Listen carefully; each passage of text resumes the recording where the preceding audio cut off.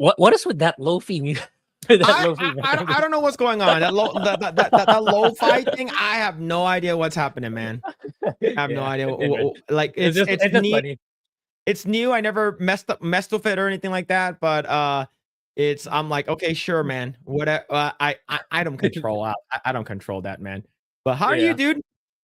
Yeah, all good. Yeah, I still owe that Battlefield Earth video. So what I did was okay, let me just write a review on Avowed, then let it I'll get it over with, so I can focus just on that for this week.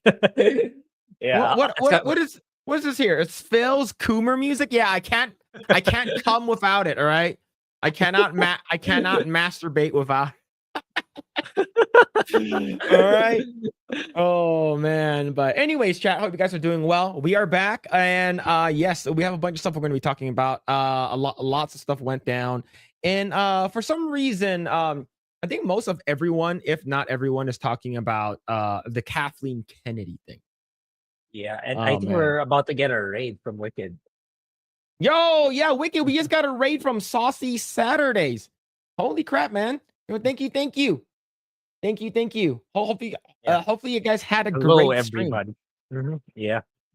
X-Ray sends her regards. Proceeds to stab stomach. But yo, thank you so much, Wicked, for the raid. Thank you. Not the Henry Cavill's too late, man. Look, I think Rayos. I've been looking at a lot. Okay, sometimes when you're going on Instagram Reels, and then like you look at something for like too long, and all of a sudden you get recommended all of that.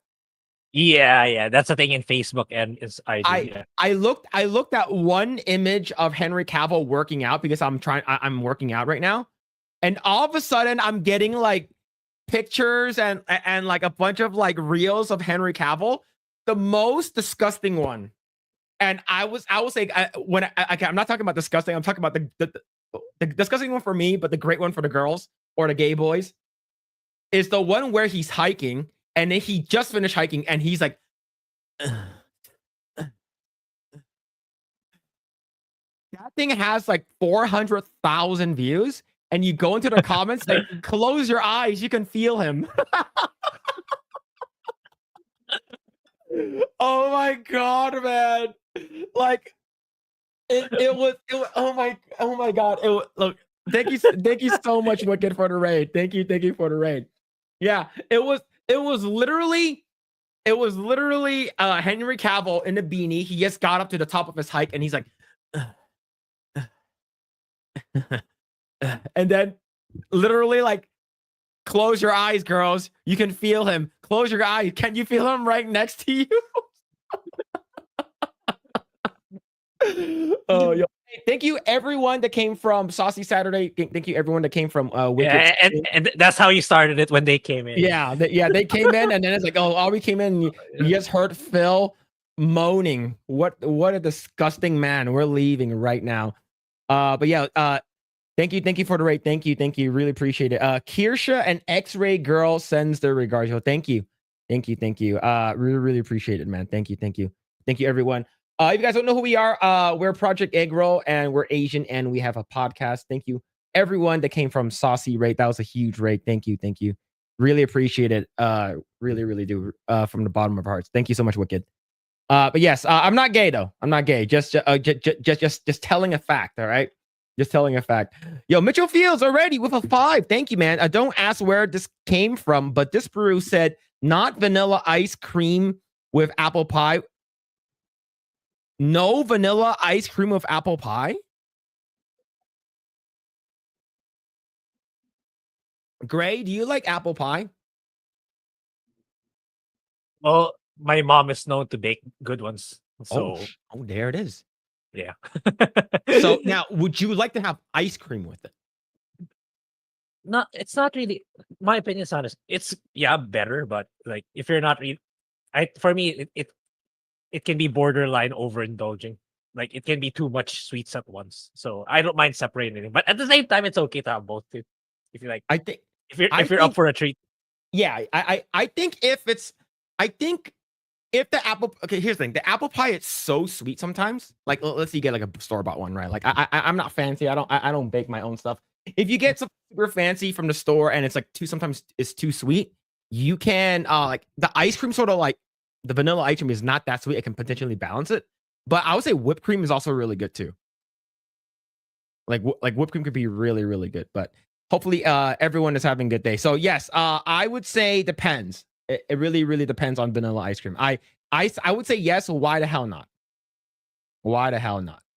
But yo, holy crap, man! It has to be custard. Custard is good though. Mango pie from Jollibee is delicious. I agree. Yeah. I don't like the ube pie as much. I think I like the mango one. And Yeah, that's still the signature one. The ube came like much later, but yeah, mango's still top tier. Yeah. like let's say if like you have like a bunch of them and you don't eat it. If you have an air fryer, like put it in there for like 4 minutes, 400 degrees, it comes out perfect. It's so good, man. It's so good with the air fryer. Basically, it revives it. It's amazing. It's like the only straight people would be confident enough to kiss the homie. I said that I was gonna give Nagranor a reach around. I'm not sure if I'm not sure if he's ever gonna come back to the stream. Oh man. Tell us about Asian desserts. Grae, you guys have a lot of desserts. Yeah, I think yeah, there's a lot, but yeah, especially for Chinese cuisine, there's a lot. Uh yeah, the first thing that comes to mind is like is for me, it's like when we eat out with a Chinese restaurant, it's like mango sago. It's like uh it's like liquefied mango. It's cold, liquefied mango with what the hell is sago in English? It's like it's like tapioca. It's like clear, Yeah, like, tiny tapioca balls. Yeah. clear small tapioca balls. So that's Yeah. probably what comes to mind. There's a lot more. It's just that I'm frozen right now because there's so many types of Asian desserts out there. Yeah. Yeah. Yes. I would say we have a lot like Cantonese we have a lot. We do have of course we take a lot of inspiration from other cultures. We usually have uh like Vietnamese is really good. Like Vietnamese is really good. It's usually like you add milk with coconut cream and then you add in like what's it called again? Like lychee, like the lychee fruit. You add in pandan jelly. You add in what's it called again? Cocoa jelly. And it's literally like if you ever gone to Bamboo, unfortunately Bamboo's no longer a thing. It's basically a Vietnamese dessert place, and they add ice cream in there. It's really freaking, and it's usually like shaved ice. It's great during the summers. And I would say yeah, halo. Grae, how can you forget about that? Yeah, and then there's also suman And and bilo is buko also pie. dessert too. Yeah, it's a lot of rice-based desserts, especially for Filipino. Yeah. Like, usually it comes with like sweetened syrup and stuff like that. Yeah. There's plenty. we're not gonna run out of desserts. Talk about Yeah. it. Yeah. We got mochi. Yeah, like mochi ice cream. Like that's like pretty popular now. Like you go to Yeah. Those like any but Japanese restaurant will have it. yeah, that originated from Japan. I'm pretty sure mochi's from Japan. Yeah. But yeah, it's good though. Yo, Hollow Ninja with the 2. Sorry. Sleeping Dogs was a masterpiece, right? Yes. I wouldn't say 10 out of 10. Sleeping Dogs, for me, I would give it a 9 out of 10. But I haven't played Grae said that like you didn't really get the full experience since you just did like MSQ. But it's you pretty much got like 80 to 90% of the game. So yeah. Yeah, I'm working on making a video on Sleeping Dogs for my second channel. But yeah, I will prioritize Battlefield Earth next week. And then you need to finish Battlefield. Look, I was able to finish The Room. Chad, if you guys don't know, I watched The Room. You guys forced me.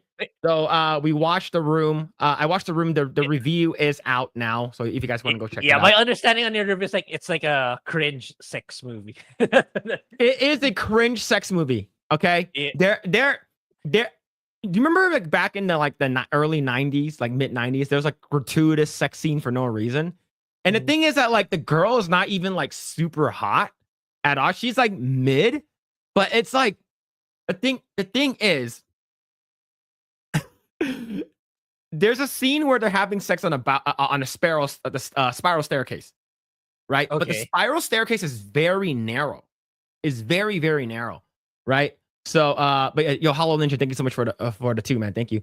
But the thing is that like there's like moaning, like like softcore porn music, like it's like the chicka chicka music, and they're not even kissing each other, and you hear, just like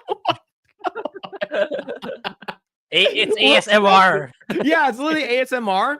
And the thing is, like, during the sex scenes, like it's like terrible camera. Like you don't like you're supposed to show the from the guy's perspective, right? So like if the guy's lying down, like the camera is facing up to the girl. Nope. All you're seeing is Tommy Wiseau's ass cheeks like half the time.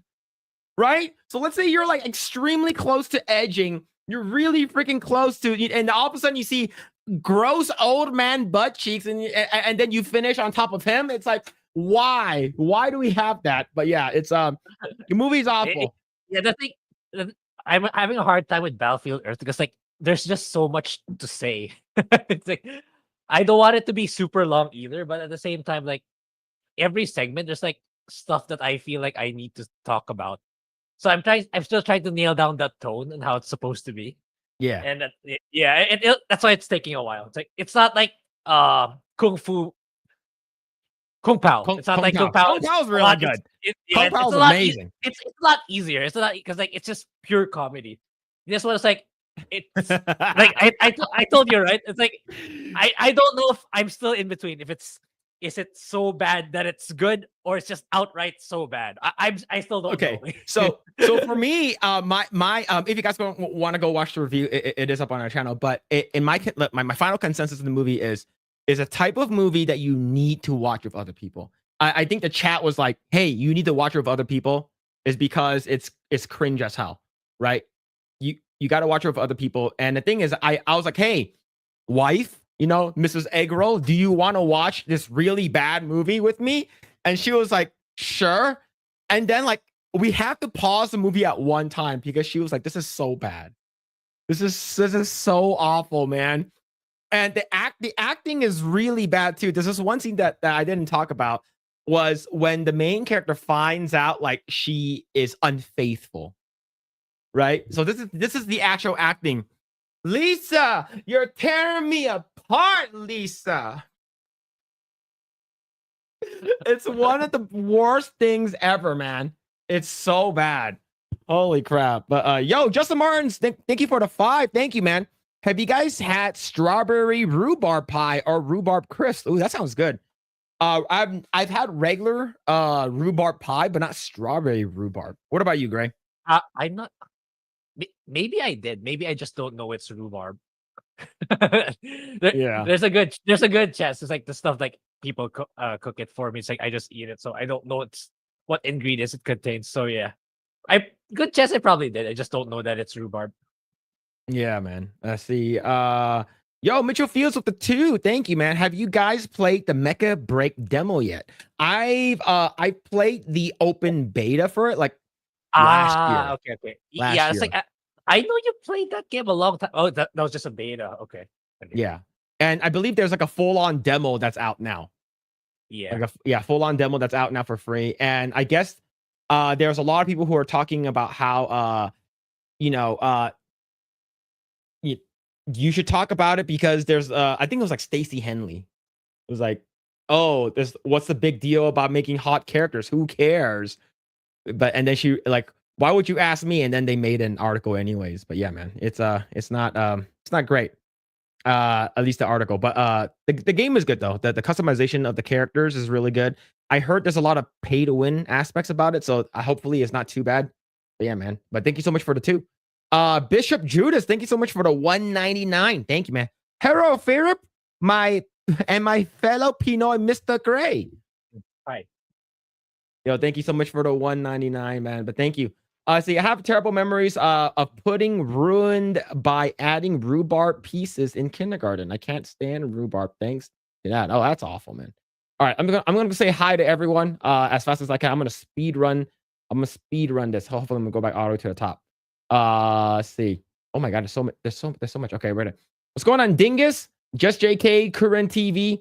Naruto the Seventh, Melodic Method, Pete, Gary, Giggity. Okay, we already said Melodic Method already. It's a Cool Gamer, Joe Studio, LDT3, Mike's Amputated Foot, Silver Triforce, Sir Loiter Lots, Tannhauser Gate, Psychotic Mongoose, what's going on? Zachary Rolick, Hokey, so what's happening? Cavatenio, Jim Watari, Rayos, Dark Magus, let's see, Shadow Synth, Argent Warlock, Garrett Waldron. Hopefully I said that right. Long last name. Carl Anderson. I'm continuing reading. Hook. Yeah, and we got Wicked, who was hanging out here earlier. I think there's more, but I'm gonna miss you guys. There's a lot more that showed up later on. I see Ditto Gonzalez, Sir Lord lots. I believe I said that already. All right. Of course, Hollow Ninja, V Rio, Believe in Yourself, and holy crap, man! There's so many of you guys still. But yo, thank you, everyone. If I didn't get to you, sorry. Yo, what's going on? Wayfarer, Mark, Yabara, the Koi Keho. Did I say that right? Does Zelensky still prance on piano in their tutu and high heels? Oh, I'm not sure. Maybe you could be right. I'm not 100% sure. Guy, what's going on? Do you think people should be made to wear their own special pants before getting on an elevator? So if the farts, we all know who did it. That's a very specific question. Grae, do you think people should wear special pants before they get into the elevator so you know if they farted? My question is, what if we find out who does? What's gonna happen? Right? It could be that Family Guy thing. Basically, like me and Grae would walk into the elevator together, and I fart, and I look at him and says, "It was you." It's gonna be the whole Family Guy thing, man.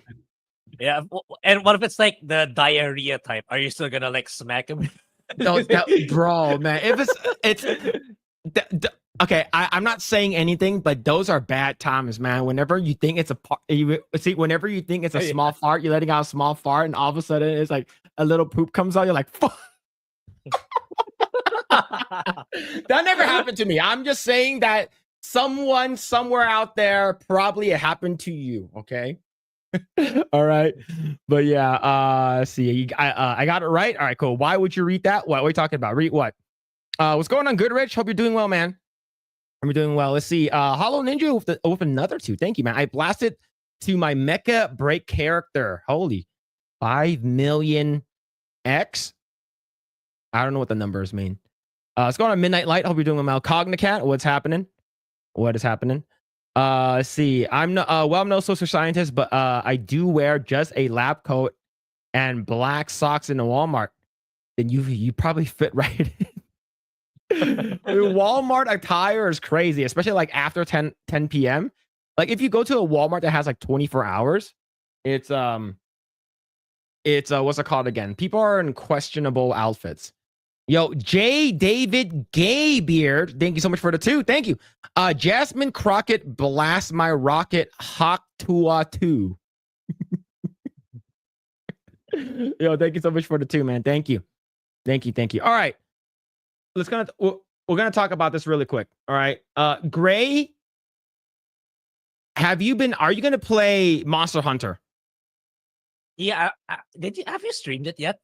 I haven't. I was supposed to stream it yesterday, but the thing is, I was getting my AC thing installed, and then the guys didn't finish until like almost midnight. So like I was like, that's gonna be too late.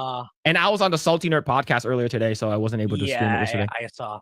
Yeah, I was gonna because like I don't know myself. I don't know how beginner friendly. Because like for me, it's like what's holding me back from playing Monster Hunter games is the initial learning curve. Like I feel like the mechanics are so overwhelmed. They throw it to you right away. So it's up to you, like how to adapt, like how to get used to it. Like for me, I never got past that stage. Oh, I know what to do already. Oh, you can just ignore this for now or ignore that for now. I don't know. It's like, is it the most beginner friendly game ever? If it isn't, maybe, but probably It's the PC has a lot of issues though. Did you get it on PC or PS5? I got it on PC, but I do know that there are a lot of optimization issues. Yeah. Yeah. It's like even Holy shit. Sorry. Holy shit, man. Melodic Method just became a new member and gifted 10 memberships. Holy shit, man. Thank you, dude. Man. Holy, you guys don't need to do that. Just hang out and chill. Just watch the stream. But thank you for auto support, everyone. Thank you for the auto super chats and the support for this channel. I really appreciate it. Holy shit, man. Melodic Method with the 10. Thank you. Jeez. But thank you so much for that. Yeah. But yes, great. There are a lot of optimization problems with it, and even with the newest I believe I was talking to Lost Tales. He says he has a 3060, and he's having a hard time keeping 60 frames. Yeah, and it's like same thing. It's like someone I know who was streaming it on Twitch. He had to, even though he has a pretty good rig too, probably around the 3000s and 4000s NVIDIA, he had to set his settings to medium just to stream it on Twitch. So yeah, so you might run into that kind of problem too when you stream it. I even what's it called again? Downloaded the benchmark, and I heard that people said that the benchmark results is not the same as what is in game. So I do know that Capcom is aware of that. So for me, like I have a 3070, so I'm not sure. I might have to like put it to like high or like medium. Yeah, and I think the big issue is like I read on X, like there's two de novos on it. So yeah, that's really gonna hamper your performance. Yeah, I think they should just stop trying to mitigate piracy. It's like if your game's good, people are gonna buy it regardless at this point in 2025. But the thing is that like there are many other good reasons as to why I'll be playing the game though. There for me it was really I was typing with one hand already. But that's why I said gonna hard playing Monster Hunter with one hand. Then I retweeted it with Project Eggroll. Getting ready for Stellar Blade. Yeah. But yeah, like so here this is I believe her name is, I don't think her name is Gemma. Maybe it's the other one. I forgot who she is. But I think this is Gemma. Okay, because there's two girls. There's like the Indian looking girl, the Middle Eastern looking girl. She's pretty hot. And this girl, she's your blacksmith, man. But the thing is, there's already some good what's it called again? Mods out some there. Good mods already. So right over here, there's some Ciel. It's a day one mod bringing what day one DLC never could in Capcom's 2 DRM ass game. I can tell you're lying because when you're replying, so can you imagine what Stellar Blade's gonna be? All right, you guys ready for this? Yeah. You guys don't need audio, all right? You guys don't need audio for this. So this is the other girl. That girl, that looks like that's a Stellar Blade outfit. Holy, this is crazy, man. This is a Stellar Blade outfit. And I believe this is the beginning of the game. Like this is literally right after you create your character. And this person basically made like Jade from like Mortal Kombat, but like even better. Man, this game is great, man. Yeah. No, it's probably not Jade, but it sort of looks like Jade. But this game looks really good. This game this game looks crazy, man. But yeah, look, the thing is that this game is not a single player game. So that's another Stellar Blade outfit. But I wonder if we can make this times 2 speed, just to make sure that we're getting in all of the mechanics of the game. So there's a lot of jiggle physics in this game. I have a. Is the jiggle physics part of the mod or is that part of the default in the game? The game does naturally have subtle jiggle physics. Okay. Like subtle. But that one is like, this one is like, man, that's what a good game. This looks like a really good game. But yeah, Capcom does not like this kind of stuff because of piracy. But the fact that this game has over 1 million within like 2 days is pretty crazy. 1.3, I believe. Yeah. Yeah. That is a lot of that's a lot of people. It beat Elden Ring. It beat Elden Ring, which is crazy. Yeah. And I think that there's even more people on PlayStation on PS5 than it is Mhm. on PC. So imagine how many copies Capcom sold. 3 or 4 4 million already. Because like concurrent players is not really a measure of all the sales yet. It's a lot, probably a lot higher than that. So Yeah. imagine how much money Capcom made just on the first few days alone. Yeah, Yeah, like it's insane. this game is out of control, man. In terms of how many people are playing it. Chat. Unfortunately I'm gonna have to go to a different tab right over here. See, as of right now, it's sitting at about 50% reviews, is because of the optimization. I think Optimizations, yeah. the optimization is a huge issue right now with the game, and we do know that it has 1.3 million people in the past 13 hours, which is crazy. 24 hours is 1. This beat a lot of like legacy games too, Yeah. which is wild. But man, but the thing is, what are your thoughts on this? You sent me this earlier. What is this choice of pronouns game not bait? I What is this? I didn't read it either. I didn't read the thread, but apparently there's some wokies in that thread like saying, "Oh, I got misgendered by someone in, I don't know, someone in chat, probably someone in voice chat." And they're saying like, "Oh, there should be pronouns in the game and probably body type A and B." I don't know. I think that's the gist of most people in that thread. Maybe if we read it one by one, the All Steam right. cringe thread. All right, so right over here it says choice of pronouns in game not bait. Oh yes, first of all, this isn't a clown post nor a LGBT hate post. I'm genuinely interested in what triggers this choice. Happy creep face. Does anyone remember what dictates the pronouns you're assigned during cutscenes? As I made a mix of both body types and voices during beta, I can't remember which of these options actually gives you the he, him, or she, her pronouns. Go back to playing Avowed, man. Oh my god, If you dude. really want pronouns, that go back to playing Veilguard and Avowed. This is crazy. Yeah. Right? And I want you in your own words to explain what this post is about if you're illiterate enough to do that, of course. Of course, you can't read the response, mate. How about you get an actual woman and not a weird name anime you have on your profile? Okay, so I'll explain it to you since apparently they didn't do reading comprehension at whatever school you went to. This isn't a thread about pronouns or wanting LGBT or anything like that. People are confused because they chose the male or female body types, but are getting referred to as those opposites in game. Are you trying to work out specifically which setting in character creation causes that? I hope this is a simple enough for someone with as limited brain power as you. As to your second point, if a woman in history of Steam has ever fallen for someone because of their Steam background, I will eat an actual literal hat. So other people are saying NPCs call them they them you, but there was a cutscene where I got a go help him, and I was like, wait, what controls that pronoun? That's so stupid. Who Yeah, I was not cares? prepared. Who cares? I was not prepared for this thread. Okay, I didn't know it was that bad. Nobody cares about your pronoun. Ooh, I misgendered you. My bad. What? Then say the other thing.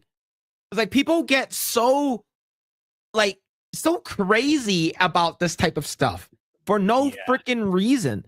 Right? Here's another. Yeah, I'm confused. I'm getting go help her, but the base model I chose is masculine. Maybe it's because by voice, I thought my pronouns for this game was hunter and hunter. No, that's an anime. Hunter Hunter is an anime. Look, all jokes aside, these people are fucking. They're a fucking joke. Yeah. Okay. I think it's probably because the voice you chose. Because like I think it's like voice 1 is like male, voice 2 is female, voice 3 is male, voice 4 is like Yeah. a female. I think it's alternate. So it really depends on what you choose. But let's say if you're a woman and you have like a deep ass voice, you're like, yeah, yeah, I am a woman, right? Then like, look, we all know that Michael Jackson's real voice is not.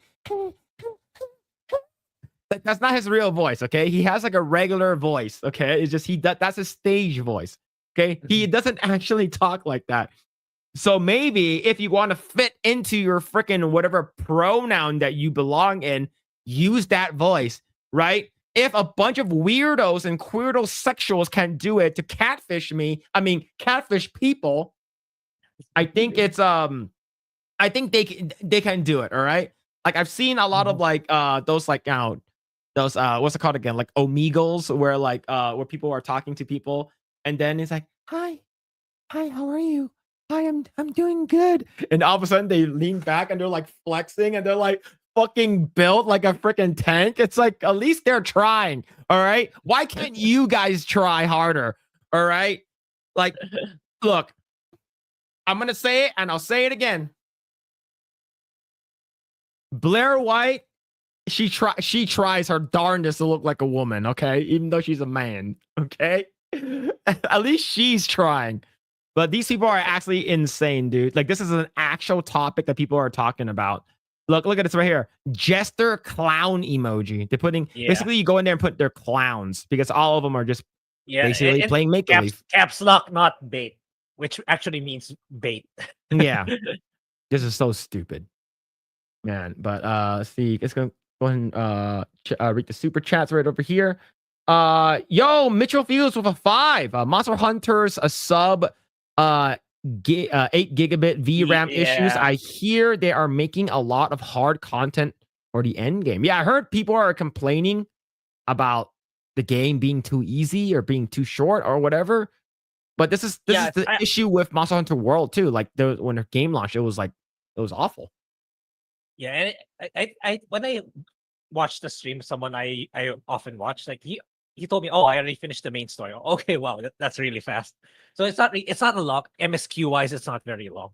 It's more of like the game loop of hunting more monsters, getting better equipment. That's basically the essence of the game. But yeah, it's like I'm thinking it's like since I'm planning to upgrade my PC by June, so I think I'll just wait for more optimizations and play the game once I have upgraded my specs. Yeah. You mean hard content? Yeah. People are saying that the game is too easy, right? They're already doing end game content and stuff like that. It was like, here's the thing: if you're gonna play 30 hours of it, then you're probably going to beat the game really fast.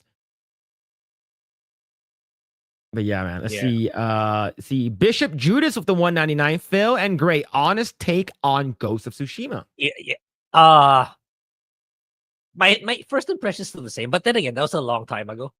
So I said like I played like 3-4 hours, I think, and I said like because like whenever I hear people say what do you think of Ghost of Tsushima? Oh, it's the best game ever. It's like I feel like I'm not saying it's a bad game. I'm saying that it's not as super amazingly good as a lot of people are making it out to be. But that's just 3-4 hours. I need to finish the whole thing first, which I don't know when I will be able to do, because like the next big game I'm waiting right now is Xenoblade. So maybe I'll go back to it once I finish that one and make a video of that one. But yeah, we'll see. But that's my first impressions. I don't want to say it's my final verdict because that's unfair. It's only 3 hours. So yeah. So for me, I have never played the game. However, I did watch Maximilian Dude play up until like sort of the midway point, right before the whole basically right before like the climax of some crazy shit happening where the main character is like, ah! Like if you guys know what I'm talking about, you guys know what I'm talking about, okay? Like that one scene where the main character fucking screams like fucking crazy because he just witnessed something insane. I basically stopped watching after that, but from what I've seen, the game looks really good. I think the best part is probably look, I'm actually legit like I think this part is really cool, but it's gonna sound fucking gay, okay? It's gonna sound really fucking gay. I think this game does the haiku stuff, like where he goes into like the bath and you can see his ass cheeks. Yeah, right? Like, I knew you were gonna say that. Look, it's not gay, all right? Look, it's just he goes inside and it's the whole like peace and serenity moment, and then the fact that you can like you can basically go into photo mode and like turn on like high winds, different like lighting, scenery, make it look like Kurosawa like style. It looks really, really good. It looks really good. It's not gay. All right. It's not. Okay. I'm just telling you, don't give me that dot. All right. Totally not gay. Phil only coomed the once during that game. Look, it's from what I've seen, the game looks really good. And it looks like it's all I'm hoping for is if we have woke stuff and woke ideology that's going to be, the woke people that are going to be working on Ghost of Yotei, I hope it doesn't seep into the game. Okay. I hope it doesn't seep into the game. Like, yeah, it's like the writers are people from Veilguard, unfortunately. But yeah, the silver lining is let's hope that they learned their lesson from Veilguard, that not to insert that shit. But I don't know. You know how these people think. More likely than not to keep doing what they're doing. That's what I feel. Yeah. Yo, Goodrich Games the 5. Thank you, man. Hope you're doing well, dude. I miss the days when I could make a game judged for gameplay, not current Cali lingo. Absolutely, man. Absolutely. It's it sucks. It's just people are just like so into the identity politics of video games. And I'll say this again. The gaming industry is the most accepting when it comes to inclusivity. We have about like 60% of the people who are in there are like would be considered woke people, and we allowed that to happen. The fact that we allowed that to happen for far too long, and we sort of got complacent because we see all of this wokeness now, but it's already seeped into the fucking roots of the gaming industry. We can't sort of dial back on that. We can only sort of like not hire them in, but like no matter what, woke people will eventually get to middle management or even upper management, and they hire their own friends. And that's the reason why. And it's understandable, is because the gaming industry, the people who played video games, the people who were nerds, the people who are shunned are now the popular people. And then they, it's just like case in point, if you look at Spider-Man Homecoming, Flash is a nerd. He's not a jock anymore. So, but yeah, man, it sucks. But yo, thank you so much for the 5 Goodrich Games. Thank you, man. Thank you. Let's see if Phil would have played Ghost if a Blair White type character was in it. No. No, I would never. Yo, what's going on, Carlos Lima? Hey, you like Blair White? That's not gay. See that? Look, see? That's not gay. All right. Look, someone put up a picture. I forgot who it was, side by side, of Blair White and Pink, the singer, right? And then it's like, who would you go for? And some people were like, Pink is because that's an actual woman. That's hella gay. Oh shit, man. Who the fuck is Blair White? We're talking about Blair White for way too long. I unfortunately was the one who brought it up, so I am the one to blame. And I always bring up the gay stuff, so I'm sorry about that. All right.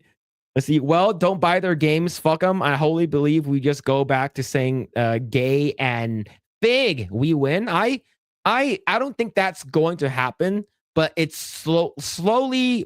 It might happen eventually. But it really depends on how politics pans out I would say in the next 4 years. Oh, not even 4 years, 2 years.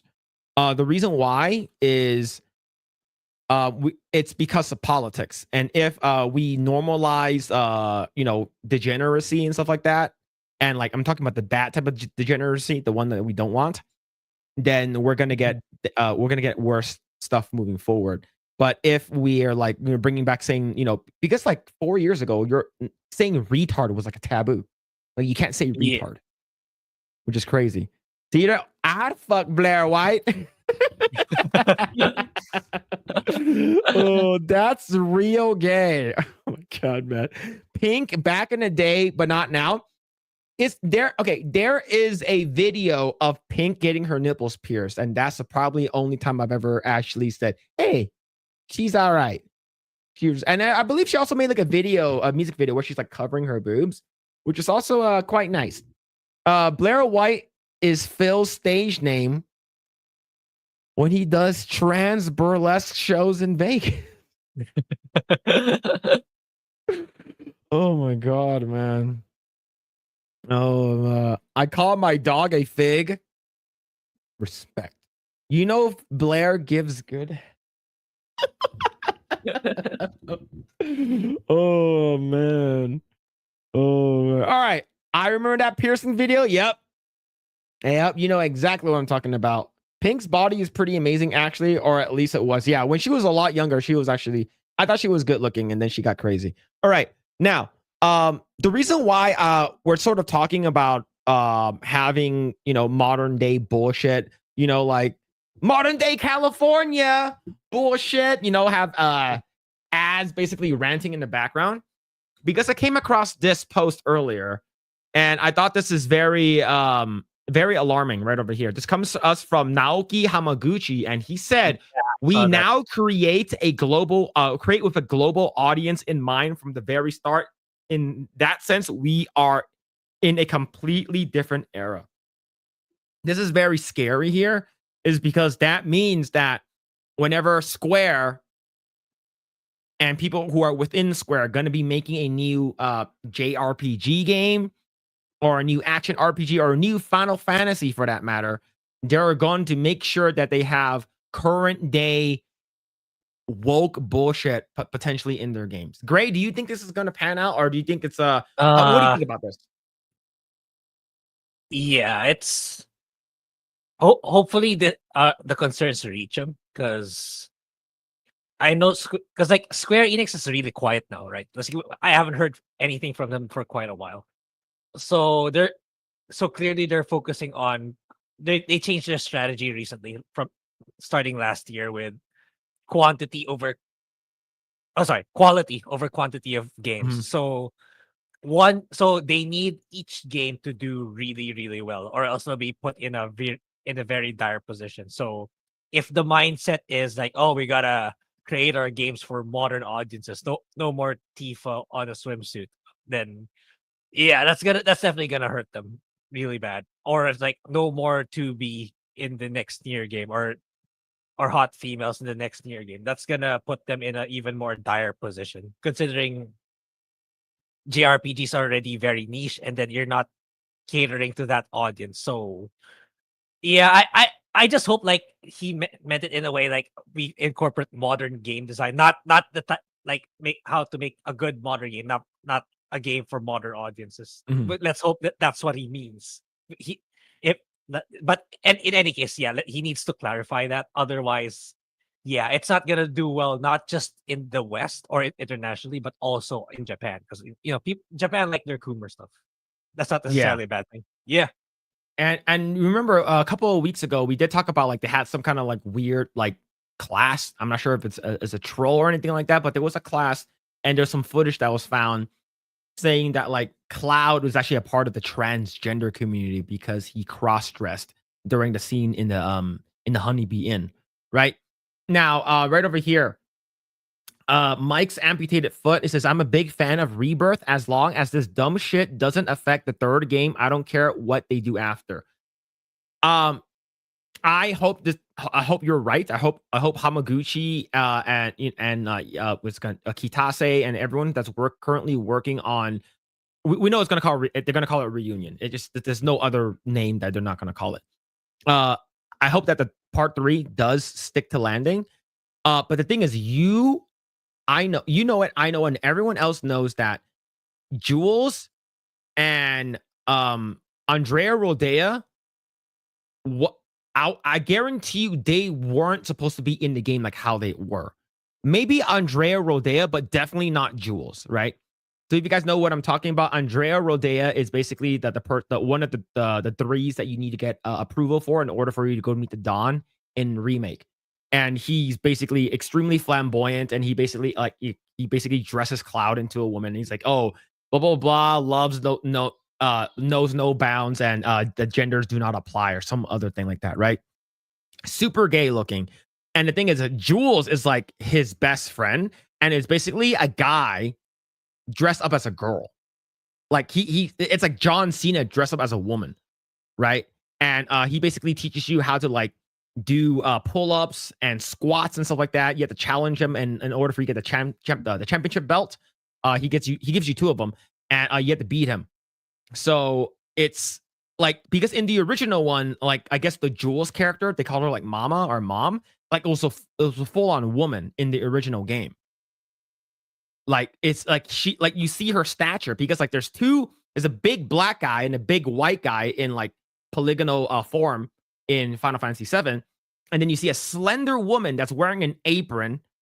That's almost like that I believe he punches one of his kids, or one of the guys for losing the cloud. Right, you're supposed to do like a squat off, but they made Jules like a freaking butch big person.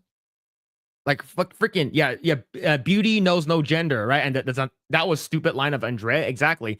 So the thing is that if it wasn't for these woke activists that are currently working in video games, and like, you know, people who are just like being infected by the woke mind virus, Andrea Rodea, Jules would not have been in the game like how they are.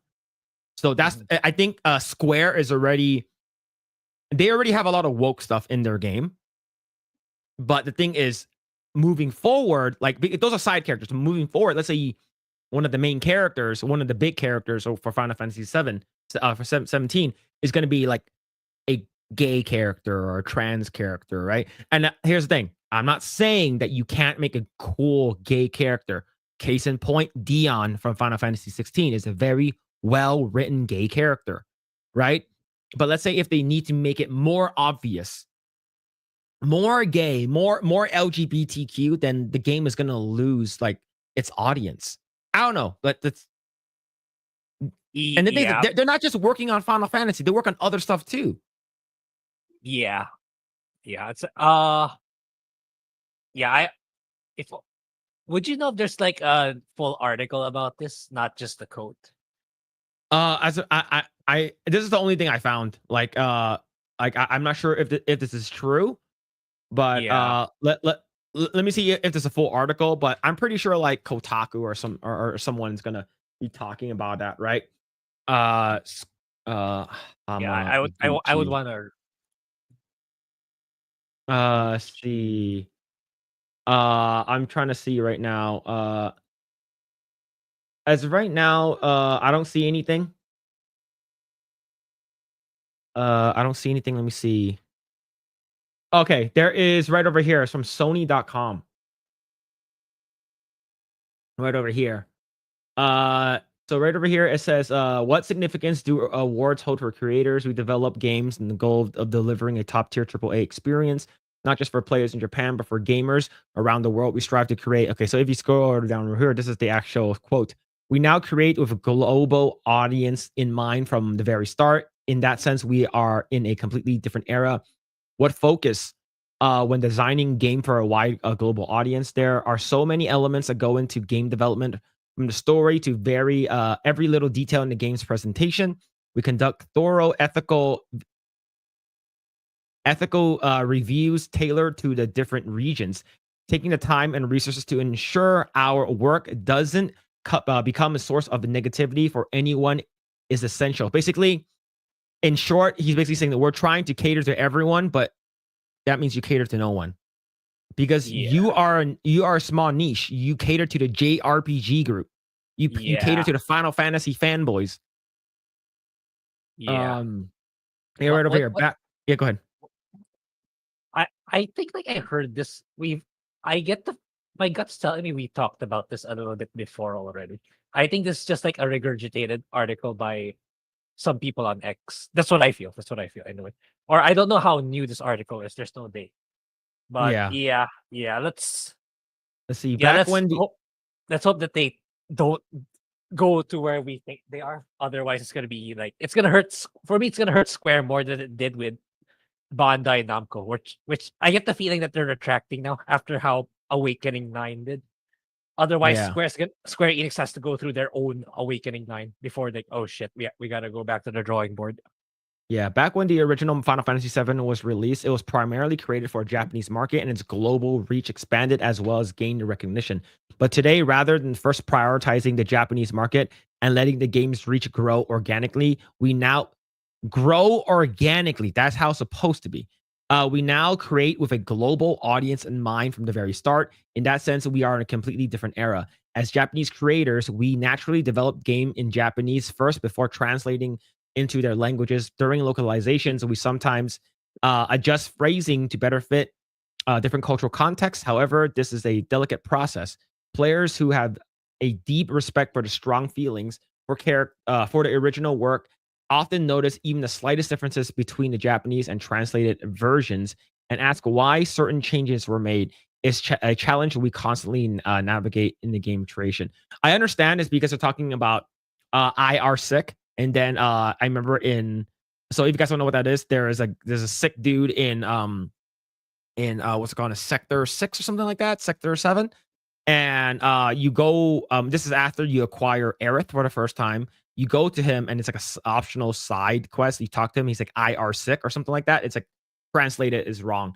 And Tifa also says the word retard in while you're going up the stairs in the escape stairs when you're going to Midgar. Not Midgar, what's it called again? It's a Midgar Tower.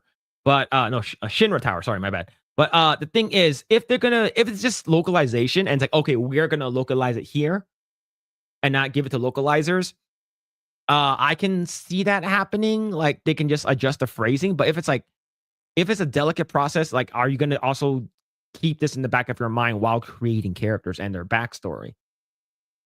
Right. Yeah.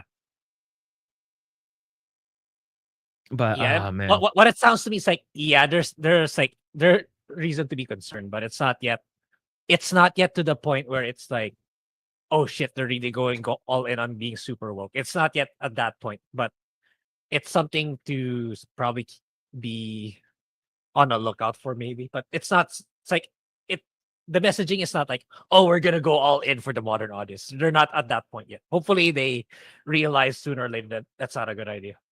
Yeah. Yeah, it doesn't say when this was written, but they Yeah, interviewed I think Hamaguchi. I think so, like this was news that was mentioned sometime last year. That's what I feel. Like Yeah, so yeah, because like I'm pretty sure this was talked about before already. yeah. If this is the case, uh like I was talking to my wife about this earlier, and she said that if that's the case, then get woke, go broke should be a thing, right?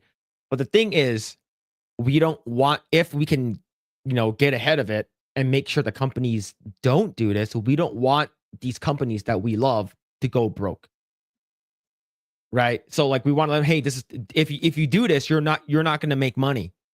If you do this, you're definitely not going to make money, right? So this is last year. So yeah, this is a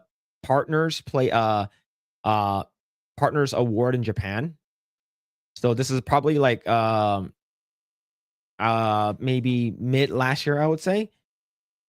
See, December 3rd, so end of last year. So it's sort of, I guess you would say, sort of recent because it's only what, 4 months ago. Yeah, I think we talked about it. I remember us talking about something like this already last year. That's Square Enix in particular. So I think it's just a regurgitated article that went trending again for some reason. Yeah, I think it's because the Pirate Nation talked about it, and of course, Yeah. I think Madam Savvy ended up making like please stop this, and then Yeah, ended I up, saw this one too. yeah, and then I basically put on a bottom like on a bottom of it, like we basically got to gatekeep our hobbies moving forward, Yeah. right? I think we've been too complacent, letting a lot of weird people into our hobbies, and then they end up ruining it, right? Mhm. So man, that does suck though. I just hope they learn. See, Mitchell Fields with the 5. Thank you again, man. Thank you. Which of the 3 upcoming games do you think will be the best? Tides of Annihilation, Lord of Motoram, Like, or that Yasuke Simulator? that's the copycat. That's the Chinese knockoff of Horizon. You remember that one? Oh yeah, that one does actually look sort of good. It does actually look good. Yeah. Grae, what about you? What do you think about this one? I don't think Tides of Annihilation should be put in the same list. But Yasuke Simulator will do well, in my opinion. It's gonna ride so hard on Shadows. That's what I think. And yeah, Light of I don't know. It's too Horizon-ish in my opinion. I think people are, I don't know. What feels like the gaming community as a whole are burnt out with Breath of the Wild like games. Because like that's what it like Horizon, but with Breath of the Wild stuff and Yeah. and I think a bit of Power World. Yeah. Yeah, So for me, if Tides of Annihilation is amongst the three, then Tides of Annihilation because that game's looking really really good. But I think Yasuke Simulator is gonna be I hope that game beats Assassin's Creed Shadows in numbers and in players, so we can actually say that like, look, your games suck, and even it's something like this can beat it. But yo, thank you for the 5. But I gotta bring this up because I think this is this is a pretty good mod that you can probably get. This is for Resident Evil 3 remake. This is Giant Milky Milk Truck Jill Valentine. This is one of the really good mods that you can get for the game. Man, I heard this game sucked. I heard the remake wasn't good. Yeah, it's the worst one among all of them, all the remakes, I believe. Yeah, see, yeah, the milk, yep, and the hard content, yep, big hard content for sure. All right, all right. Let's go ahead and talk about this right over here. Milk Truck Mama mod Resident Evil remake was such trash. I heard it was a realistic. Yep, there are girls that are out there that are like that. It just, what's this? The best game, the best mod ever for Jill Valentine, right? Let's go on to Excalibur. I hope you're doing well. Naturals, yeah, Big Naturals, a website that I used to frequent before I found the hub. See, a mod for the win. Yep, mod for the win. Yeah, RE3 was bad. Yeah, man, I heard it was good up until you got to the Nemesis phase where he fucking becomes like a tiger, like a fucking like 4-legged monster. And then the boss is just really bad. Like because I was watching Maximilian play the entire thing, and I'm like, and he was playing hard mode too, like or the most difficult mode. And I'm just like watching. I'm like, why would people want to play this? I heard RE2 remake is really good, and I loved RE4 remake. RE4 remake was really good too. Yeah, see, a big honkin' badonker bonker. Yep, that's what we call them. Ada Wong mods. Yeah, I think there's a lot of those too. Yeah, there's plenty of mods out there for Resident Evil for sure. Yeah, it's the most cut down of all the remakes for sure. Yeah. Do you think that they're gonna make an RE5 remake? Naturally, that's supposed to be the next one, right? Do you think they're going to do it? I think they should. I think they stand to make a lot of money. Yeah, man. Yeah. It was starting to get bad before Nemesis does that, but at that point it falls off the cliff. Yeah, I'm like, what the hell is this? And then I heard like the hospital scene was just like is very sluggish, and then like at the end it was just really bad. Like I believe I think I played the demo. I believe I played the demo, and a demo was pretty good. I liked it. I just think that RE2 remake is just way better, and it's literally like you're literally running away from Mr. X. But yeah, man, I think they plan to. They have to do it, and I want them to do it so bad, and I want all the game journalists to be pissed off. Yeah, what's gonna? I think they should, because what's gonna happen? I was gonna say like afterwards, what's gonna happen is like, it's gonna be a Hogwarts Legacy situation, in my opinion. Oh, you gotta boycott this. It's super racist. Then everyone ends up buying it because like we don't want to be told not to buy a game, or don't tell me what to do. I think that's what's gonna happen for it. So if I were Capcom, I would do it. Yeah. Let's see. Okay. I say they said that they're going to make a remake RE5 along with Zero. I've never played Zero. I've never even watched a person play Zero before. So hopefully it's good. I heard people liked it, but I've never played it though. Let's see. I think now is the perfect time to do an unashamed RE5 remake. I think right now it will probably be the best time. I do agree with you. Especially right now with all the woke stuff, the woke stuff that's actually going away. I think it is the best time. Will the Africans in grass skirts be in? They have to. They have to. If it's not, then what's the point? What's the point? See. I'm trying to look at the Sheva. There was like an outfit of Sheva that she's in like a red, like sort of like Red Riding Hood outfit. And I remember I was watching a person play the game, and like when she dies, she falls over, and you literally see her butt, her nice ass. I'm like, man, it's a good game. It's a pretty good game. And because if you go to X and you type in Sheva, all you see is so much food. Holy shit. Oh my god. Oh my god, man. RE3 remake demo was actually better. Yeah, that's shitty, man. Johnny Somali zombie mods for RE5 remaster. Someone will probably do it. Yeah, I see. Sheva will not be left alone if they decide to remake it. It'll definitely not that one outfit. You're talking about the Red Riding Hood one? Chris Daniel Chauvin. You mean Derek Chauvin? Oh man, I can't breathe. Oh man. I hope they don't cave with RE5, but I don't have faith with gaming companies. Yeah, me neither. Zero's okay. I remember it being better when I was younger. Hopefully they make it good. It's going on Big Z Video Games. What's happening, man? We are also live on Rumble. All right. Grae, what was your thoughts when you first heard this earlier this week?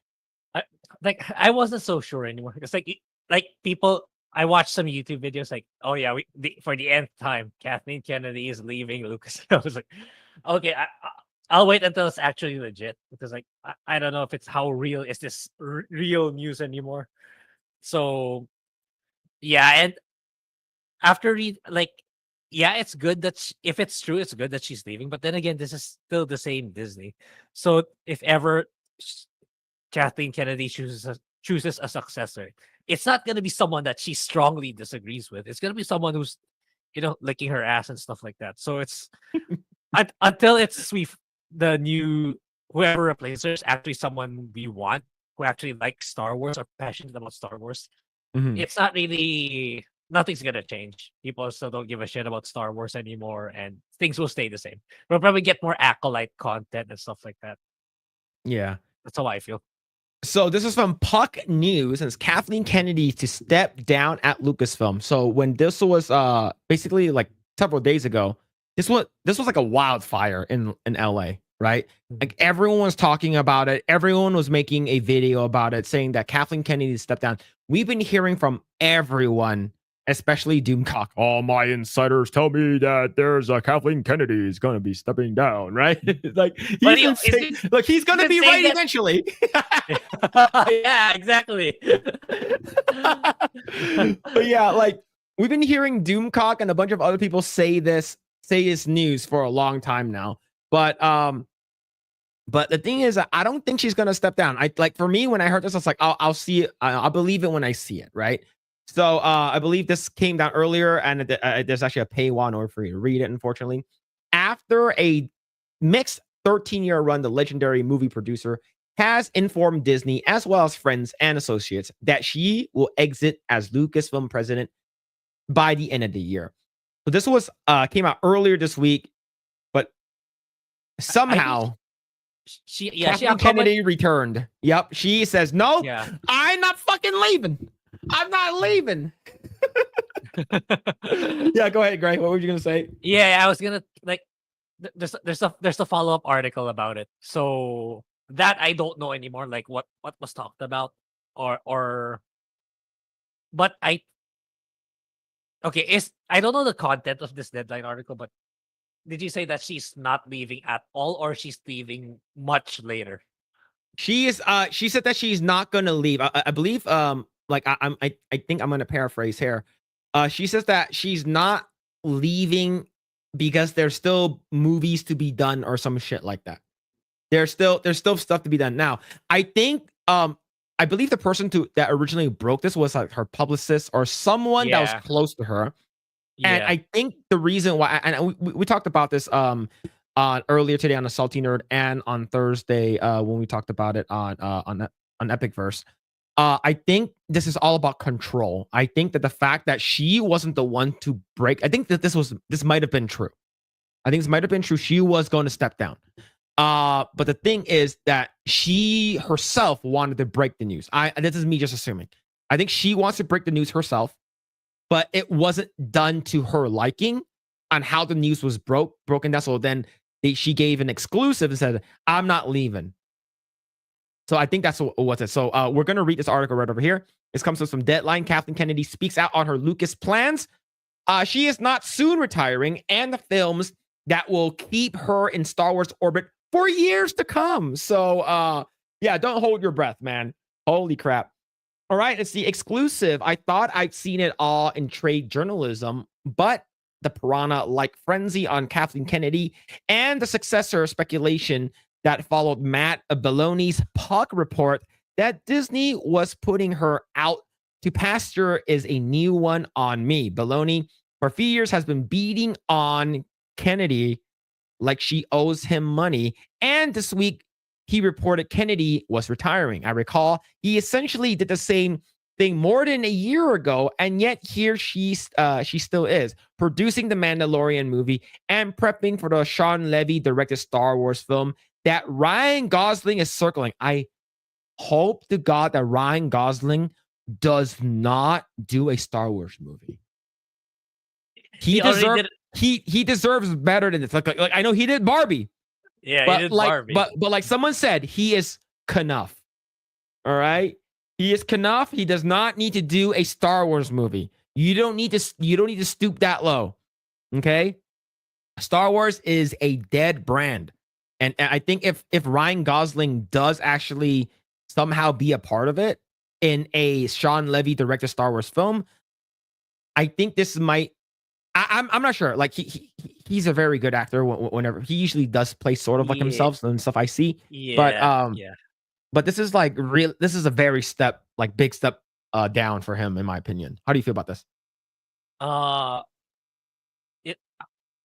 It wouldn't surprise me if he did, especially if Disney offered them a lot of money to do it. Because like at the end of the day, it's gonna like you'll become a Harrison Ford eventually. Like you just get the money. You won't give a shit about. Oh, I don't care if it's destroys my legacy, if it destroys my characters.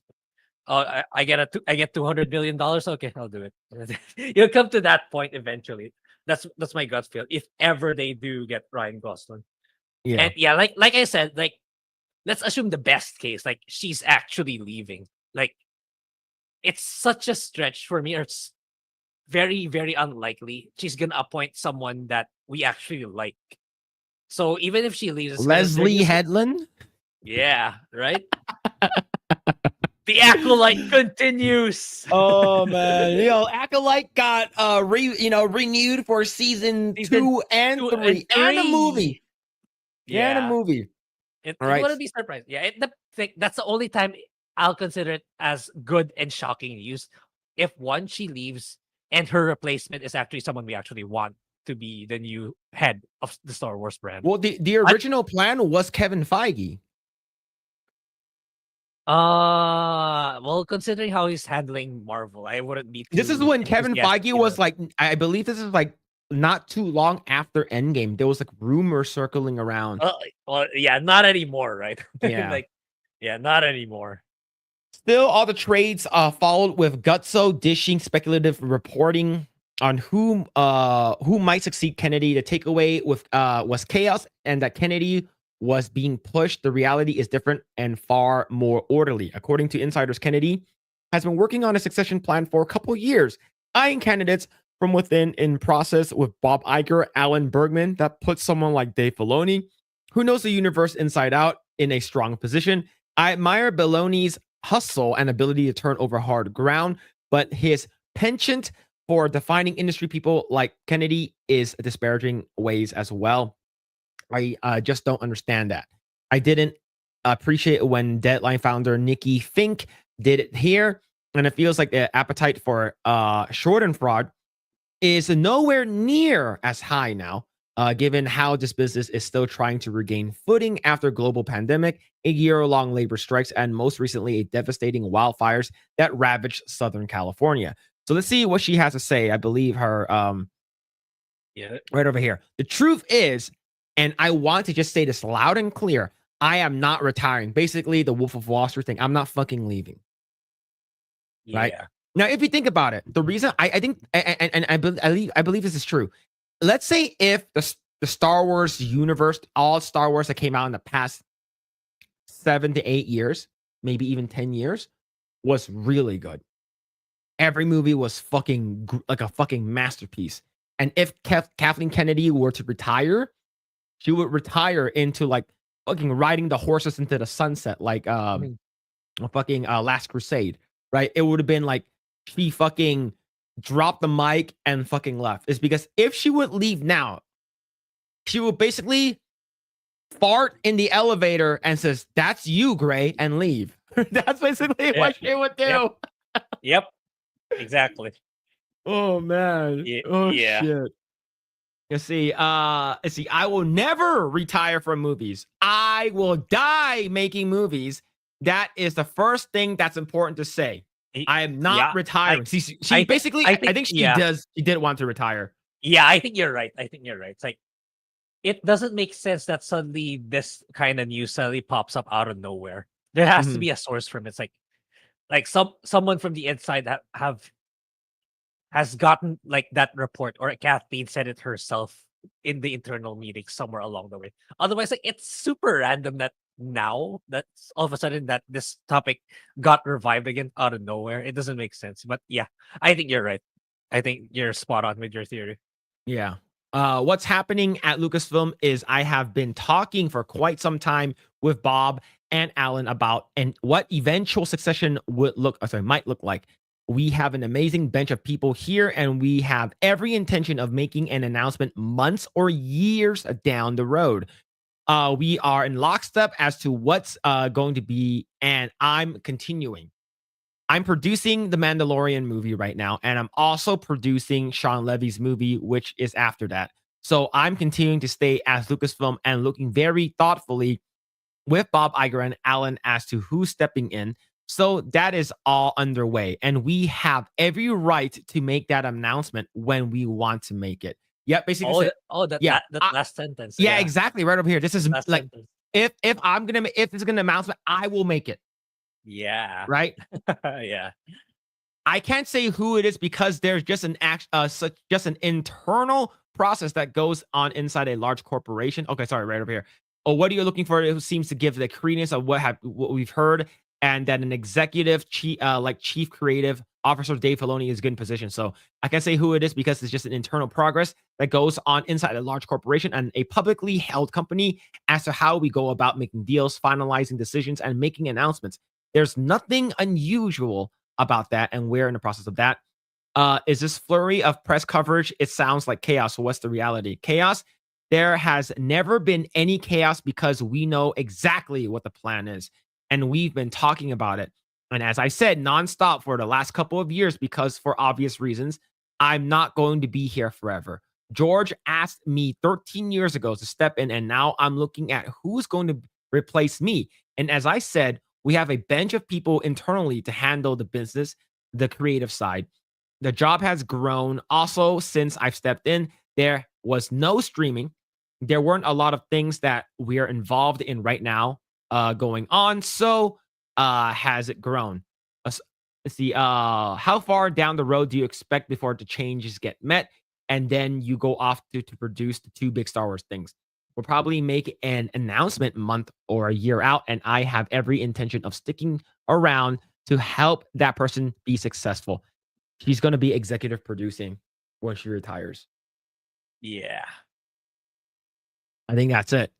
She's not going anywhere, unfortunately. And I think whoever leaked this thing that she's, maybe the Matthew Baloney guy, you done us a big disservice. She was going to leave by the end of the year, and you done fucked it up. And now she's going to be here forever. She's going to be here forever now. Oh man. I'm already producing Mandalorian movie and Sean Levy's after that. And oh my god. And he's probably fired. Oh my dude. He's probably fired. That dude's probably gone. Yeah, and here's the thing. Look how long this interview is. This is an exclusive interview with Deadline. I'm not gonna read all through his shit, but this is the longest and biggest interview she's done in quite some time. Yeah. That means that somebody dropped the ball and she was gonna actually needed to retire, but someone fucked it up and gave this is a long ass interview. Yeah. Man. Yeah, and as someone said, like, she is looking for a bunch of actors that are going to be coming into the Star Wars universe. To be honest, though, there are a lot of good ones, but the thing is, Star Wars has been really, really shitty for a very long time. Like, how are you gonna, continue like getting good people in if your shit just sucks? Yeah, right. Remember when Jay was here again the second time? Like, he said, "Oh, Skeleton Crew is actually really good," but by then nobody gives a shit anymore. Yeah, it wasn't even on the top Nielsen at all. Yeah, man. Like, it's to the point that even YouTube, like I remember Jay saying like, "Oh, my reviews aren't doing so good." Like, it's even to the point that people don't want to tune into reviews anymore. Imagine how bad it's gotten for the brand that even people don't even want to tune into reviews anymore. But anyway, yeah. Man, this is wild. Yeah, EFAP went over to interview today. Yeah, that's a long interview, and it's definitely an EFAP thing. Every word. Pause. What do you think they meant by the? Pause. Every phrase a pause, basically, right? But yeah, man, we'll see what happens. I think she's gonna be here for quite some time. I'm not sure what's gonna happen. For me, like I said, I think Feige as a big Star Wars fan could be really good, but I'm not sure who's gonna take over. Oh, it'll be really cool if the Russo brothers took over for Kevin Feige. That'd be really good. Yeah, I think that's a good move too. Even though it's a desperate move, but if it's for the better, make the Marvel, it's a good way to revive the Marvel brand. Then I'm all for it. Yeah, it's like I would have more faith in Kevin Feige in the short term if we liked Born Again, because the signs are saying that it's looking good. I haven't seen the latest trailer, by the way, but I think people are saying it's in a couple of days, man. I'm actually excited. Yeah. I'm actually legit excited for Daredevil. Okay, let's hope it's gonna be like Netflix Daredevil, not She-Hulk Daredevil. True. Yeah, pause for fapping. Yep, you got to give time to fap, man. You got to give time to fap. Yo, Mitchell Fields with another 5. Thank you, man. If you could take one for the team to save Star Wars, but you had to have sex with Kathleen Kennedy, would you? 100%. Okay. Wait. I answered that way too fast. Okay, hold on. Let me answer that again. Would you take one for the team? Yes. There. Okay. All right. There it is. Okay. What about you, Grae? I'm sorry. I was gonna say no because like I'm not that invested into the Star Wars IP to go that far, but Phillip made the faster answer, so yeah. Oh man. Oh, okay. The thing is that like, how does Kathleen Kennedy look like when she was young? Right? Like, yeah, I know there are footages out there where or pictures where you can see her beside George Lucas. Let's see. Nope, that's someone else. See, Kathleen Kennedy. Young Kathleen Kennedy. She still sort of look like herself. She still so look cringe.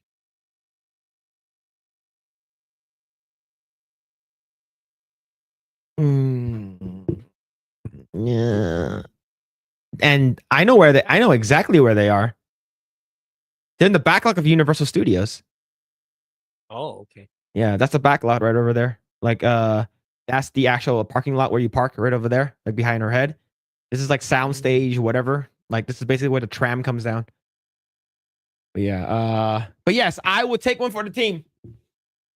She was a dancer in Temple of Doom. Do you know who was also a dancer? Skylar White. Skylar White from Breaking Bad was the background dancer for the Backstreet Boys music video. All right. Oh, really? Oh, Yeah. That's if you guys didn't know, that's some crazy lore over there. But yeah, man. Yes, but so Mitchell Fields, yes, I will destroy her for $5 and save Star Wars.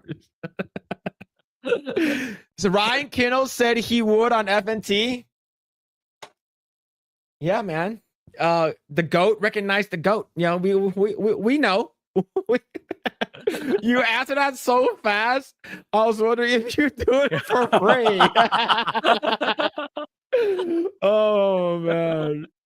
Only if Kathleen Kennedy was wearing a Blair White mask. Oh god, dude. Oh god. All right. I see. Tune into Film Thread for the list of impressions on Daredevil because Chris and Alan got screeners for the whole series. Season 2 is already in the works. I heard. Okay, but the thing is that Karen isn't going to be in until season 2. What? Didn't the trailer like show her beside Fog? No, I believe someone isn't going to be appearing until season 2. I believe. I forgot. I don't think it's Karen because like I think it might be someone else then. Yeah, I don't think they can put her behind the scenes for that long. Oh shit! All right. Let's see. She looks like a different person. Yeah, Skylar sucks. Yeah, she sucks. Grae, who do you hate more, Skylar White or that one dude that killed the kid on the bike? I forgot his name already. You guys know who I'm talking about. The one that Walt ended up hitting with the car, right? I think is that what the one is that the one you're talking It's the one that Jesse ended up choking out at the end of the series. I remember. Do you remember he brought in his uncle? Like, my uncle can do this. He has like red hair. Forgot his name already. But yeah, is it Todd? Forgot. But yeah, like who do you hate? Who do you hate the most in Breaking Bad? Who do I hate the most in Breaking? That's a tough one. And why? And why is it's Todd? It's Todd. Yes. This guy. This guy. Oh. Yeah, probably him. Damn, really? Yeah, probably him. We're talking about spoilers, bro. It's been like fucking 10 years, man. What are you talking about spoilers? It's been 10 years. See, Kathleen Kennedy, I will make movies until I die. Me, I hear Alec Baldwin is making another movie. Oh shit. After the dead Phil would be the Spider-Man after he stops a train in Spider-Man 2. Oh, after the deed, Phil would be like Spider-Man. Yeah, basically like fucking trying to stop the train. Oh shit. Oh shit, man. Yeah, Matt Damon. Damn Phil spoilers, man. So we're choosing between a psychopath and a low IQ hypocrite. Yes. So you hate Todd more? Yeah. What's going on, Brimstone? How's it going, man? So you hate Todd more than Skylar? But she was like, I hope the cancer comes back and kill you. What a bitch. I'm doing all the shit, trying to make money for the family, and our stupid ass son, I hate you, Dad. Shut the fuck up, pussy. Man, I would fucking throw him under a train. What a genius. Fucking retarded piece of shit. But yeah, the stupid part is he never figured out how he ended up getting the sports car, the two of them. Yeah, that's the pretty weird part of this writing. He only found out at the very end. He never suspected anything. Yeah.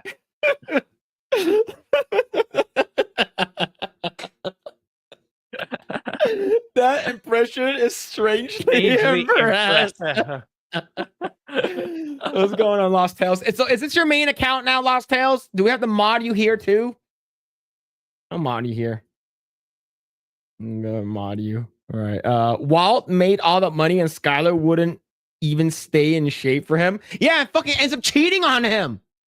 Yeah, she does. See that and he still forgave her. That's wild, man. I can't stand that bitch. I'm sorry. She's the fucking worst, man. Skylar is actually pretty reasonable if you use real world standards, I guess, but she's so damn annoying. The cheating is like where she cut. Like, I don't care if you say, "Oh, I wish the cancer come back and kill you," right? Like that's not the line that was crossed, right? It was the I'm gonna cheat on you. I fucked my friend. Mm-hmm. That shit pissed me off. Okay. I'm here for the food of loving, Phil, and because you're Asian and have a podcast. Oh, Jay said to come here. Oh, thank you. Appreciate it. Appreciate it. Shout out to Drunk 3PO. Oh man. See, yeah, the cheating was pretty bad. Yeah, see, there it is. There it is. All right. Yes, and here's the thing, chat. I do have a link tree now. So it is if you guys want me to share the link tree, I'll give it to you guys. Right over here. See, I have a link tree now. I'm not a loser. Mine's gonna be this simple. It's not gonna be anything more than this. Okay.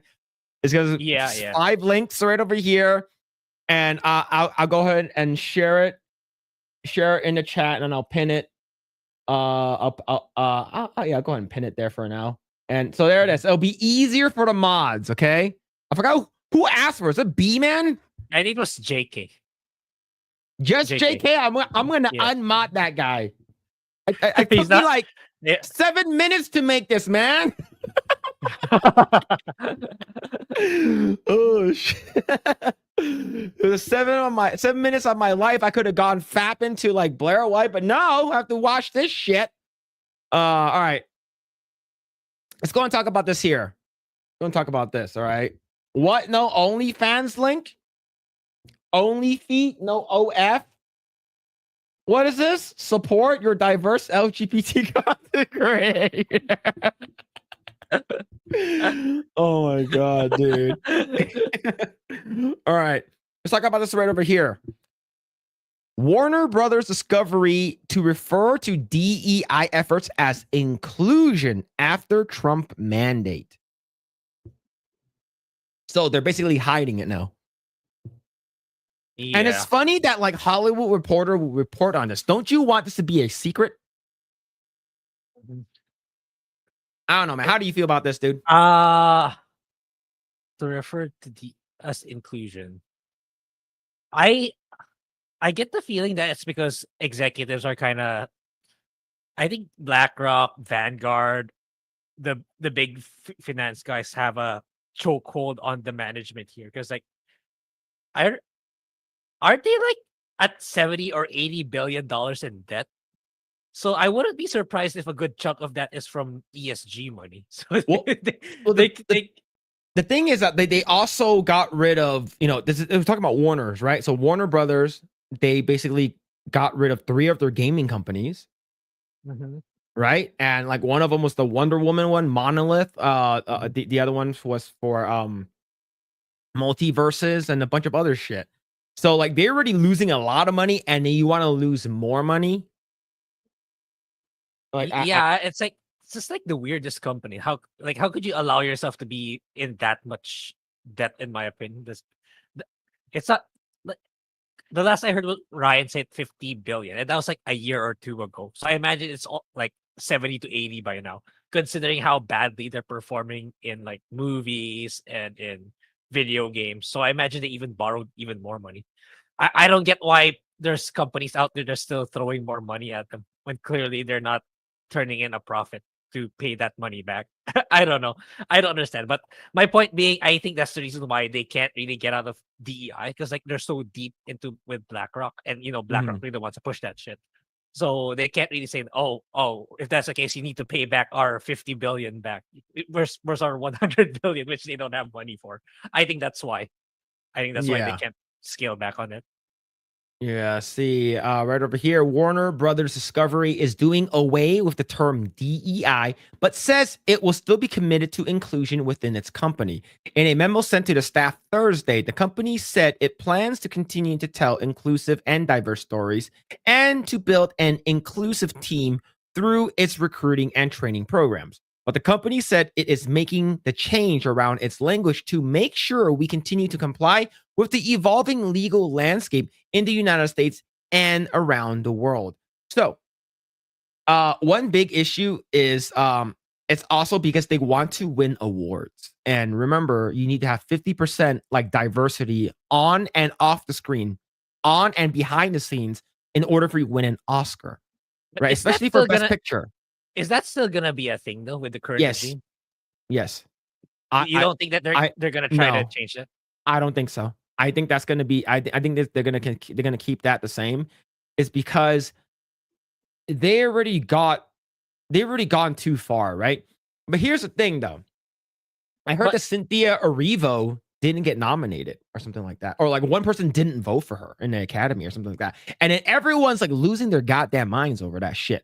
So, but in terms of this, I think it's comes down to money and support from like people who want to invest in the company, like people who want to like put their names behind it, like some big wig like actor or producer in Hollywood, right? I don't know, but I cut you off.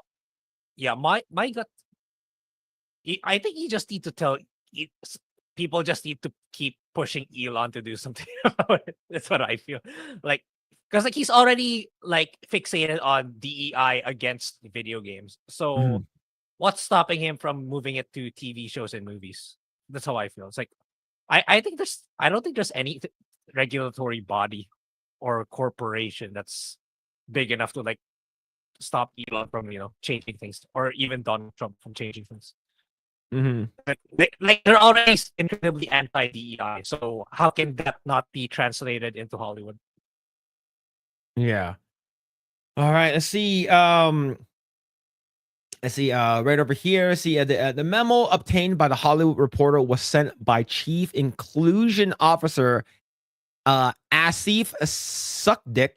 Oh, Sadik. Sorry, and Chief People and Culture Officer Jennifer Remling. Our overreaching work in this space will now be referred to as inclusion, as if team will continue to oversee making this change better aligns our language with our focus throughout our company, in our industry, and across our content. Now, I think that if the term DEI wasn't so heavily I guess judged based off of like the current regime of the anti wokes and DEI bad and stuff like that, which it is. I think they would probably kept the name diversity, equity, and inclusion. It's just such a bad taste in people's mouths, right? Like we always ask, is it woke? Does it have DEI in it? First two things mostly like like basically people online ask now. Is the movie woke? Is the game woke? Does it have what's it called again? Does it have DEI elements in it? But the company said it will now have an uniform and consistent applications progress across all of its talents and programs and will no longer participate in third-party surveys, but will continue to gather internal data that allows us to understand how our employee base reflect the audience we serve. The change comes after President Donald Trump issued an executive order rolling back government DEI efforts, and the Justice of the Department of Justice said earlier this month that it would direct prosecutors to Yeah, penalize and eliminate illegal DEI mandates across the private yeah. sector. This is There in we go. government, though. This is in government. Is Uh, how is this government? Like Warner Brothers What not what what does it mean across the private sector then? What is private sector? so that I okay. So what I gather, if the private sector means like entertainment, then I would put Hollywood under private sector, okay. right? Okay, so if that is then yeah, but like most of it is more for government stuff. I think the illegal DEI mandates, right? Because they're talking about illegal. So that means that what But they're doing is illegal because of fucking what's it called again? yeah, Affirmative yeah. action.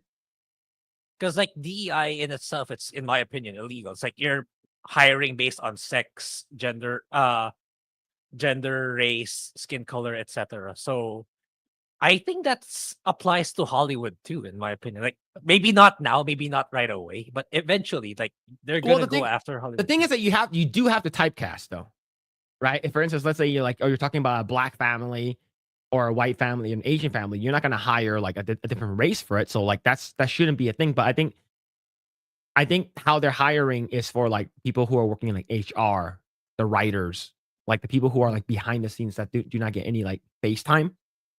But yeah, like in response, many companies, including Paramount, Disney, and Amazon Studios, are rolling back their DEI efforts.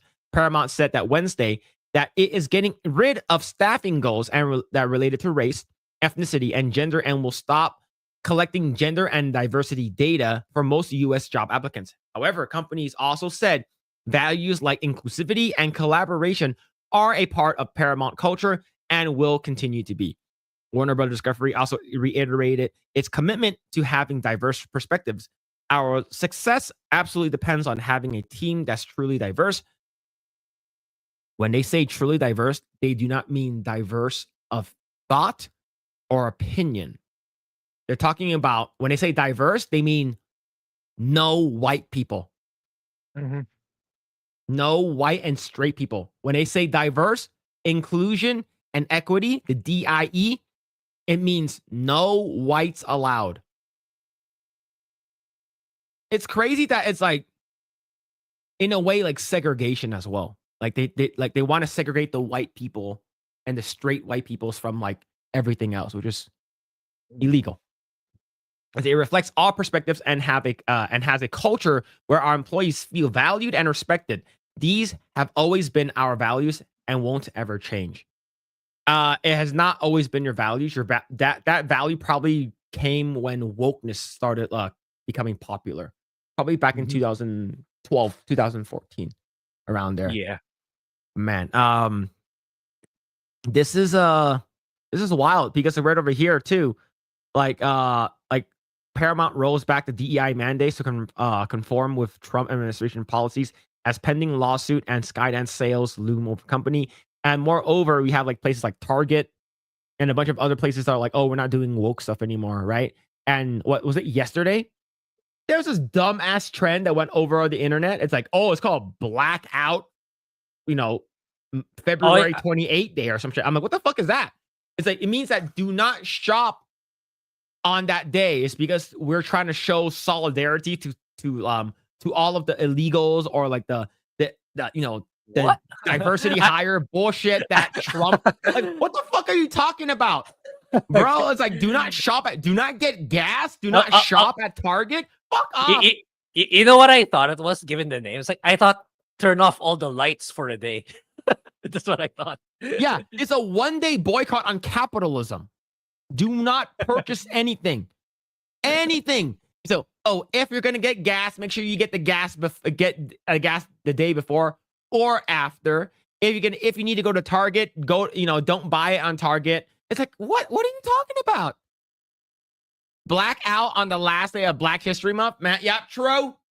It's like capitalist. It's whatever reason it is. I think it's stupid and no one cared. I spent like almost $3,000 yesterday to get the AC units like done for my room and the other room. All right, so I'm living in a capitalistic world, and I'm enjoying capitalism. All right, if it wasn't for capitalism, I wouldn't be where I am today. I think a lot of people wouldn't be, right? But the thing is, they're gonna say all this stuff is like, oh, but we're oppressed people. Like we need to be more. Our voices need to be heard because Trump bad. Trump is awful. I'm like, Trump has done so much more for the U.S. in the past month than the entire like Joe Biden administration. It's whatever it is. I think this DEI stuff. They're just gonna rebrand it. Like we're already seeing it. Bridge naming it inclusion. This is they're always gonna try to rename it. They're always gonna try to hide with different like wording. It's because they will never let this go because this is the only way for them to get ESG money. Like it's wild, man. Yeah. Okay, let's see. Let me read some comments. Let's see. Every iteration of the company has inherited debt from previous majority shareholders.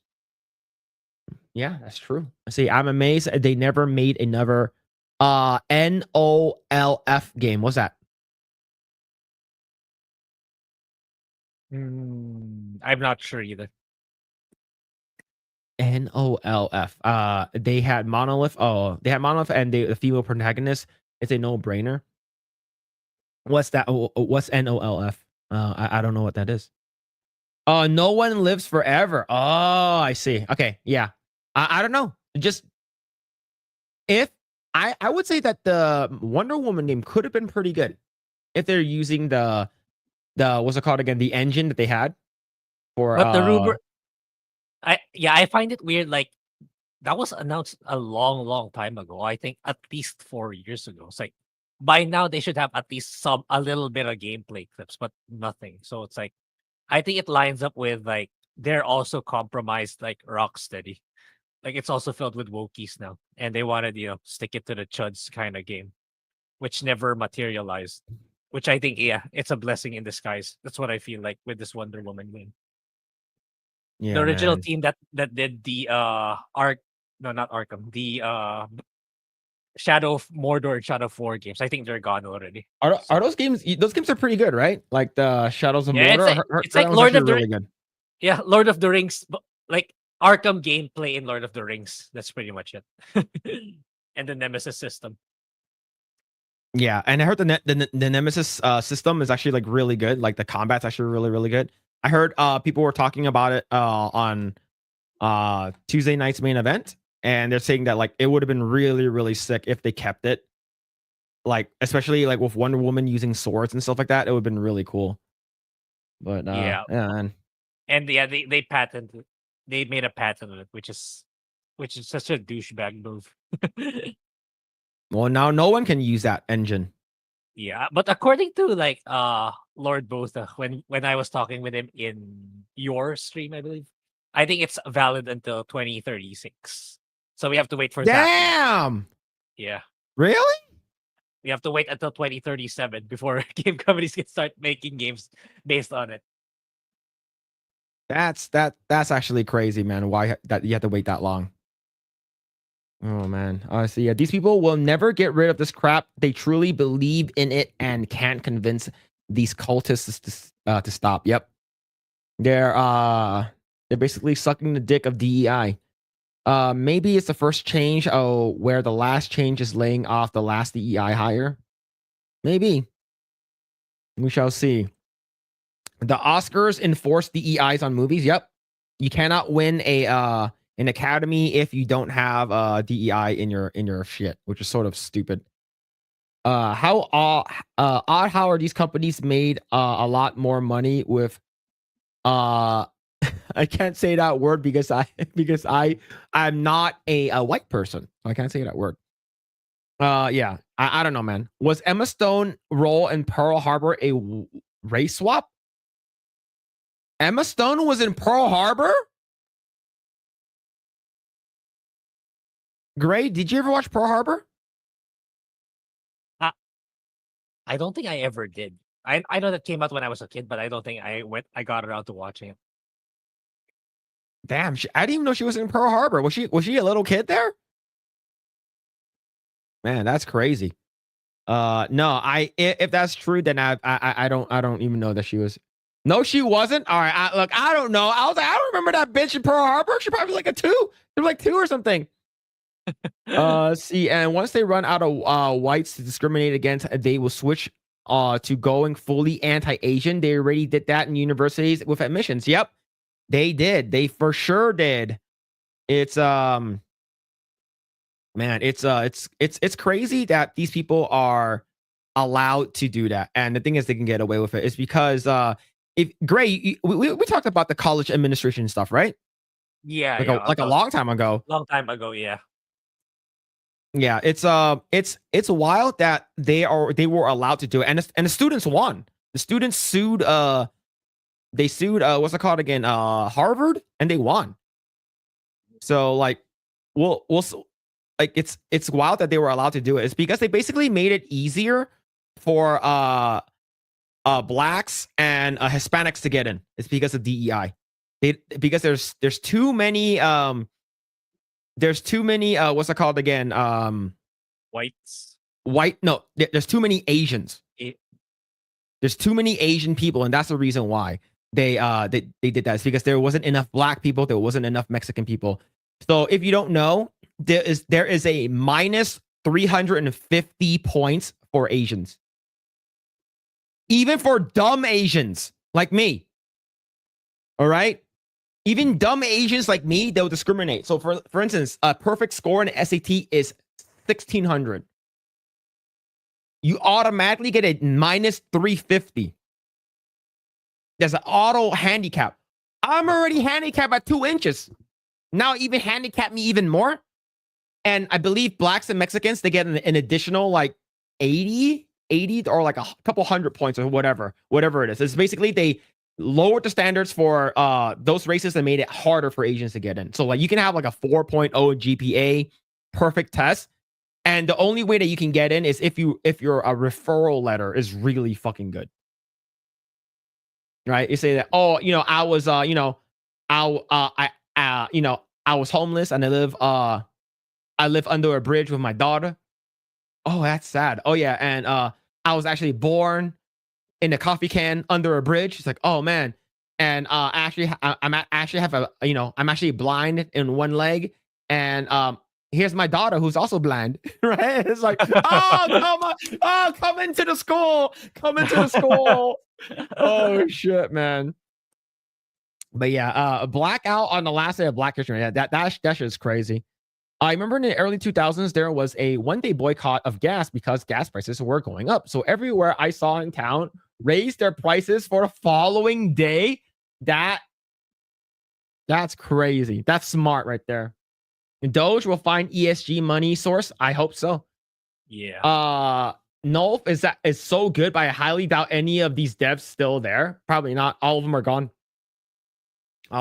So if you guys don't know, Goodrich Games, he worked on Twisted Metal, some of the Twisted Metal games. And it's a Vigilante 8. I used to play that shit all the Twisted Metal 2 and Vigilante 8 was my jam back in the day. Man, I used to play that shit all the time. But yeah, you think those people you think the people who are like, if they're ever gonna make another Twisted Metal game, do you think they're gonna bring back the old people, the people who worked on the game, or do you think they're going to bring in the new people and make it potentially woke or some shit, right? So we're not sure what the actual outcome is, and because a lot of the stuff that we really like that we grew up with, they're not there anymore. The people who are working there are not there anymore. Like case in point, Witcher 3. They're doing Rebel Wolves. They're not even doing their own company anymore. Yeah, let's hope that they still get funding from NetEase if it's true that bulk of their money is coming from them. Yep. I didn't know about this, but there is a movie called Aloha, and a director apologized for casting Emma Stone after being called out for hiring the whitest Asian person he could find. If that's true, that's fucking hilarious. Some claim that the Asian minority does too well, and thus it's not a true minority group. Like the thing is that like my cousin, who's extremely woke, like he said that the actual like model minority was actually really bad, and like Asians are actually like the people who actually treat it really well. I'm like, okay. Well, the thing is like, so it's okay for us to get our asses beat and rob our store and shit like that during the whole George Floyd riots, that's okay then, right? I know, like there's like up to now, right? Like a lot of retail stores, like if the value is like value stolen was below $1,000, I believe, that you just let them get away with it and inform insurance. That was recently overturned during the 2024 election. Oh, good. Okay, yeah, it's like when it was Prop 36, and basically anything that's over $999, anything under that, the cops won't do anything about it. So that means that you can go into an Apple store and steal a bunch of iPads and they won't do shit, Yeah. right? And do Yeah. you know what's even crazier? If you had a lot of like good handguns and good firearms, like the good ones, not like expensive ones, like I'm talking about just the good ones, like a Glock. They're like $400, $400, $500, $600 new. So that means you can go potentially, like if you go, let's say if you go rob a gun store and those guys that are behind the counter don't already, because they can actually carry, they can open carry over there. Like let's say you can go, like you go inside with a bunch of your homies with like, you know, like full autos and stuff like that, and like you go with like 20 people, like you can like take like all the firearms there. It's because it's it's individual items, not overall. It's individual items. So you can rob a person of their firearms, their handguns or whatever, and the cops won't do anything about it. Right? So now it's set down to $40. It should have been zero, in my opinion. Yeah. Yeah. Exactly. Yeah, but it's now $40. So yeah. See. Confirmed games are gone. Oh shit, I'll send you. You're gonna send me a signed copy of Vigilante 8? Hell yeah, man. I used to play a shit out of that game. Yo, I'll take it. I'll take it, Dave. See, to continue to justify their hatred against the system. Yep. Their money from what? Panties? Maybe. The Marxist redistribution of wealth is a molar part of wokeness. I'm assuming major. I'm not sure. Molar part of wokeness, so they will always target the successful. Good point. Hammer Biotech. The key is to understand that progressive are now and have always been racist. Yes, they're basically saying that they have to. That's why they have to always be anti-racist. They have to keep saying that, right? You got to be so you can't just be racist. You can't just be not racist. You have to be anti-racist, which is still the same thing. Means that it basically just means you got to be racist towards white people. That's basically it. I'm editing this picture right now, Grae. So you'll see what I'm doing. I saw something earlier and I was like, okay, I need to I need to do this in Photoshop because this will be funny. See. All right. Rooftop Koreans were the based Asians. Yep, us Chinese people just let them take our shit. You see, the voters can't thank themselves for that one. Yep, we voted that shit. Full autos. This is downtown Mogadishu. They have they basically get the Glocks, the full auto Glocks. They basically put the little what's it called again? The Glock shit. I forgot what's it called already. The fucking thing behind it. See, Phil is a bad Asian. You're supposed to know scientific terms. Look, I am the worst Asian out of all of us. I'm the worst one. You can have a repeat. You have to repeat the lies, not the truth. They will. They do what they do. Kept on saying. Yep. All right. So here we go. So earlier, I was going through the article right over here. Right. I was going through the article. And I saw this. Disney Mattel debut collector's edition Snow White dolls inspired by the live action film. Oh no. So, Grae, what are your takes on this? How's it look to you? Yeah, that doesn't look good. I don't think it's gonna sell well. Oh, maybe the Gal Gadot one. It might do well. It'll be funny if the queen one, if the Gal Gadot one does better than the Snow White version. But yeah, I don't think so, given their overall reception and how much people hate Rachel Ziegler, despite they're trying to fan the flames that she started. It's not working. So yeah, overall, it's not gonna be a good one. First, it's the people. What will carry the movie is people hate watching it, like you and me. Man, the movie's coming out soon, man. Yeah, very soon. It's coming out real soon, man. It's I'm not sure how I feel about it. It's strange, you know. This time around, it's like I know Disney and Marvel films tend to come out here in the Philippines a few days earlier than in compared to, but this time it's the same. We're also getting it on the 21st. So maybe they're trying to like, control the narrative. That's a To Friday, that, right? yeah, 21. Well, the thing is that they don't have any what's it called again, competition anymore, since Brett Cooper's no longer a part of the Daily Wire, right? So the reason why I brought this up is because this is not how Rachel Zegler would look like if it was a doll. So let me show you. Let me show you what I did. So this is Photoshop. So while you were talking earlier, I was like, that's not how she looks like. She looks way too good here. She looks way too good. No way. So then I was like, hold up. We got to fix this. I think it's better now. I think this looks really good. This actually looks more like her. Because this does not look like her. This just looks like a Barbie doll with a Snow White outfit. Okay. Now this, on the other hand, that's like that. I would ship it. That's AOC.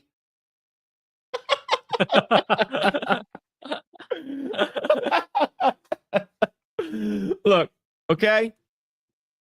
The before and after. Okay. See, what I did was I made her eyes more wide apart and made them a little bit bigger.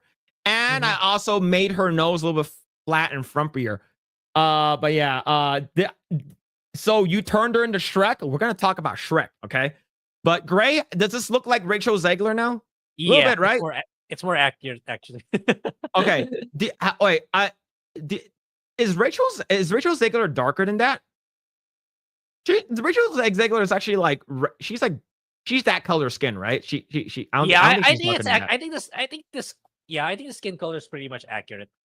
If ever there's a difference, very light. It's not that far off. But yeah, this is I'm gonna send this to Mattel, and it's like, you done fucked up, and it took me only less than a minute to do this fix. You need to adjust this shit, man. But yeah, I think that the Snow White movie is gonna suck dick. Yeah, absolutely. Yeah, and the reason why I know it's going to suck major balls is because of what's it called again? It's we do know that it's going to be really bad, not just because of what Rachel Zegler already said, it's because what the original premise of the movie was supposed to be, right? Yep. I'm not sure if they're supposed to make them magical creatures or whatever, which is what the original thing was. But I do want to share this article right over here. And this was, I believe this was I didn't even find it. I had it up earlier. Right over here. Okay. Boom. This is from Deadline. It said Rachel Zegler says she views Snow White backlash as people's passion for the character. I guess she's been walking back what she said. Oh, the reason why people are mad is because they don't like me, or they're racist, or that we don't want a stalker. Weird, and it's not about the prince saving the princess anymore. So, and then the thing is that this was translated. I believe she was giving an interview in Spanish or whatever language she speaks, and this was sort of basically a different way, right? So in the cover of Vogue Mexico, the West Side Story starlet reflected on her previous statements surrounding the film adaptation, called audiences' negative sentiments around it a reflection of their passion for the character of the original 1937 animated Snow White and the Seven Dwarfs. It's based on a darker Brothers Grimm German fairy tale. Right over here, it says interpret people's feelings about this film as their passion for her. She told the magazine in Spanish, and what an honor to be a part of something for which people feel so much passion. We're not always going to have the same sentiments as those around us, and all we can do is give give the best for ourselves. Yeah, that's bullshit. She got heavily, an entire PR team suddenly with has a stranglehold on what she can and cannot say. It's Yes. this is absolutely corporate PR speech. Yeah. And remember, she wrote on her Instagram saying that hopefully the Trump voters will know no peace. Right? She basically want us to know no peace, right? This person is an activist first. All right. I don't care if she has a big mouth. She can fit 4 dicks in there. I don't care. But I'm glad she's been shutting her mouth, because if she's never opened her mouth to begin with, no one would really care too much about like her playing as Snow White. It's like, yeah, Disney's going to be doing Disney, saying that, the fairest of them all doesn't mean fair skin. It means fair as in, being progressive and being fair, being a good person, right? But yeah, man, it's I think this movie is going to bomb heavily, right? Mhm. It's not going to be as revered as any of the other Disney movies that are coming out, especially Lilo and Stitch. Mhm. Lilo and Stitch is the next big movie, and I think that movie will do really well Yeah, compared I to think this so too. movie. Yeah, I agreed. Yeah, But yeah, absolutely. man, I think like you said, I think she's walking it back because this is all PR. Because she fucked up. Mhm. She fucked up bigly, and I am looking forward to seeing this movie. Gray, we have to talk about this movie. Yeah, I'll probably watch it in the cinemas. It's too big not to, in my opinion. Yeah, should have reused the Lord Farquaad doll for Snow Brown. Oh man, yo, Hertz, thank you so much for the 2. Thank you, man. That's if you guys don't know who that is, the guy who's screaming, that is Steve Austin. That is Stone Cold Steve Austin. But yeah, man, it's we'll see. How did you do that? It wasn't that hard. It wasn't that hard. Uh, like here, I can show you how I did it. Like it's actually pretty easy. Great, you need to put eye drops on yourself. What? You need to Yeah, put that's eye what I drops did. on. That's what I did Okay. a while ago. All right, here it is. All right, so let me show you how I did it. I basically what I did was I copied the eyes, right? So I just copied just the eyes, right? Here it is. There's a copy of the eyes right over there. And then I copy this eye. And I'm doing it on a mouse, okay? So mouse is doing work. I'm working harder on the mouse. Copy it there. See, there's the eye right over here. You see, look at the layers. And so what I do was I just basically moved it over here. I just moved it a bit. And I moved it a bit right over here. All right. And here's a little bit AI. Okay. So I'm going to duplicate the original layer. I'm going to group this. I'm going to flatten that. And I'm going to go to, and I'm going to basically copy her eyes right over here. And I'm going to copy her. So not copy. I'm going to highlight her eyes. I'm going to select her eyes. I'm going to go to edit. I'm going to go to generative fill. This is AI. Okay. You don't see a pop-up box right over here because it's not showing. But I have this thing called generative fill. And this is AI. And you hit generate. And it's basically loading. You guys can't see it. It's loading right now. And basically, it'll give me 3 different options on how I want her eyes to look like. And that's not how I want her eyes to look like. That's not it. And that's not it. So this is absolutely incorrect. So this looks like fucking nightmare fuel. Holy shit, this Yeah. looks so fucking awful. I'm gonna delete that. But yeah, so if that's the case, then what I would do, if it's fucked up, what I would do is I would just basically paint it in. I'll just paint it in right over here. I'll just paint it in. And I'll just blur it. Get the smudge tool and just blur it a little bit. And then right, and just blur this part, blur it so it mixes in with her skin. You see what I'm doing, Gray? Yeah.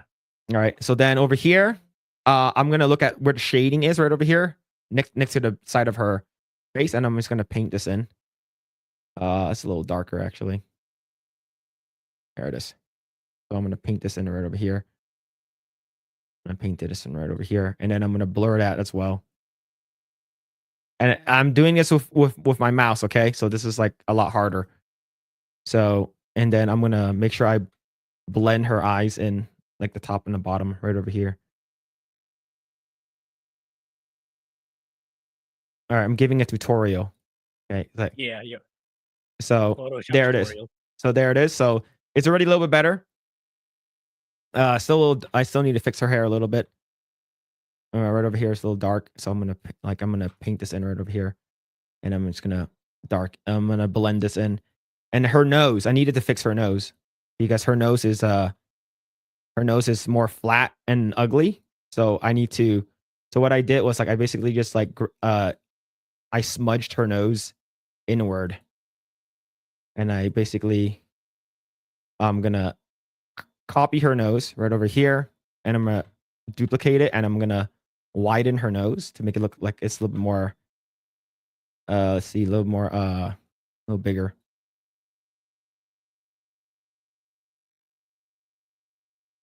Right, her nose is a little more big, and I'm just gonna smudge it again.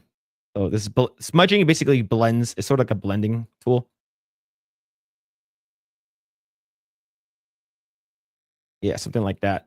Right, and I'm gonna blend the bottom of her face because this part looks off right over here near her, above her lips. There it is. See this? So basically, Yeah. something like that, and you look at far away. It's like, oh yeah, it looks like her. Not wide enough. The AI generative Phil looks cool. Cool too to have. Yeah. I use Clip Studio instead of Photoshop. Yeah, I pay for Photoshop, man. Painting time with Phil. Yeah, this one's a little bit more hard, is because like I wish I can do it on my my. Yeah, the Adobe stuff is too expensive in my opinion. Like, how much do you pay a year for your Adobe Suite? Oh, I'm paying monthly, but like I'm paying for the entire suite, which is like $55. Yeah, expensive. Yeah, before you can just buy the cracked. You can just get the cracked version. You can still get the cracked version, but like you won't get the updates, right? You won't get like the new shit. Yeah. Yeah, and the cloud save stuff, so which is very useful. Yeah, I get it. Yeah, for real, Clip Studio is $50 permanently. Yeah, exactly. It's but yeah, man. So like while like I was reading the thing, like I had Grae, like, hey Grae, go and talk about it, and then I'm just basically doing this in the background. But yeah, but yes, this is like quick way for me to do it, and then like you can always like liquefy and like make her eyes a little bit bigger, right? You go to liquefy, and then I'm gonna make her eyes really big.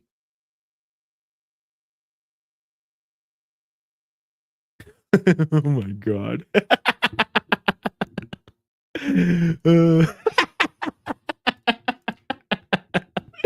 Oh shit, man. Her eyes are sorry.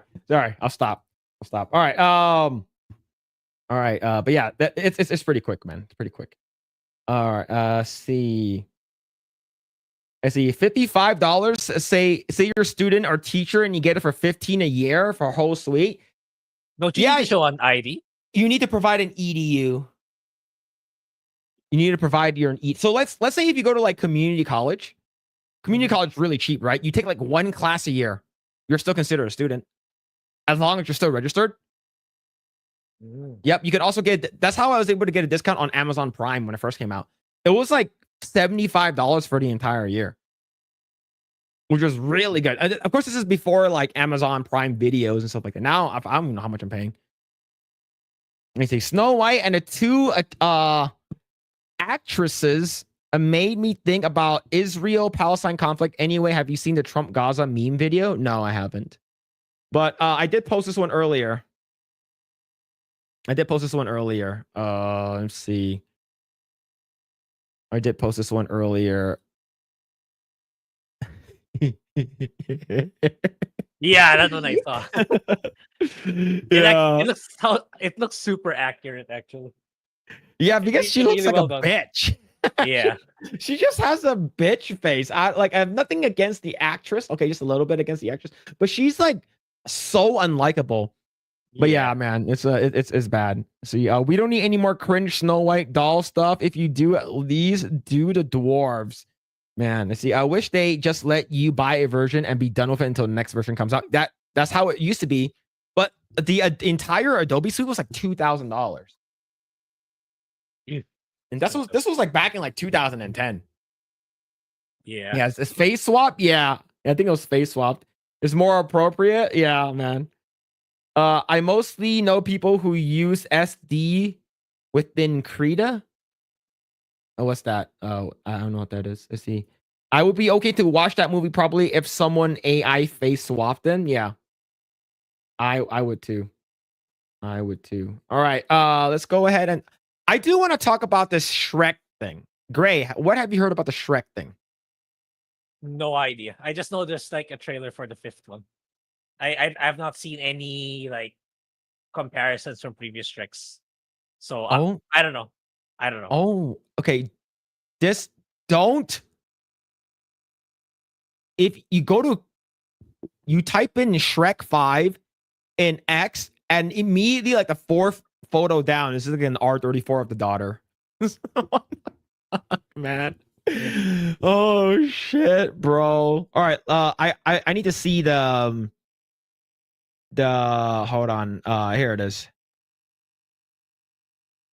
Yeah, this one. This is probably pretty good. And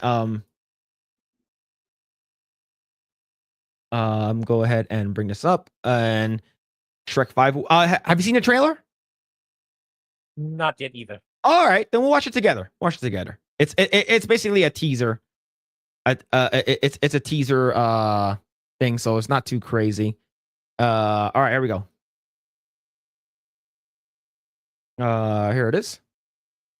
So this is the teaser trailer. Hey, Magic Mirror, who's the fairest of them all? Why, Shrek, of course. Ah! Ew, Dad. Woohoo, Mama like. Who's making this stuff? Whoa! Shrek 5. Yeah. Starring Mike Myers, Eddie Murphy, Cameron Diaz, and Zendaya. Oh my god. Why is she freaking I told you, man. Look. She's in everything. She is the female Pedro Pascal, dude. Yeah, I was gonna say that too. Oh my god. Oh, damn. Only in theaters. Christmas 2026. Now, what are your thoughts on the character design? I showed this to my wife, but I want to get your thoughts on this first. I haven't seen it in a lot. I feel like something's a bit different about it, but I can't put it to words. Or maybe it's been so long. I haven't seen it for a long, long time. Yeah. So yeah, there's something different about it. I just can't. If I see the old one up, like, oh, it's that blah blah blah blah. Okay. So, Puss in Boots, I believe, especially the last one, The Last Wish. They changed up they changed up the art style of the animations, and the art style of the animation was changed up, and I think they're trying to move forward with that. So I'm like, all right, cool. You know what, whatever. For me, I do know what it is, and it's the character designs. And for instance, Shrek's eyes are a little bit too close together, and his nose isn't high enough and wide enough. His mouth isn't as big enough. Donkey is way too furry. His eyes aren't wide enough, and his hair is weird. I don't really care about Zendaya's character because she's a new character. And Fiona too. Fiona's eyes are too close together. Her nose isn't big enough. And why the fuck is she wearing this like sleeve thing? Right? It's sort of weird. Her hair is sort of weird.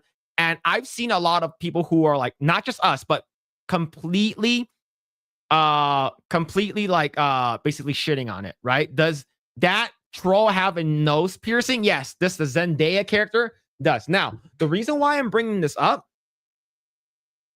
is because did you know that Shrek had 3 kids? Did you know that? Was that? I don't remember anymore. Was that not the ending of like the 4th movie? I believe so. Yeah, I think so. Yeah. Okay. So Shrek has 3 kids. Okay, let me show. Let me show. Oh my god, dude, stop showing me that R34 one. That's fucking crazy.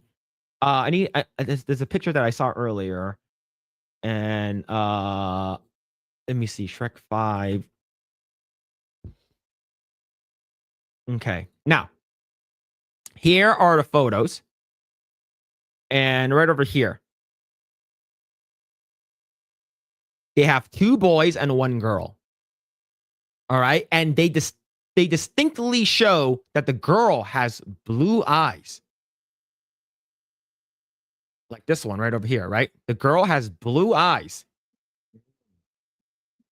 Why does she have brown eyes? I think they're making her trans.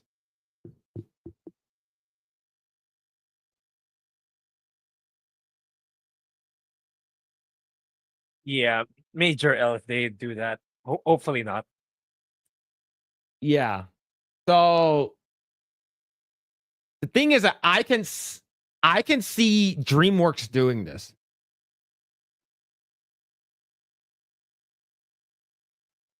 The boys have brown eyes. You see, there's a photo down over here. Boy, brown eye. The girl has blue eyes. Zendaya's character is brown eyed.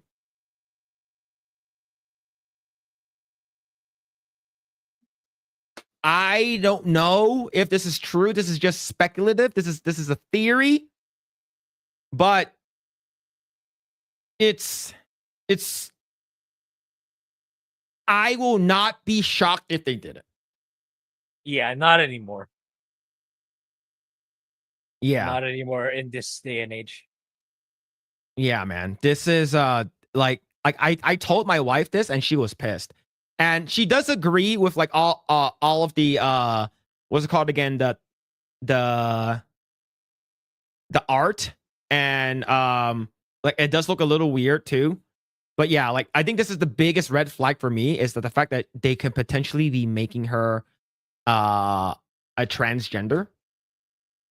Right? And I'm not sure how I feel about that though. But so here is but let's go back to how the character design right over here.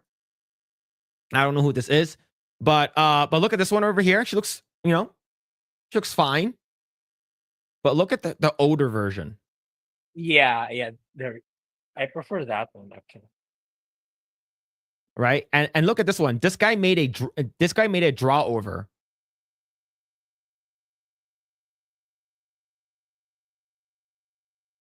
Right, the one on the right is the current one. The one on the left is the one on the look. The head is a little bit more not as egg-like, and the eyes are further apart, a little more smaller. The nose is a little bit upper, like moved it up, and the mouth is a little bit wider. The thing is, a lot of artists that worked on this movie, the animators, the artists, the modelers, they're no longer there. Yeah. This movie came out in like what 2001 or something like that, like 19. Like it came out a long time ago. With that in mind, the people who were working there probably maybe 4 or 5 years ago, like character designers or like modelers, they're now in a position of like leadership. They're like leads, art directors, senior character designers or whatever, senior modelers, and then they're like, I'm going to reinvent the wheel. I'm going to do this. I'm going to make sure I pay homage to the original thing, but I'm going to change shit up. It's because I'm a piece of shit. Here's the thing. As an artist, I understand that. I understand you want to sort of redo it, but why do you need to? Why can't you just take the original model and up-res it? Take the original. That's what they did with the fucking Incredibles. All right? That movie came out 20 years ago, and then the second one came out like several years ago. It looks exactly the same thing. They just got a texture reskin. They upgraded the textures. They updated everything in it, but it still looks like the characters. Why couldn't they do that with this movie? No, because fuckers in DreamWorks was like, no, actually, I want to make it my own. I'm going to reinvent the wheels because this is outdated. And, for me, it looks fine. Right? It doesn't look great. It looks fine. It's sort of the same thing like what I think when I think about Siri. She looks fine. She doesn't look great. That's it. This is all 3D. This is all in like it's all in engine or whatever you want to call it, right? It's all part of the movie. It's not like it's not like a game where it's like pre-rendered and then you have something in game, right? This is all the movie. Why couldn't you just give it a texture update? It's so simple. Why do you have to reinvent the wheel? Why do you have to do more work for yourself? Or well, actually, that movie came out like 25 years ago. So like, we might have lost. No, if Disney have it, you have it. Mm-hmm. Okay, it's so mind-boggling. It's so dumb, right? You have this thing, everyone's talking about it, but nobody's really talking about this. The transgender thing, no one is really talking. This is the one that people need to talk. Oh no. Yeah, we opened the summoning book. Oh no. We see We opened the if you say her name 3 times, she appears. Yeah, we said it too many times. Zendaya, the most beautiful woman. Zendaya will never be given such a distasteful role. You should apologize for trying to damage the beautiful strength that my beautiful, strong, amazing goddess Zendaya radiance. With your foul words.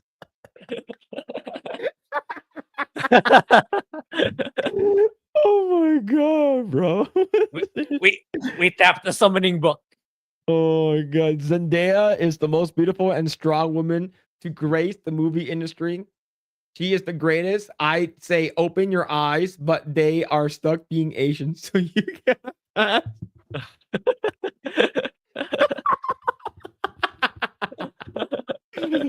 Look, I think they are going to make her trans. Remember, they distinctly said in the 4th movie that the girl's eyes, the baby girl's eye is blue, and her eyes here are brown. Okay. If we really want to give DreamWorks the extreme benefit of the doubt, they had one more daughter off screen. That's probably the most generous terms that you can provide. Yeah. But yeah, I don't know. I don't know. Like even this person right over here, right? Yeah, look, because this person is a they them, she they. All right, this person is part of the community.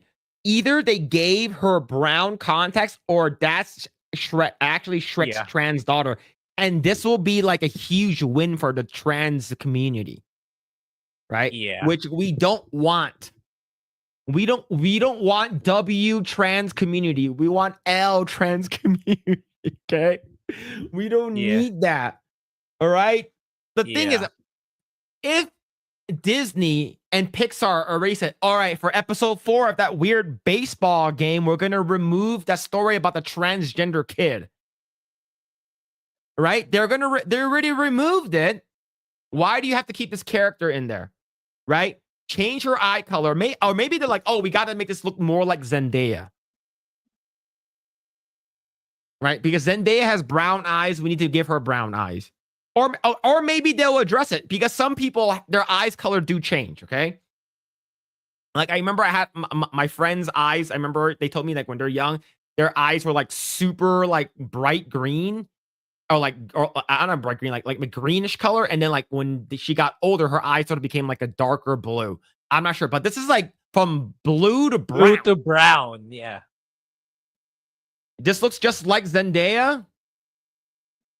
Unfortunately. Look, in 2026, you have 5 to 6 movies or shows. Zendaya's in all of them. She's going to be in Dune. She's in this. She's in like she's in another TV show. Like, oh man. They're really trying to push Zendaya on us, man. Yeah. I don't know. Are you going to watch it? Are you going to watch this movie? Well, probably. It's Shrek. It's one of DreamWorks' biggest IPs. So, yeah, kind of.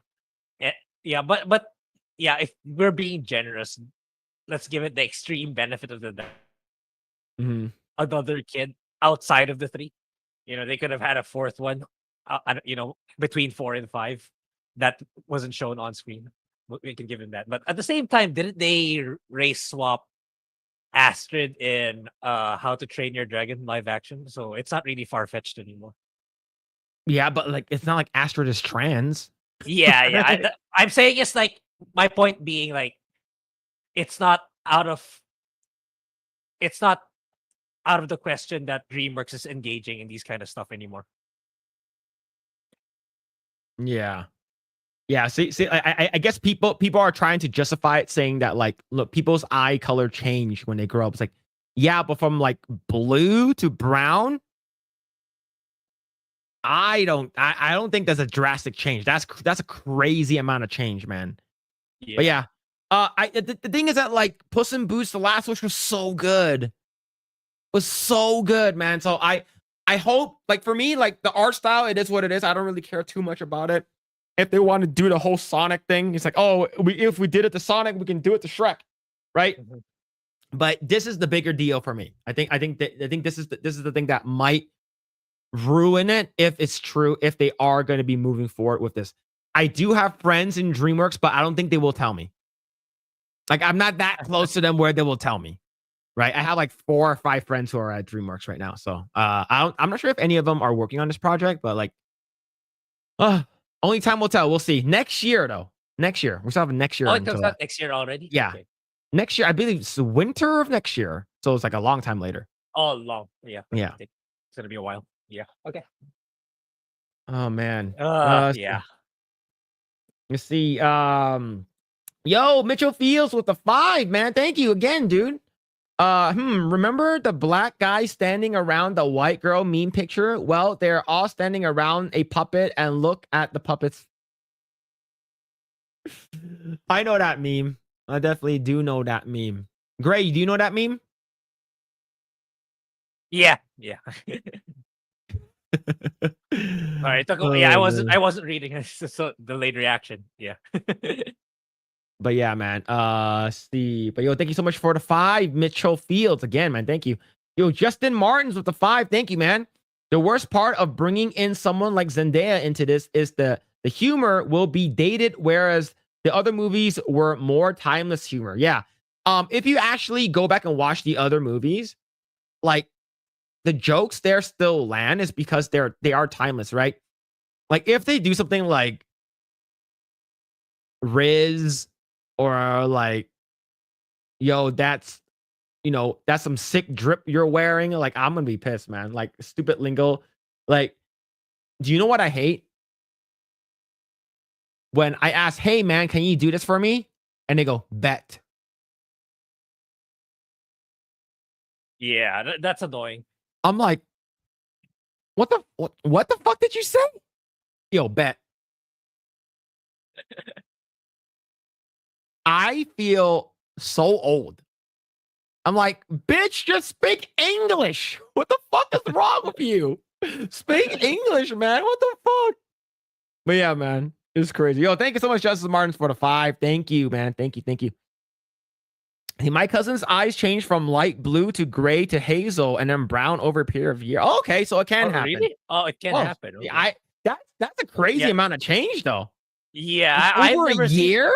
I literally don't know. Well, I haven't seen a lot of people since they were kids, but I've never seen someone like change in eye color that drastically. Like, from okay. Let's hope that's correct, so that it's our concerns are invalid or incorrect. It's a kids movie, so it's a kids IP. Look, so we got to keep it away from. I told you, these people are fucking crazy. Right over here. If we get Shrek and Fiona's trans kid in Shrek 5, I'm going to do a fucking backflip. Yeah, I know the animators probably forgot the eye color, but come on, DreamWorks have always been ahead of their time. I told you, there's going to be a lot of people who want this. The loud minorities will want this. Is it possible that they just didn't care to look at the source material? There's a lot of specials and shorts too. This is something that's like you should have seen this already. I think yeah. If you're handling an IP like it, for me, Shrek is one of the most iconic animation IPs out there. You gotta be paying attention to those details. At least that's how I feel. Yeah. Oh man. Let's see. If that character is trans, I'm sure they will get upset. They will get upset anyways because they didn't get a trans voice to do the character. I wouldn't say that because a lot of these people love Zendaya. Yeah. They worship. I think Zendaya is gone. They worship the ground she walks on. Okay, like it's cringe. Everyone in chat say bet when Phillip asks the question. It's how to lose a mod status. In one, you gave it, and in the same stream you. Yeah. See, we're going back to monosyllables. Yeah, it's so stupid. You see, he was a baby. It started as a light gray to bluish, and then it changed to hazel brownish. Now just light brown. Okay. If they address that, I think that's fine. It's like, hey, look at you throughout the years. Maybe they took some like gay pictures or something like that. It's like, look at that. Look, your eyes color change or some shit like that. I don't know what it is. You see, let's ask Kathleen Kennedy about being faithful to the source material. Zendaya is so androgynous. She's an honorary trans. That's true.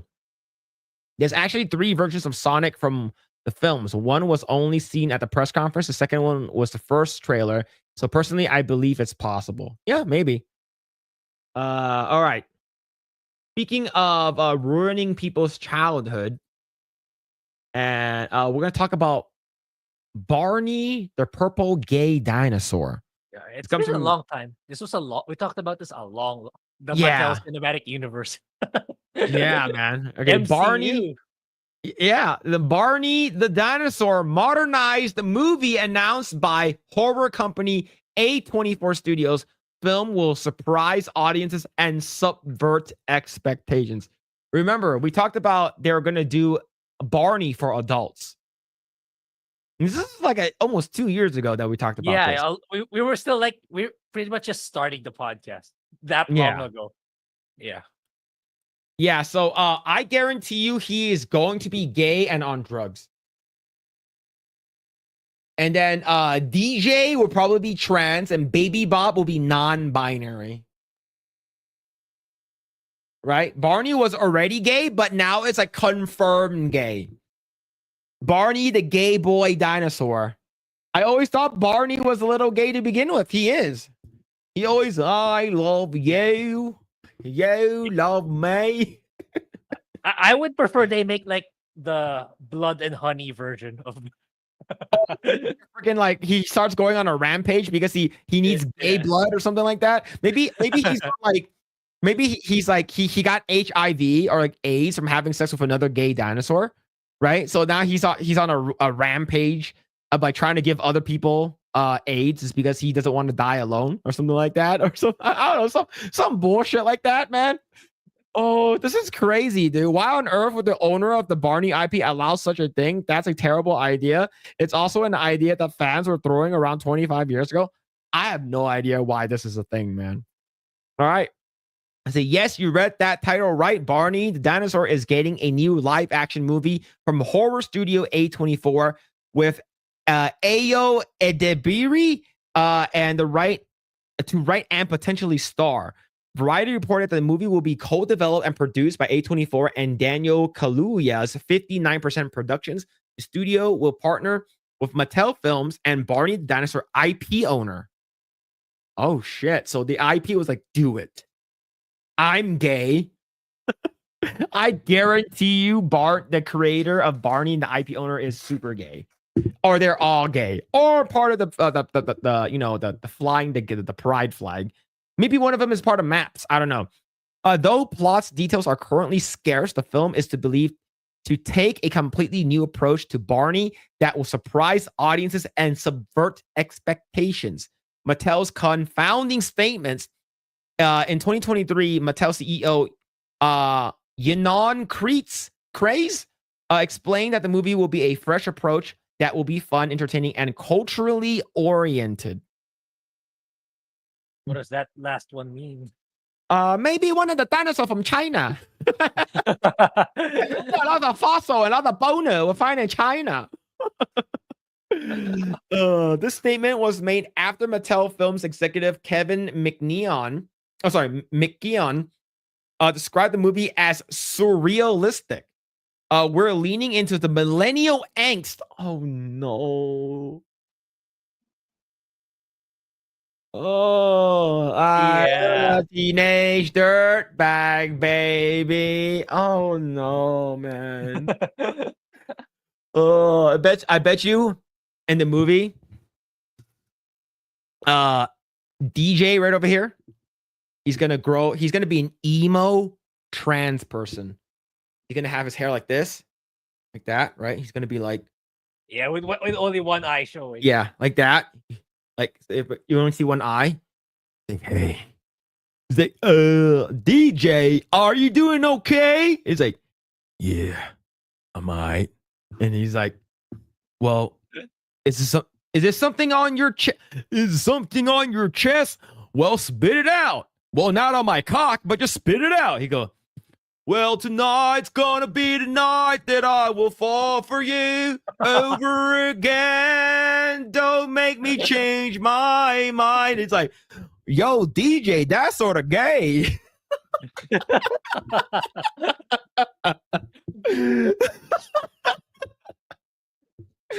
gonna be so stupid. Did you thought of, you must have thought about this before we went live. No, I didn't even know we were gonna talk about this. I didn't know we were gonna talk about this, man. I sent you these articles, man. Okay. No, I need to. I saw Barney the dinosaur, but like I didn't know. Like for me, making up these scenarios just happened on the fly. Okay, look, look. Millennial teenage angst. It's like they listen to like freaking like Blink 182, freaking Evanescence, wake me up inside. Just like fucking, it's gonna be like freaking Linkin Park, like in the end. It's gonna be so cringe, bro. Oh my god, man. Oh, let's see. That's not that it's R-rated, but it'll focus on some of the trials and tribulation of being 30-something growing up with Barney, just the level of disenchantment within the generation. Despite this, Kreese insisted that the take on Barney Dinosaur will not be an odd movie. Moreover, Mattel's chief franchise officer, Josh Silverman, insisted that the movie will differ from the different animated Barney the Dinosaur TV show. Despite this, he still noted that the television and films teams work very well together. Wait, so are you talking about like people who were on Barney the Dinosaur? Like if that's the case, then you're talking about, like people who, because if you don't know, Selena Gomez was actually a part of the original cast. Like she was on there. So you're talking about people who grew up that watched Barney the Dinosaur? Yo, Barney the Dinosaur taught me that I was gay and being gay is cool and you should love one another because we're a happy family. Grae, did you watch Barney the Dinosaur growing up? Not a lot. Very little. Man, like I guarantee you one of the emo kids were like, he's like this. He's like, yeah. I used to imagine that like Barney and Dinosaur will like come to life and we will make love together on my Teenage Mutant Ninja Turtle bed sheets twin bed. And it was gonna be really good, but it never happened. And then my dad went out for milk and never came back. And I'm not a black kid though, so so like he actually did came back eventually. But I never had sex with Barney, so that ruined my life. Barney, you ruined my life. I could see, because it's teenage angst, right? Like it's like American millennial teenage angst, man. It's gonna be so bad. Oh shit, man. We want to have a clear narrative. In the case here, Barney film will be what it's ultimately going to be, and this show, we felt that we want to remain consistent to the authenticity. That's really, really important. If it's not authentic, we're not going to do it. We want to remain consistent to the authenticity, the DNA of Barney. But we also want to modernize it. Subverting expectations never ends well, even without all the mixed messaging. The phrase subvert expectations is already a colossal red flag. Time and time again, Hollywood has chosen to use this method to scripting and current day films. Most of, if not all of the time, the results in poor reception for the film. The best and most notable examples is Star Wars: The Last Jedi, which at this point needs no further explanation. Moreover, having a horror studio involved will likely produce a similar result to Winnie the Pooh, Blood and Honey. Now, if it's a parody movie, I will be okay with it, but it's not. Yeah. And funny, I didn't even know that they were gonna mention Blood and Honey. I just mentioned it out of the blue a while ago. Yeah. As the people who grew up with Barney the dinosaur should expect another aspect of their childhoods to be ruined. Ayo Edebiri, currently an actress on The Bear, has been revealed as the screenwriter for the Barney movie.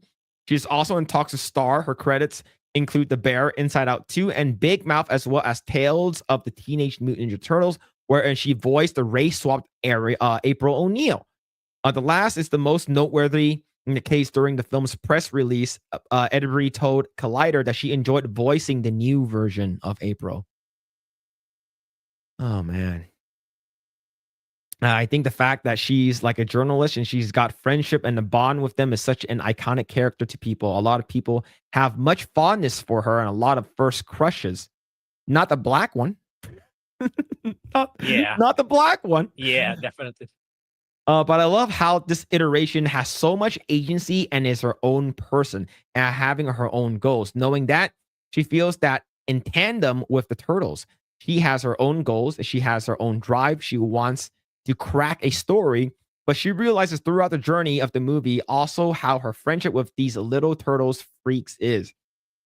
While there's no harm in enjoying playing a character, Edebiri made no comments about April being race swapped. That was what upset most TMNT fans. Now, for now though, there are little to no information to speculate how her involvement is to the film. Given the most childhood memories are lately becoming horror films, adding Barney the dinosaur to the roster isn't too surprising. Perhaps it's the best for now for user imagination and pretend it doesn't exist. Man, I don't remember. See, by the time I stopped watching Barney, this orange one. Yeah, I don't know the orange one. That is a Zer. That's probably a Zer or a Zemzu or whatever new pronouns they want. But yeah, who's Barnett? I'm pretty sure that is a typo. Yeah. Sing the famous "I Love You, You Love Me" song. Yeah. One of them's guaranteed gonna have AIDS. I guarantee one of them's gonna have AIDS. One of them's gonna be gay. One of them's gonna be trans. And one of them's gonna be non-binary. We gotta watch it. You gotta watch it. It's gonna be good. It's gonna be. Well, it's still far away. I imagine at least 2027. I think. Oh man. All right, let's go ahead and read some comments. Let's see. All right, let's go back up right over here. All right, let's see. All right, okay. Looks as though the character designs are intended to be more human-like. For Shrek, I think for Shrek, right? Yeah, I don't think it's for Barney. Yeah. Uh-oh. Zendaya will never be given such a oh, you should apologize. Okay, so we read that already. What's going on, Nagrana? How's it going, man? Hope you're doing well, dude. Hope you're doing well. Let's see. Go down a little bit more. I think I missed it. Let's see right here. Yeah, eyes and hair can get way darker, but there are limits, and this is outside of that range. Yeah, maybe. Yes, every baby has blue eyes at first. Okay. Puss in Boots is so good. I bought the Blu-ray. I hate buying stuff too. Don't you have like a body pillow of like someone from Konosuba? It's probably one of the boys. That's why it's brown eyes. Maybe. That's what I think. My cousin's eyes changed. Okay, we read that one. Okay, so wow, I'm like really, really far behind. All right. Let's see. Making Barney gay was a choice, considering his original character was a pedophile. Really? That I didn't know, and it's not surprising though. It's not surprising. Phillip, you have I have so much respect for your creativity. No one could make a gay dinosaur story that fast.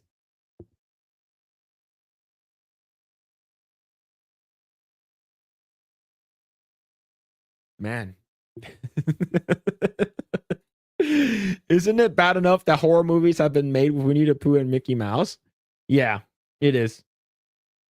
It's going on painless. Hope you're doing well, man. It's considering the Barney currently has children's cartoon on TV. This sort of thing can only cause brand confusion in the minds of the consumers.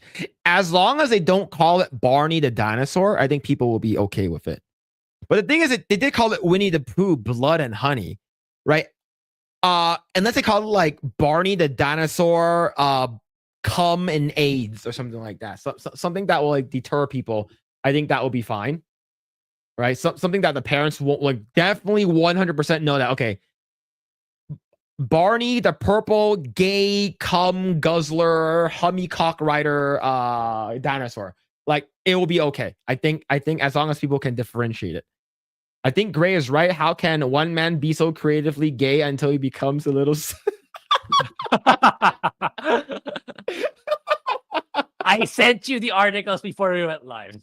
Yeah, we did. But the thing is that, like, I didn't like freaking like, oh, you know what? I need to think about this, like this crazy ass story and shit like that. No, I don't. I usually just look. I fly in the seat of my pants. I usually just like freaking. You know what? I'm just gonna say it. Gay emo Phil, new character. Nope. Disenchantment. Millennials have it better than any generation. I think millennials are probably one of the most, like, we will never have a generation like our generation, like the millennial generation, right? We were at that generation where we didn't have internet until we did have internet. Yeah. When we talk on the phone, we still go like this. We don't go like this. When we take a picture, we go like this. We don't go like this, right? Yeah. Like we know what a cassette tape is. What a we still know what a Walkman is. So like, yeah, a lot of people don't know. I saw like Instagram reels, like, wow, like they're basically bringing back like retro things that's saying that they're cool. Like you see these like Zoomers like holding CD players, like the Sony anti-skip CD players, stuff like that. They're like, look how cool this is. Like CRT TVs and stuff. Like hearing that dial up, like sound effects. Like no one will understand that. Yeah. Right? Like it's like the thing is that Gen Xers, like because I would say like the late Gen Xers. When I say like when I say the late Gen Xers, I'm talking about the ones that are like borderline millennial Gen X. Like they will understand, but like any generation after the millennials will never understand. It's like, what? I was talking to my brother the other day. Like I was like, did you know that Heimdall is supposed to be white? He's like, and Nick Fury was white. He's like, he is. my brother's 28, right? So like my youngest brother, he's 28, and like my younger sister, she's 14. So like they have never lived in an age where there's no internet. So it's crazy. Yeah. Dora the Explorer movie was great. This one has no hope. Wait, the live action one? That one was good. The Barney is definitely no Big Bird, but his show was okay in a boring way. I think his show was fine. I think Sesame Street was better. There's a reason why Sesame Street is still going, and but like Sesame Street's really fucking woke though. I'll repeat this: making Barney is a gay choice considering the OG actor is a pedophile. Yep. Do people even know what the fuck a sidekick is anymore? Grae, do you know what a sidekick is? Phone. Phone? No. Yeah, the sidekick phones. Man, I always wanted a sidekick phone. It's basically like a phone's like this, and like you flip it, and the screen flips up, and then there's an actual like tactile like keyboard. Let me actually bring it up. Yeah. Oh, I didn't know it was called a sidekick. But yeah, it's called a sidekick. I had one. You had one? See? Before. Fancy ass people had one. See, for me, I got the Razor and the Sliver. The Motorola Razor and the Sliver, which is like the Sliver is like the non-flip version. But yeah, it's crazy, man. Those old crazy stuff. Those phones are crazy. Yeah, this movie is gonna have all this gay shit. We're gonna watch it.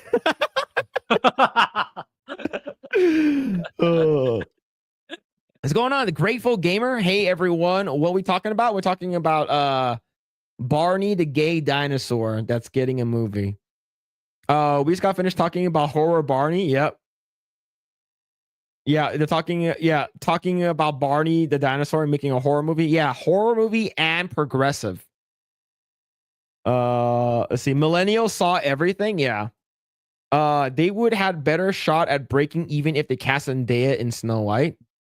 Zendaya is so insanely popular right now. It's crazy. Right? Now the Kristen Stewart Snow White movie will be a better watch than this trash. Well, at least the Kristen Stewart Snow White had Chris Hemsworth. At least Chris Hemsworth is the huntsman, right? Yeah, he was. Yeah.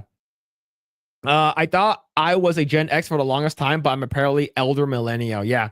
Like, I think people who, I think millennials, you have to be like 1980. It changes. Year range. Yeah, it changed. I believe, yeah, millennial is now 1981 to 1996. So between 29 and 44 years old. Yeah, so what's it called again? My brother, like, he's like literally like, he'd be considered like a late Zoomer. Yeah. These kids don't know about rotary phones and pagers. Yeah. Yeah, those are cool, man. I love those. Yeah.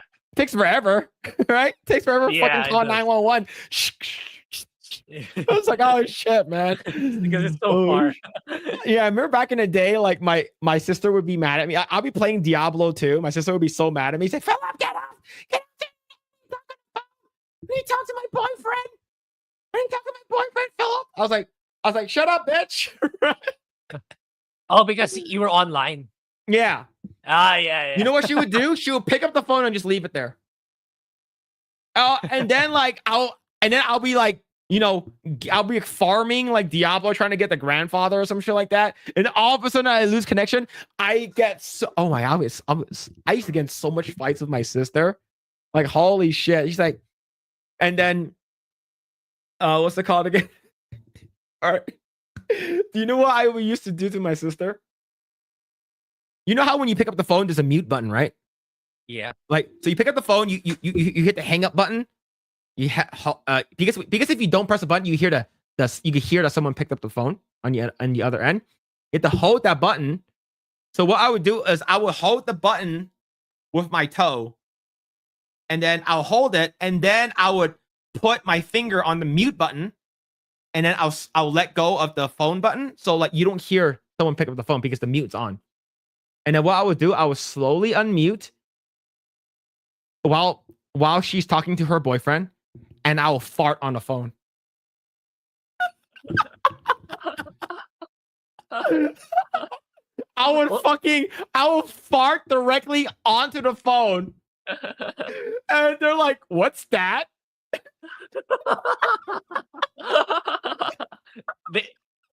She never knew? They never knew it was you? Oh, she knew it was me. Who else would fucking do that to her? The thing is that me and my sister were only 2 years apart. So we're like super competitive. And we're like always fuck with each other. And then I'll hear her go, just start fucking screaming from the other room. And she's like, hold on. She fucking puts the phone down, fucking comes running after me. She wanted to fucking beat me up, man. Fucking go into the restroom and lock the door. I was like, bitch, that's what happens.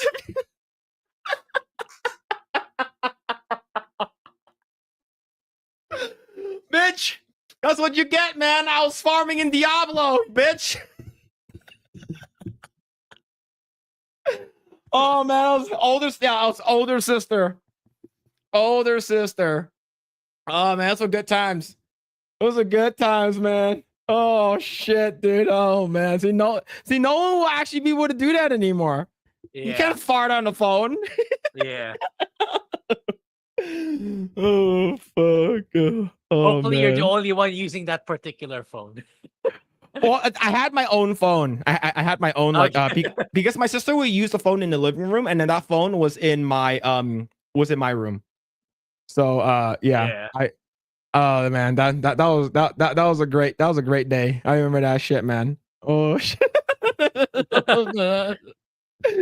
Oh shit. Yo, Mitchell Fields with the 2. Chef's Kiss tagged your account on X and Twitter. Okay. Check it out. Check it out. All right. See. I think it might be Project Eggroll. You tagged us on probably Project Eggroll. Oh yeah, Yeah, we did. yeah, there it is. Yeah. See.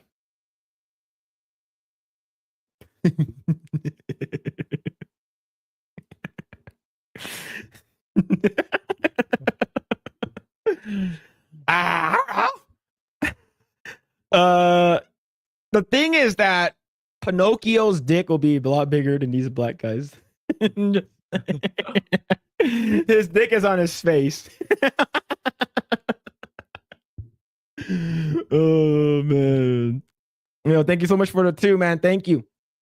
Thank you for the 2. Appreciate it, man. See. All right, let's go down right over here. See. Just got off night shift and remembered that Project Eggroll was streaming. Yo, hope you had a good day at work, man. Mattel is bound to and determined to corrupt its child's friendly IPs. First, it was Barbie, and now they're coming for the Dino. Yeah, definitely. I think Grae is right. Okay, we read this one already. we read that one. Okay, yeah, I went all the way back up. Okay, let's go all the way down. I think I missed that shit. The Razor was the coolest phone. Yeah, I love the Razor. Heimdall specifically the whitest of the Nordic gods, which is why they swapped him. But the thing is, are you mad they swapped him with Idris Elba though? Probably not, because Idris Elba is a good actor. He's badass. He's not woke. I think that's the reason why. Right? Same thing with like Sam Jackson. I think even though Sam Jackson is woke, he played a good Nick Fury. Let's see. The generational cutoff changes depending on upon who the a demographer happens to be. Yep. You guys remember the Samsung Juke? I think so. My friend had one of those and this flimsy and it broke into Samsung Juke. I think I remember that. Samsung Juke. Yeah, this thing sucked ass. The way it flung out from the side. Yeah. Maybe I know that too. This one right here. I've never seen that one. I don't. Yeah, I've seen this one before. Yeah. Let's see. I had a Sony, I think Ericsson. Yeah, that one made it to us, Sony Ericsson. It was between that and Nokia at the time. Yeah. It was a black one. Black and I think a copper color one. Yeah, I had a Sony Ericsson. It's basically like a slide up phone. It slides up. It's like a screen, and then you can slide it up. It was cool, man. I'm seeing if I find it. I guess I would say it's similar to this one. It's similar to this. Like this one right over here. I love those phones, man. But the thing is, remember back then you have to pay for internet? Yeah. The thing is, what was shitty about the not the Sony Ericsson, but the one that I had? The middle of the button. And this is like a year before the iPhone came out. So literally like a year right before the iPhone came out. There was a button right next to the middle that is the World Wide Web button. So if you press that, it automatically brings you to the internet. So one time I was working and I had the phone in my pocket and I pressed that button. I guess somehow I pressed that button by accident. Mm-hmm. And the internet was on my entire shift. Oh. And I got billed $800. Yeah. I was like, what the fuck? So I had to call AT&T. Mm-hmm. And I had to explain to them. I was like, there was a misunderstanding. He's like, oh, what's the misunderstanding? I was like, the phone I have, he's like, what phone do you have? He's like, oh, this is Sony Ericsson or whatever. I think it's a Sony Ericsson. This one right over here. This exact phone. Is this exact phone right over here. This one over here. Yeah. This small button on the side. Like these, not the middle one. Not so. I'm gonna bring this image. So right over here, you see this button right over here? That's the button that lets you go online. You press a button, you go online. Yeah. So I have to call them and explain to them that this is there's a button that lets you go online, and I didn't know I was pressed. And they're like, sorry, but you have to pay it first. But we'll reimburse you the money. So like I have to explain. Of course, I wasn't paying for it. My dad was. He was super pissed when he found out because he's the one who got the bill. I knew it happened, right? Because I had to explain to them what day it happened, how long was it for, and it showed continuous like online for 6 hours. It's like, how the fuck do you be online for like 6 hours, right? Yeah. So my dad had to pay for it, but I was like, they'll send you a check and they'll reimburse you or something like that. Which they did. Yeah, they did. But like it was like super annoying. So it's like, yeah, man. It was also the time when the phone started having internet. It was also prevalent during if people go abroad and they didn't even know it was on, then by the time they went back home, their bills was like $1,500, $2,000. Yeah, I'm not paying for that. So the telco companies had to just simply like they kind of just let it slide. But yeah, a lot of I get where you're coming from. We had that problem too when people going abroad. They weren't aware of like you get a lot of surplus charges if you open your internet abroad. Yeah, it's called like roaming. Data roaming. Yeah. That's crazy, man. We live in this wild times. Okay. You want to hear something crazy? So my ex's sister-in-law, she used to work for a phone company, and it was so she knew all the ins and out on how to get free phones. And these like full on free phones for you to get, right? So it's insurance fraud.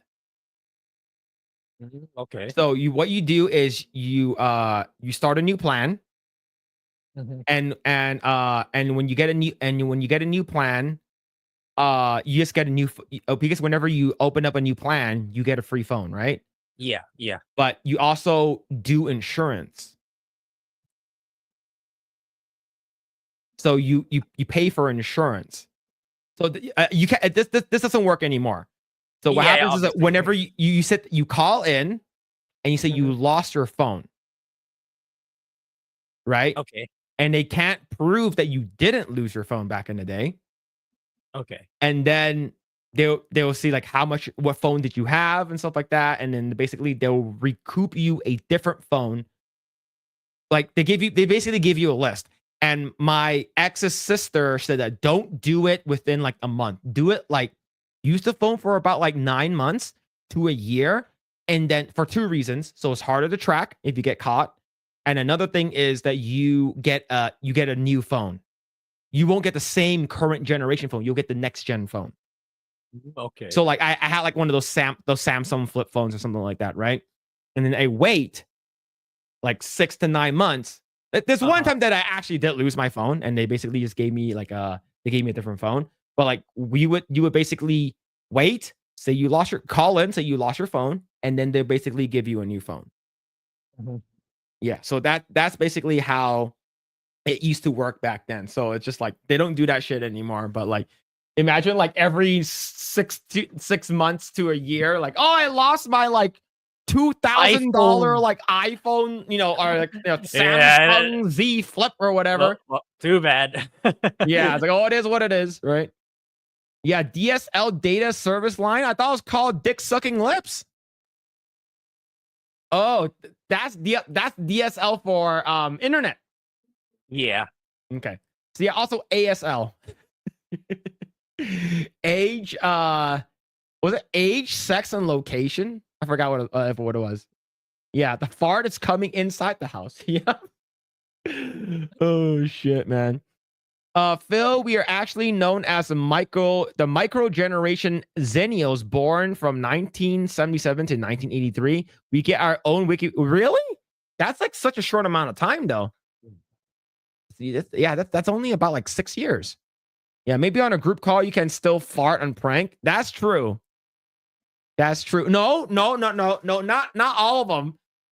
Right? It's because if you're like on Skype, well, rip Skype, by the way, rip Skype. Yeah. Skype is done. No more Skype. Skype rocked, so Discord and Zoom can run. But let's say if you're on a Discord call, you try to like prank a fart, like your thing lights up, so like you can't fake it. But if you do it with so many people talking at the same time, you won't be able. It'll be funny unless you really track that moment in time. Okay, let's look at the sound wave. It will be funny. It's like you're trying to do it. You're trying to like slowly let out a fart. So like when everyone's talking, you just fart, and then like no one really hears it, and then you think that someone's gonna fart, and all of a sudden they stop talking, and you fart. You're like, was that you? Did you just fart? That was you, Grae. That was you. I know something like 2 years ago, G&G had that. I think it was with the cornering. They had him on, and there was this issue like who actually farted. They didn't. No, know it was Epic. And they were like, "Oh, okay." Yeah, it was. We had Krista on our stream, and she talked about it. Oh, okay. Yeah. We had Krista. Yeah, because Krista had the soundboard. She had the Elgato. Not Elgato. She had to go XLR. Yeah. So it's just like, she's like, and just everyone just started blaming Mike. That was crazy. That was wild, man. Actually, Idris is out here trying to tell UK folks that pointy knives are dangerous. They need to give them up to solve violent crimes. That is just insane. Bro has like a 24-hour bodyguard. Yeah, that's the insane one, man. That's crazy. You're rich, Phil? Nope. I'm definitely not rich. Definitely not rich. I grew up broke. I would consider us broke. See, apparently Grae's rich too. That's true. I was pertaining to someone else. They had to cancel the plan. Or no. The ISP like ended up, okay, never mind. Let's not charge them anymore. Because like, better just cancel it outright than lose a long-term postpaid customer. That's point being, like, people got overcharged ridiculous amounts back when roaming was just a new thing. Because people were not aware that it's on. Yeah. That's why you should only use ravens for communication. Yep. Just send a raven. Do people still do that'd be cool if like one person in the world still does that. You just fucking send a bird. That'd be pretty cool. Should we be concerned that Phil keeps telling us how to break the law? You can't do. First of all, you can't do this anymore. Second of all, right here. Y'all remember back when there were not 900 sex numbers? Those late night infomercials with them ladies being a gooner back then was so different. Yes. And the thing is, I called one of them. What happened? I was 7 when I called. Okay. Because my dad had one of those white phones and had the super long antennas, right? So like I grabbed the white phone and then I was looking at the TV and it says like, you know, a number, but it says like 1-900, I don't know, sexy, something like that, right? 1-9 sexy now, right? So I see like the phone, the actual buttons has letters on them. I was looking at it and I was like, and it made the connection at like age 6 and 7. I'm like, oh. So I called and then I heard like weird voices. Like a girl's like, I don't remember what the girl said, but then I immediately just hung up. My dad, like the following month, here's the thing, the entire family shared the phone bill. So here's the thing, we shared a house with 24 people. 2 houses with 24 people. So, and here's the thing. They all share the bill. So when they look at the bill, they go to everyone. It's like, oh, this is how much you owe. This is, this is the monthly bill. And all of a sudden, there's an additional like $50. What? Really? I thought It's expensive. This is phone sex. You call this number for phone sex. It's like $50 or $20 additional. And then it came from, because there's 2 numbers, right? So it came from my house. So, of course, my sister wouldn't do it. My dad was single at the time. My uncle wasn't married yet. Who else in the house knows how to use the phone? So it was me. My dad was like, did you call the phone number on the TV? I was like, trying to play stupid. It's like, what TV? What number? Right? Trying to act dumb. And then he's like, don't lie. You're the only person in this house. And I was like, are you? If I tell the truth, I already fucked up when saying that. If I tell you the truth, can you not hit me? Because I'm gonna get my ass beat.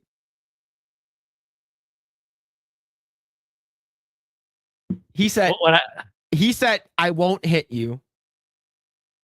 Motherfucker lied to me, man. Lied to my fucking face. I got my ass handed to me that night, dude. Fucking beat the shit out of me. Man. Oh, shit, man. Never did it again. Never did it again. All right. So, Grae, and people in the chat, don't call those numbers. All right. Don't call those numbers. ASL, I haven't heard that in over a decade. Okay, yeah, it is age, sex, and language. All right, cool. On the location. All right, see. Yeah, that day was insane. Yeah, man. It was $800 and a $1,500 phone bill. I'm not rich. It's just like my dad had to pay it. He knows that he was gonna get reimbursed. All right. Like I said, Phil's rich. Nope, not rich. That's a $5.99 to call and hang up plus connection fee. Yeah, it was like an additional like $10, $15. And if the phone bill's only supposed to be like $15, all of a sudden it's like tripled. You're like, what the fuck happened? Right? Yeah. Your dad, well, he seems to be straight. Yep. Your dad should be proud since you didn't discover puberty. Do a warm pie. Okay. You know what? I won't say the next one. This one is gonna be that's gonna be TMI. Gonna be TMI. Can you not hit me? Yeah, I said that to him. Can you not hit me? I feel I called it when I was 13, got my ass beat too. See, I'm not the only one. I'm not the only one. Phil was AT&T's favorite customer. Oh, yeah. Yeah, see, yeah, we just tell your mom we ate it all. We just ate it all. All right. Let's go ahead and talk about a couple more topics. Let's see. Okay, let's talk about this one right over here. This comes to us from Smash JT. Shout out. Kotaku caught lying again. Misquotes Mr. Beast to push more false narratives. Grae, did you see this online? Where like Kotaku basically said that Mr. Beast said it's better, like I'm paraphrasing here, it's better to be broke. Yeah. It's better to not have money. I didn't read the article of Smash GT, but I did watch Az's apology video because he did retweet that article, that Kotaku Yes. article. Yeah. Oh man, this is crazy. The fact that like Kotaku misquotes him, and knowing Kotaku, no one's gonna read it, and automatically everyone's gonna be like, "This is true. Kotaku's a piece of shit," but they put out crazy stuff, and I wonder if Mr. Beast and his team is gonna do anything about Kotaku. I hope they do. I really hope they because do. he got a lot of shit for it. There's this guy. There's this guy who like I believe this is a guy on Twitter basically said F this ninja. No, FU Ninja, right? The N word. Yeah. And that thing got like 3 million views, right? So like, Yeah. it got a lot of views for that. So Yeah. I wonder Imagine. if Mr. Beast isn't like he's not gonna go seek damages because like he's super rich, but like he should just to fuck with Kotaku and get Yeah. I mean, like, imagine like someone like literally the biggest YouTuber in the world. Then someone spread that kind of misinformation on you. Imagine the backlash you'll get in all of your accounts, man. It's insane. So Yeah. I think he should. So make an example out of Kotaku. Kotaku long deserves it already. Yeah. They long deserve the karma. Yeah, so right over here, Mr. Beast, life is so much more easier when you're broke. That's crazy. The famous streamer opens up about health struggles and his obsessive grind set and death threats.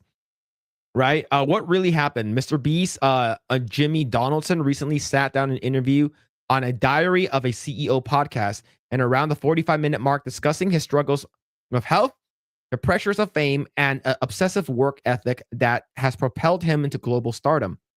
In the interview, he made a simple comment about how life was easier without constant level of overwhelming obligations.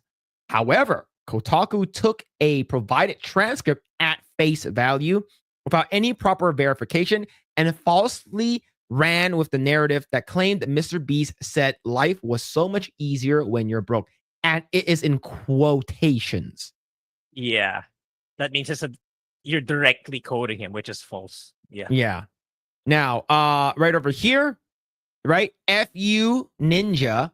Okay, 12 million impressions.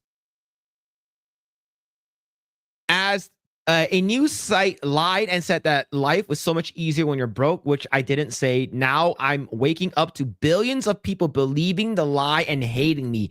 Being famous is so much fun. Yeah. And didn't he just make like the Mr. Beast games? It was like a TV show or a movie or whatever it was. At Amazon, I believe. Yeah, he's actually pretty nice about it. Like, if that was me, I would have said I wouldn't say a news site. I would just say Kotaku lied. I would just straight up say it's them, name them.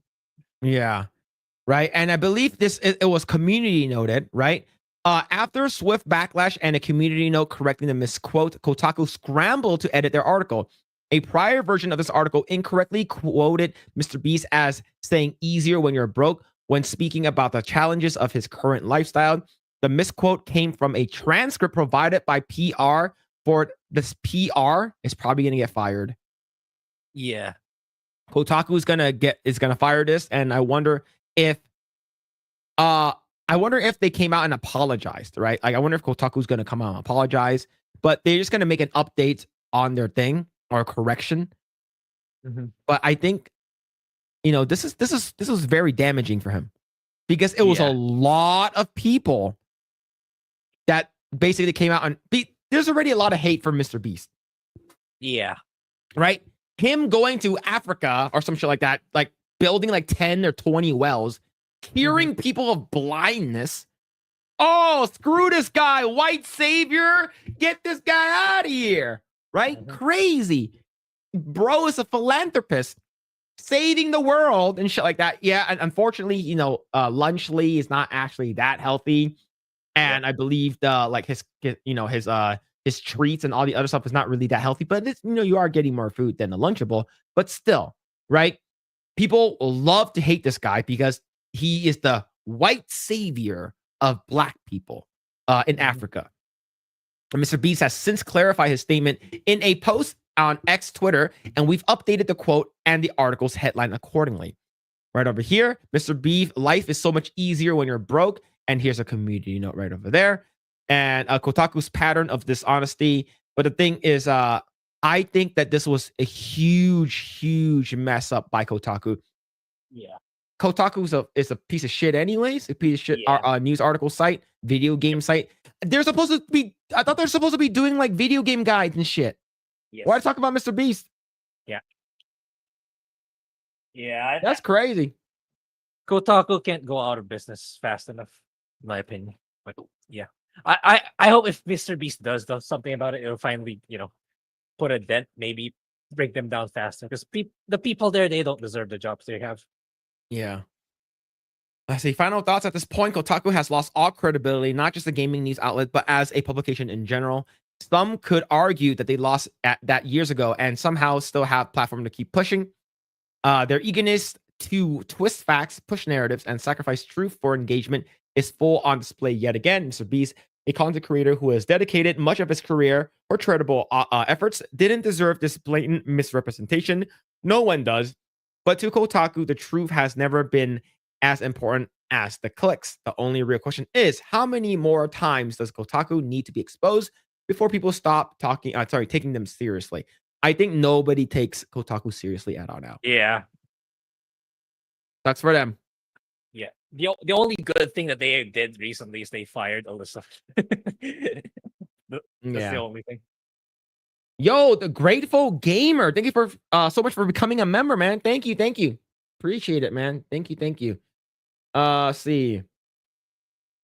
We found a phone card and called from a phone booth. We were not that stupid to call from home. I didn't know what a phone card was. Okay. I remember I used to need to go to like a Chinese store to get a prepaid card to call China. Right? Now you don't have to do that. Remember, Grae, did you ever do that? And like the dial tone is like it's like a weird. I do remember like phone booths and phone cards, yeah, but for local reasons, not calling international. I had no reason to call internationally.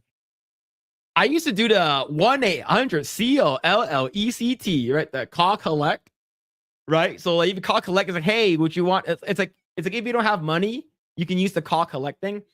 But man, phone booths are crazy, man. I remember back in the day. Yeah. That's crazy. Misquoting is legally actionable, is it not? I think so. Have a good night, Big Z Video Games. Take care, man.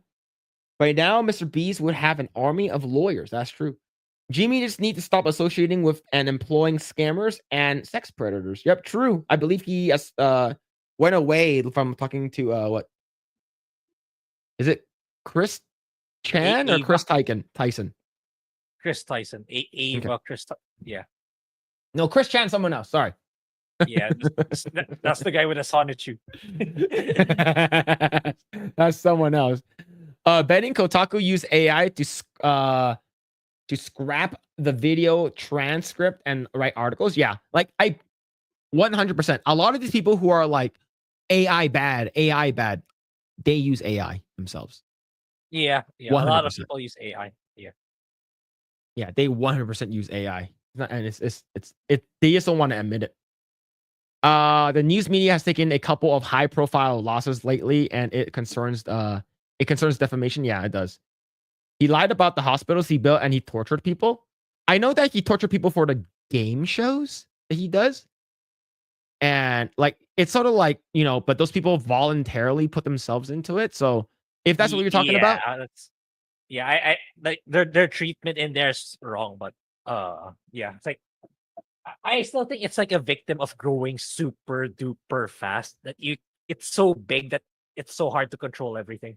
Yeah, he is so big. He's a brand himself now. Like he's not Jimmy. He is Mr. Like, Beast brand. Imagining that like all of a sudden you're super big and you're handling thousands of people. You cannot really control that. No matter how good you are, you cannot control that many people all at once or manage them properly. That's what I feel what happened. Like, yeah, there's gonna be definitely some bad eggs with all the people you're bringing in. That's what I feel. At least that's what I feel. Yeah.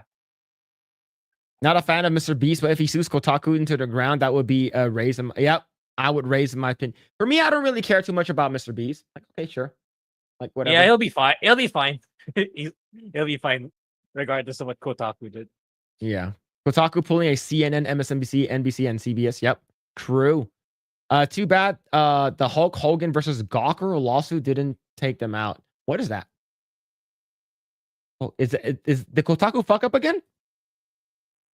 Yeah. It was borderline legal, but it's still cruel. Yeah. I remember like they put him in like unlovable situations. It was like really, really bad. Let's see. The last of the payphones were taken out. Where I lived last year. A last poor payphone. I knew it. Horatio. Yep. Kind of Squid Game like, yeah. Yeah, it was like a Squid Game kind of thing. He'll always be known to me. He'll always be Jimmy. No need to feed his ego. He's a Jimmy, aka a dick. He's a big dick. All right. We have We have two more things we can talk about. Do you want to talk about the rumor, or do you want to talk about Witcher 4? Wait, sorry. What's the rumor again? Let me check. The Chris Gore. Which? Well, that one. Yeah, actually, I want to hear your thoughts on The Witcher. For me, it's like the reason why I didn't like repost it on Project Eggroll. Like, I feel like it still looks kind of same-ish. So I think I was right. Like, Okay. Because well, let's talk about that one. All right, cool. Cool. We'll talk about it. What's going on, Cognicat? Hope you guys hope you're doing well. What's happening? All right, let's talk about this. Witcher 4 game director response to speculation that Ciri's face was changed.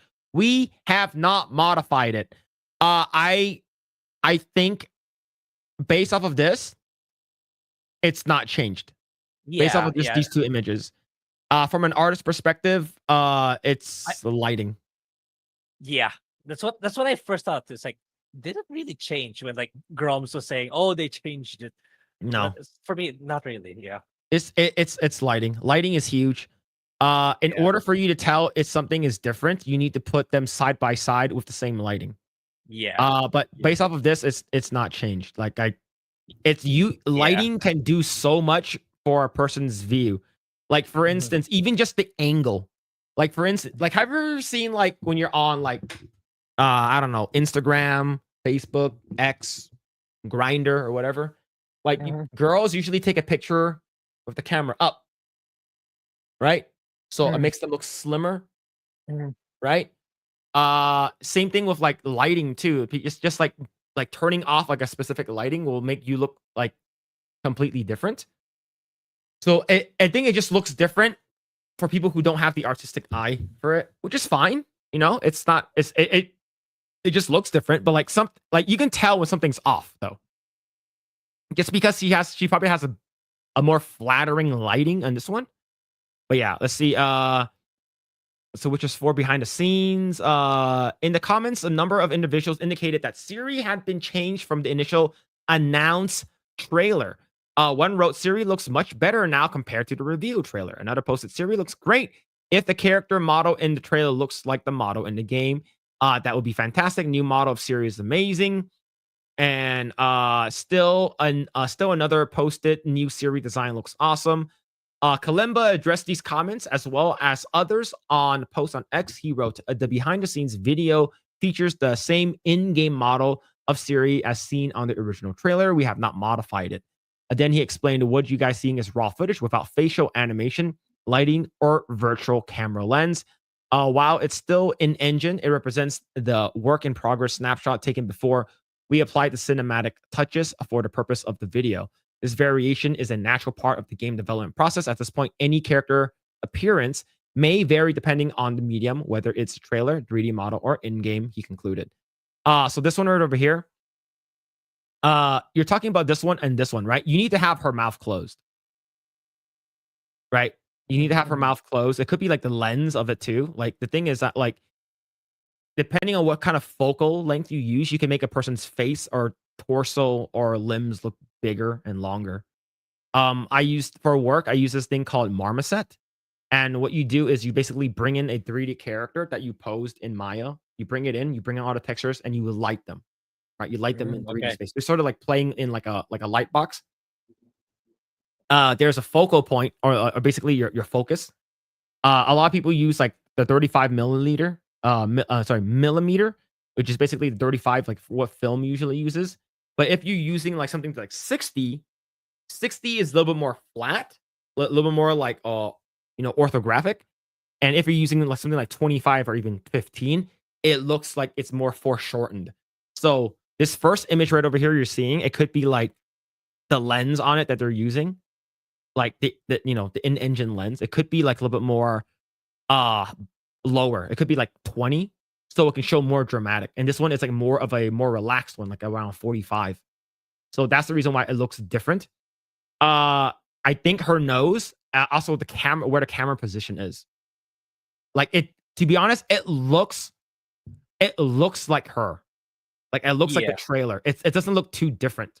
It's not Yeah. drastic enough. And plus, like I said, lighting changes a lot. It's however, she does look better in this one. She looks more Yeah. flattering in this one. She Yeah. has more of the soft femininity of a woman versus Yeah. this angry, Yeah. like Yeah. leftist looking character. It kind of more resembles to her appearance in Wild Hunt, the one on the right. Yeah. Mouth closed is a deal breaker. Yeah, her mouth should be wide open. Big mouth. Should be a big mouth. But yeah, I think like this one over here, right? This is just like a more like simple monochromatic lighting. I think this one is the same. Like this is the same as the one we got up here, and the same as this one, right? It's just more relaxed look.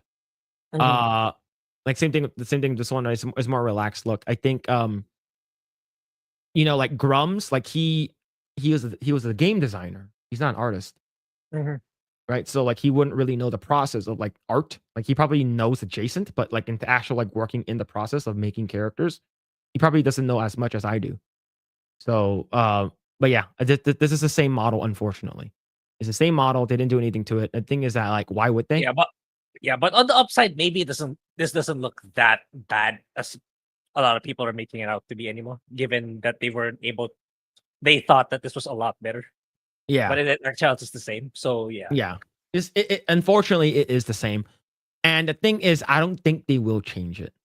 It's because this is cinematic, right? This is like CGI. Like I didn't watch this video. Did they show in-game renders? I did not watch it either. So All right. yeah, I don't think they're gonna change it either, in my opinion. Okay, So, so let me. Oh, because of the feedback, we're gonna change it. This is not like it's not like, in my opinion, it's not Sonic the Hedgehog bad. It's just that Yeah. some people don't agree with the change they went for from her in the Wild Hunt. But for me, it's like it's not really that bad. Okay, so right over here, right? So this is so they're showing the process, the behind the scenes process. Like this is like, so this one is basically just this is basically raw animation. So this is like your blocking phase and your like raw animation, initial animation, right? Like the character, like because there's like 4K textures, right? Over here, her face looks long, right? Yeah. Her face looks long, a little bit masculine over here. But like if the camera was like faced in a different way, she'll look a little more feminine. It's just right now she has masculine energy. Yeah, and in the facial expression. But if you see her, Yeah, I'm trying to see like the other ones that like they showed. See, like over here, like her mouth. I need to see her mouth closed. I think her mouth was closed earlier. Let's see. Like over here, if her mouth, like she is like scowling, right? She's like so she's looking down. Her nose is looking a little bigger than it is because the lighting and her jaw. Like I think she looks fine. She doesn't look great. She looks fine, right? I think it's just if this was like relaxed T-pose face with no expression, I think she'll look fine. They didn't change it. But yeah, it's I wish they did, but it doesn't look bad. It's just like it's just not the series that we liked. Right over here, like this is the one, right?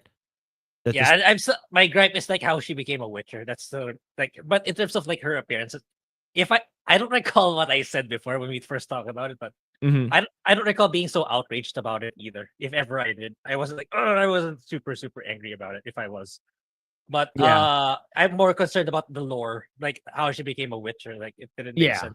Yeah, I think that is more of my concern too. Yeah, she doesn't look, like I prefer how she looks like in the older ones, but they're like, oh, she's younger. Okay, sure, right? But like her becoming a Witcher sort of sucks. Like I want to play as I want to play as Geralt. You know, and my biggest like benefit is with that I can give them is if it's the same people who did Phantom Liberty, which I finished recently, like 2 months ago, then maybe it can still be good because like I like the writing of Phantom Liberty. I think it's really good. Yeah, so like over here, like I'm wondering, like because like the camera is like right over here, sort of like where her nose is. The focal point is her nose.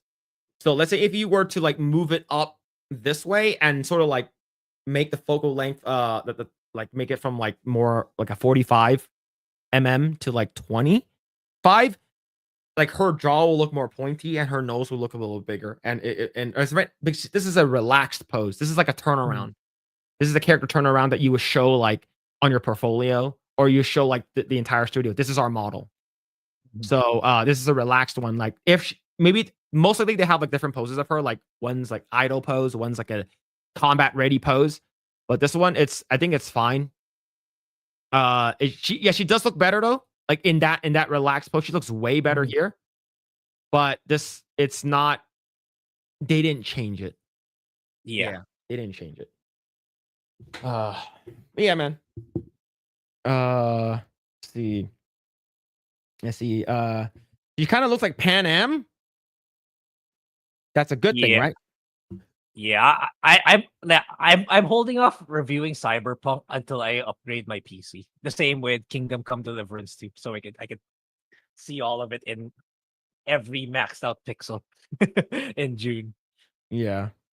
Let's go on Dragon Panda. Let's see. Grums loves to jump the gun. Jump the gun. I like the guy, but he makes easy to attack on and extensions. Positions that he adopts. Yeah. I think I know why he jumps the gun. And I think you guys should know too, is because if his gun that's been jumped is true and he is right, he was the first one to talk about it.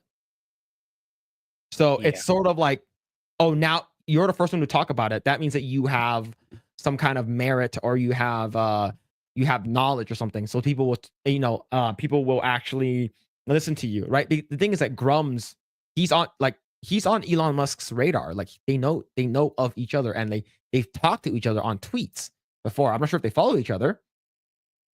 He probably does. He probably follows Grums. I'm assuming. So like, but it's a double-edged sword. Like if you have insider info. Look what happened with Smash JT, right? With how he got connived with McDizzle. So you have to be careful with those. Even though like you're likely gonna be the one to get the first opportunity to get the content out. Yeah, you have to be careful. I want to break this news, but how about if your news is false?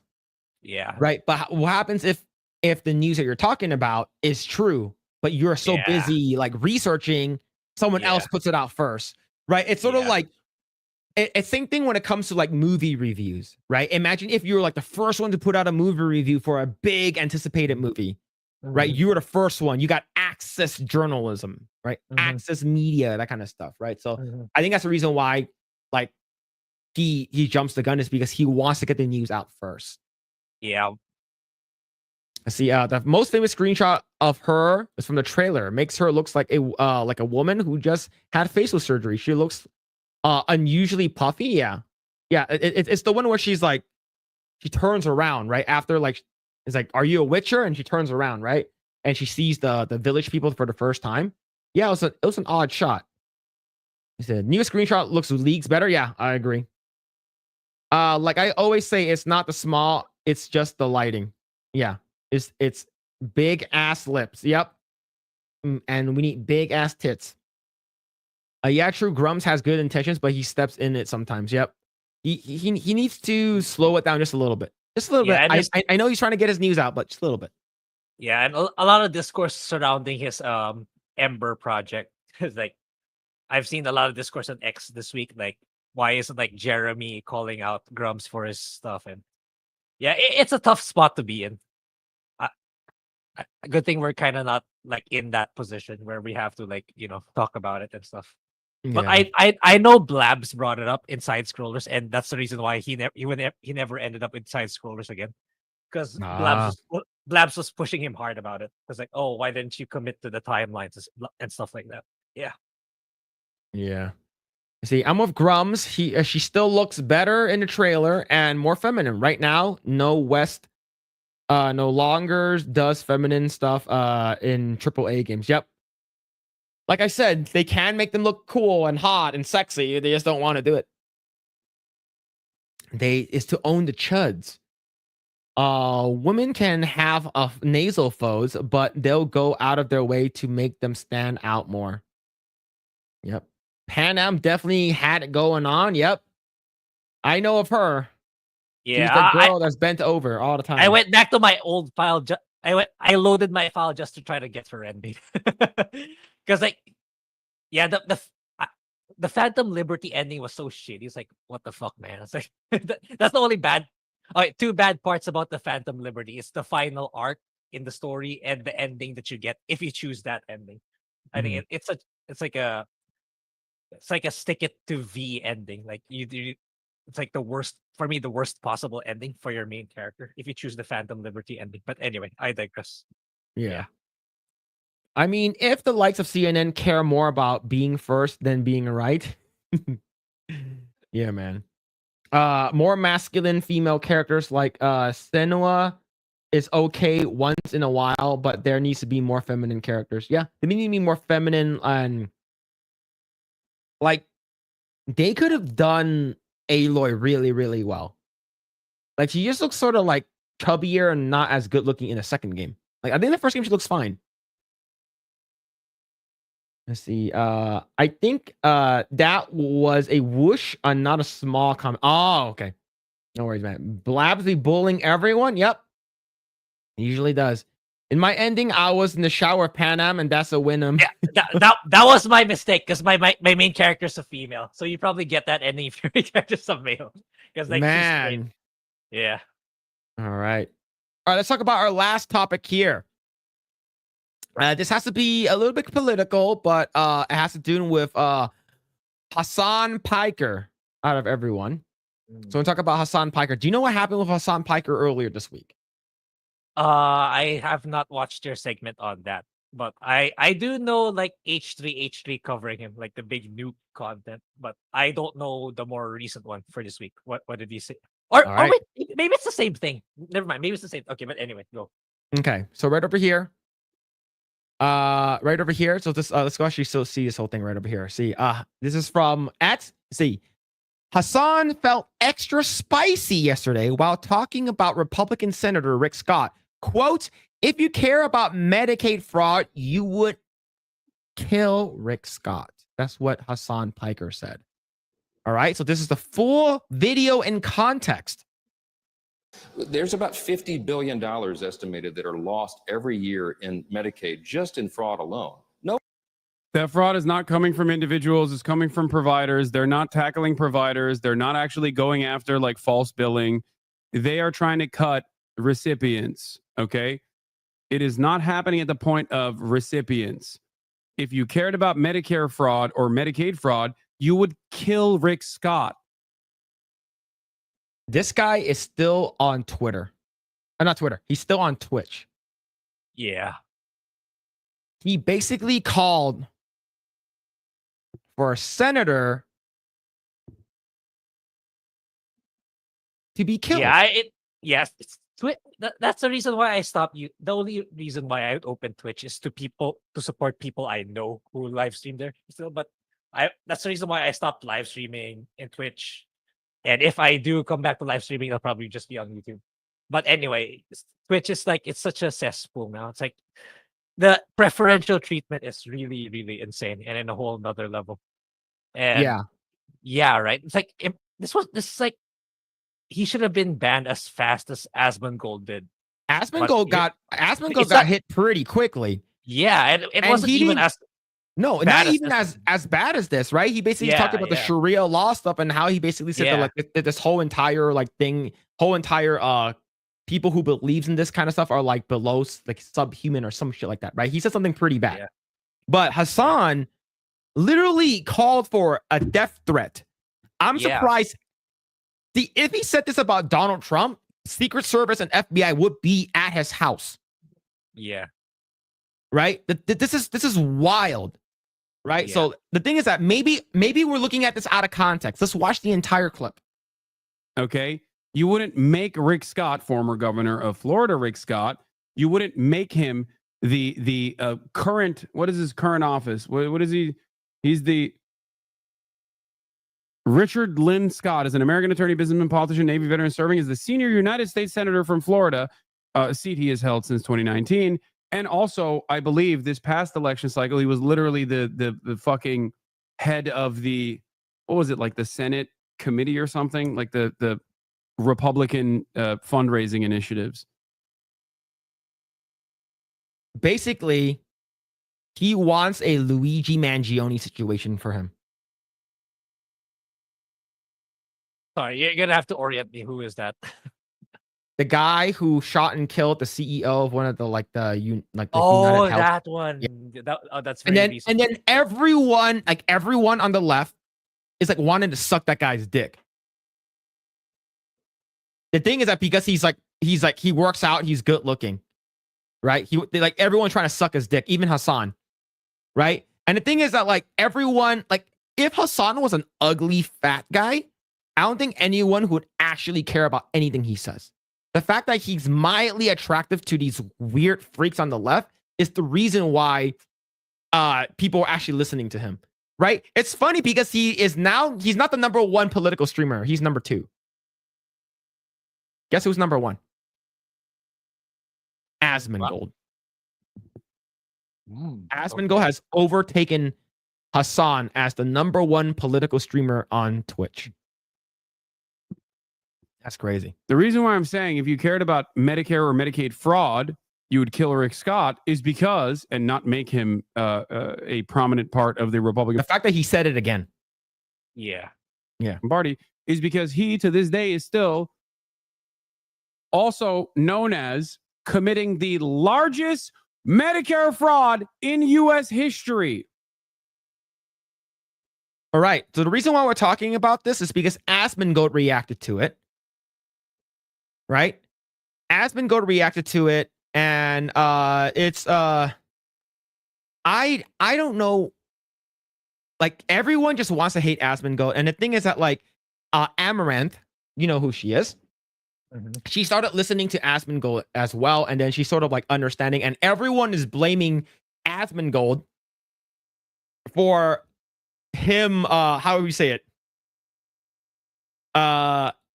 I guess you would say radicalized Amaranth, because Amaranth is now yeah, we shouldn't have this kind of stuff happen. And everyone all of a sudden who are pro Amaranth now is anti Amaranth. It's oh, I knew you were a bitch. You're the girl who sucked dick for you cried about it on stream and stuff like that. All of a sudden everyone's against her just because she thinks a little bit differently. Which is crazy. Now, here's the thing. If you guys don't know, Asmongold and Hassan Piker, they come from Mythic Talent. They're both under the same talent agency for Twitch. So, here's another one. Gremlol calls out Asmongold for his Hassan Rick take. He says, quote, "What a little bitch to be threatening violence against an elected official. I'm sorry, I'm a goddamn red-blooded American, and that is my right." So let's go and watch this video right over here first. There's no other perspective to have. It doesn't matter what the perspective is. You What a fucking bitch, dude. Honestly, what a little bitch. To be threatening violence against an elected official. I'm sorry, I'm a goddamn American. Yeah, but the thing is, threatening violence against another person is not covered under the First Amendment, dumbass. Yeah. That's crazy. If you think that's covered. Hate speech is covered.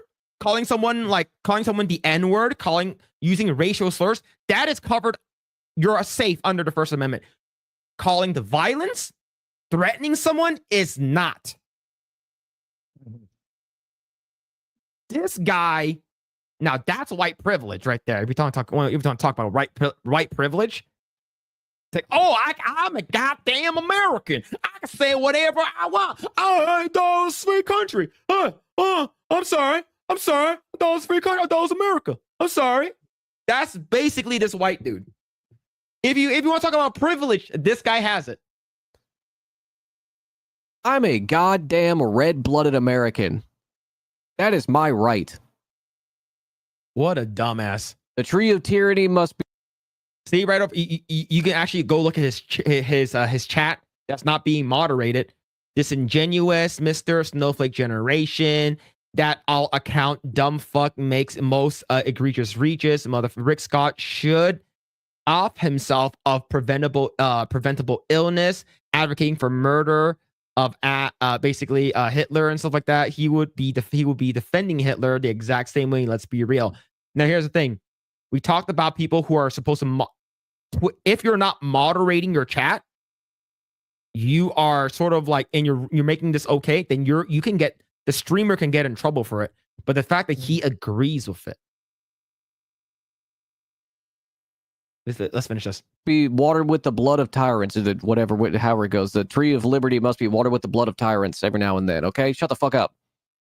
You can't say that. It's insane. Fraud or Medicaid fraud, you would kill Rick Scott.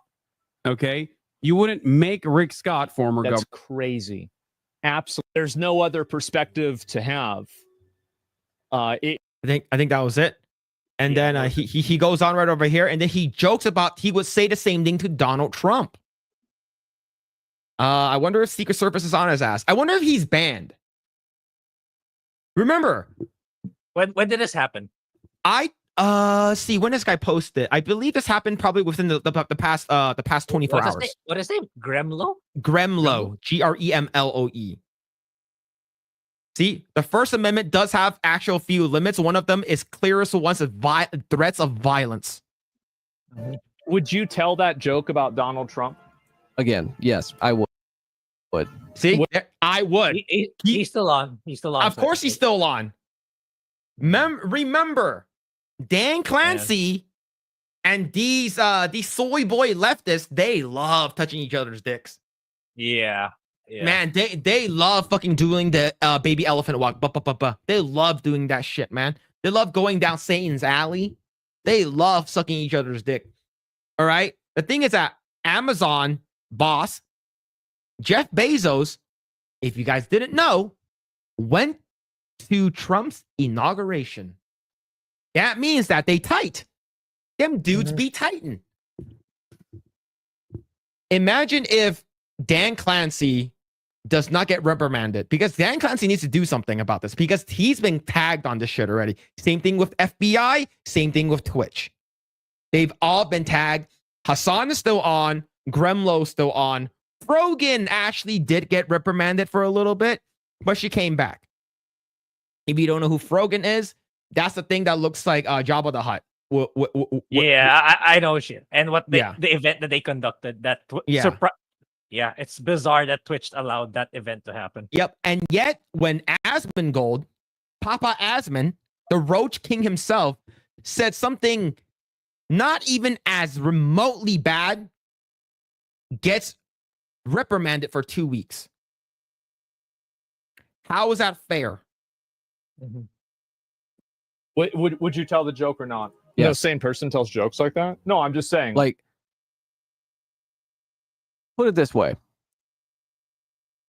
The U.S. government and representatives across the political spectrum, including and not limited to Donald Trump, threatened to kill political leaders of our adversarial nations. No-haired SJW. Nice. What was I saying? Yeah, our representatives across the political spectrum threaten to kill political leaders regularly. There is nothing, and I mean nothing, that political leaders across the world could do that would measure up to what primarily the Republican Party representatives, but, you know, depending on how they vote, Democrats as well, that would measure up to that violence that we've done and continue to do to this day. Nothing. We are the grand champions of doing violence as America. Yeah. So this guy comes out and says all of this stuff. And let's go to the final boss of today, back to Hassan Piker. Hassan blames the fall of LSF on Destiny. What's the LSF? I have no idea. But the thing is that, like, no, I don't think that. I think that's the wrong one I'm looking for. Hold on. let me actually I'm a retard. Hold on. I completely missed something. I think see, there it is. Sorry. Not LSF. Not Destiny. No, we're talking about that crazy guy in a bit. This one over here. Yeah, I was just wondering, how did Destiny come into the picture? Yeah, how did Destiny? Okay, I thought Destiny the one who's sucking dick. Okay, no, sorry. Hassan briefly speaks. I'm retarded, chat. Hassan briefly speaks about his controversial Rick Scott clip, calls out XQC and Asmongold in the process. They can all suck his entire dick from the back. All right. Basically, it's like that's about it. Oh shit. New Meta is trying to get you banned for being mean to Rick Scott. I wasn't even like being directly mean to Rick Scott. What? Yes, you were. You wanted to unalive him. I'm not being mean to you. I just want you to not be alive. Yeah. It's sort of like that Stewie thing. He's like, it's not that I want her to die. It's just that I don't want her to be living anymore. Yeah. What the fuck is he saying? What I was saying was like, if the Republican Party truly cared about like monitoring medical bankruptcy, they would literally apply the capital punishment. Like if they did, they don't. He's not saying the kill word anymore because he knows that the FBI is looking at him. He's looking at a small wiener. He's like, yo, you can't say that, man. Can't say that. And I mean, he is a world-class Medicare fraud guy. So you can cry about it all day, every day. You can cry about it, try to get me banned for it. Maybe I will get banned for it. Who knows? But it's not going to change the. Bro, ban him. Look, here's the thing, though. If he gets banned, he's basically taking a 2-week break, paid vacation break, and he's going to come back to more followers. I know that. Okay, I know that that's going to happen. It's because Dexerto or what did it, Drama Alert is gonna talk about this.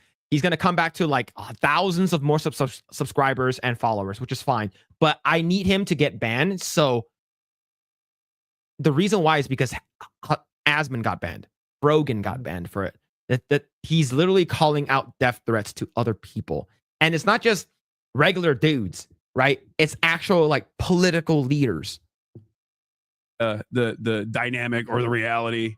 Not going to change what's going on. Same people cried about free speech in the UK. Yeah.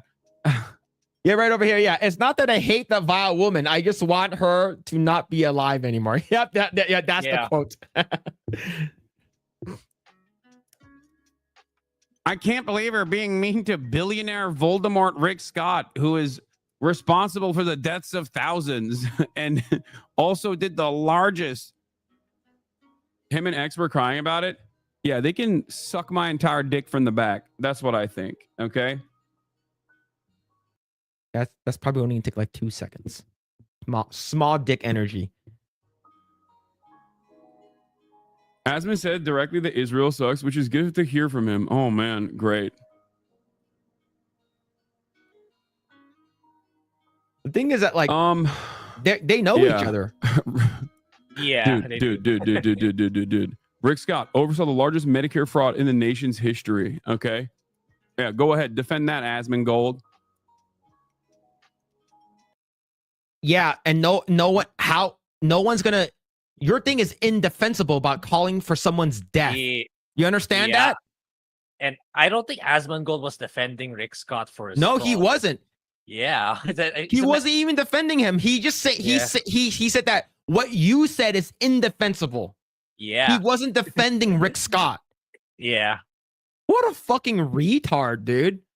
Yeah. Holy shit, man. It's like it's like I already think really, really low of you, but man. Like, wow, dude. That it's wild, like how dumb this guy is. It's like you guys are basically in terms of like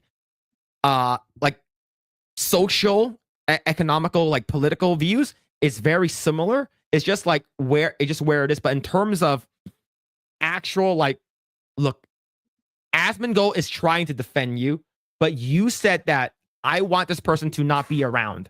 I want this person to die, right? He can't defend you. If you actually watch the fucking clip, he says that you're indefensible. I cannot defend you anymore, man. Yeah. Because if you actually watch a lot of the Asmongold stuff, he defends Hassan numerous times. But he can't defend him this time is because of what he said. He's like, no way. I need to watch the entire clip. Where's the entire clip? He found the entire clip and he's like, I can't defend him, dude. Yeah, man. It's wild. But yeah, he's probably going to still be on Twitch. Yeah, not banned. Knowing Twitch, knowing Dan Clancy, he's still gonna be on. Absolutely. Yeah. Well, the thing is that Dan Clancy is like, I will not ban you. You know, but like, I should ban you. But, or how about this? We make a deal, Hassan Piker. You go to that maid cafe and dress up so I can see that nice tushy that you have. I want to see your nice chest hair. And please put on this baby oil that I got from Diddy. Like, this is Diddy's. Don't. Yes, just put it on. Lather it on your chest hair and dress up like a maid. And we're square. He's like, all right. I do that on the daily anyways. Yep. Man. Yeah. Oh, shit. All right, let's go ahead and read the comments. See what's going on, B-Man. Hope you're doing well, man. Hope you're doing well. Remember, kids, the Joker is the bad guy. Remember, Hassan was the one who said America deserved 9/11. That's wild. Hassan used to look like a gym bro frat boy. He even used to put out red pill content. Then he switched up to political. Yep. I watched the documentary of Internet Anarchists for Destiny, I believe. I didn't know Destiny's full story until I watched Internet Anarchists. But yeah, that's what happens when you go full on political. That's why I don't dwell too much on politics. It's like I think it changes you, especially if you become very, very influential in the content creation sphere. Yeah. Influencer on influencer violence. Yeah, man. Amaram said some base shit. Yeah, she has. Like, the thing is that I remember when people were like, oh, like, you know, your legacy is going to be like, oh, you doing OnlyFans, basically doing porn and stuff like that. And then she basically said, yeah, that's what I'm doing. And because I know that by the time I turn like 35, I can't do this anymore. So I'm going to make as much money as I can and I'm going to retire at 35 while you are still working. Yeah. It's like, didn't Vice make a really good documentary about her life and why she does it? Yeah, and she bought like gas stations and stuff like that. Like she's actually pretty smart with her money. Yeah, like like her OnlyFans content is not great. Okay. According to articles that I read online somewhere on the internet. Okay, according to some of the stuff I've read, not seen, they're okay at best. She's an amateur. Okay, Octokuro on the other hand. You know, is that also from your sources? Yeah. Sources, yeah. Articles, yeah. Octokuro, on the other hand, like she a pro. Okay. Yeah, I'm asking about Octokuro. Is that also? Yeah. Yeah. Of course. Yeah. No doubt. Yeah. Now that I think about it, it's crazy. Hassan basically used to be like Sneeko. Sneeko used to be like Hassan. That's why Sneeko has debate skills. He was a smarter when he was younger. Yep. Steve. Oh, interesting. It's going. Yeah, man. Let's see. I think it's rich people privileges. Probably. You could be right. There's no such thing as hate speech. No, there isn't. I remember I was looking at there's this like older Asian guy, probably in his like late 50s, and he basically said the hard R, like N-word hard R, and he's like, this is a no N-word location. Like It's like, why are you saying it like that? It's like, oh, I'm just honest. You know, like I just call it like I see it. I just say it. And I guess that someone called the cops on him. And then he's like, oh, I saw this on camera. Did you say this? Like, yeah. Like, yeah, I said that is a no N-word zone. So that's what I said. And then he got arrested. And he won in court for violating his First Amendment rights. And what's the cop supposed to do?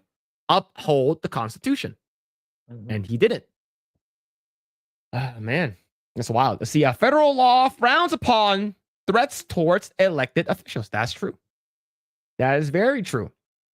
Yeah, a couple of days. Yeah, she said that soldiers deserve PTSD. Yep. I remember hearing Frogan said that. That was fucking crazy, man. Yeah. Frogan, he jobbed the hut. Yep, true and real. Oh man. But they don't do it publicly. Yeah. Why is this guy crying? I don't know, man. They're all gay.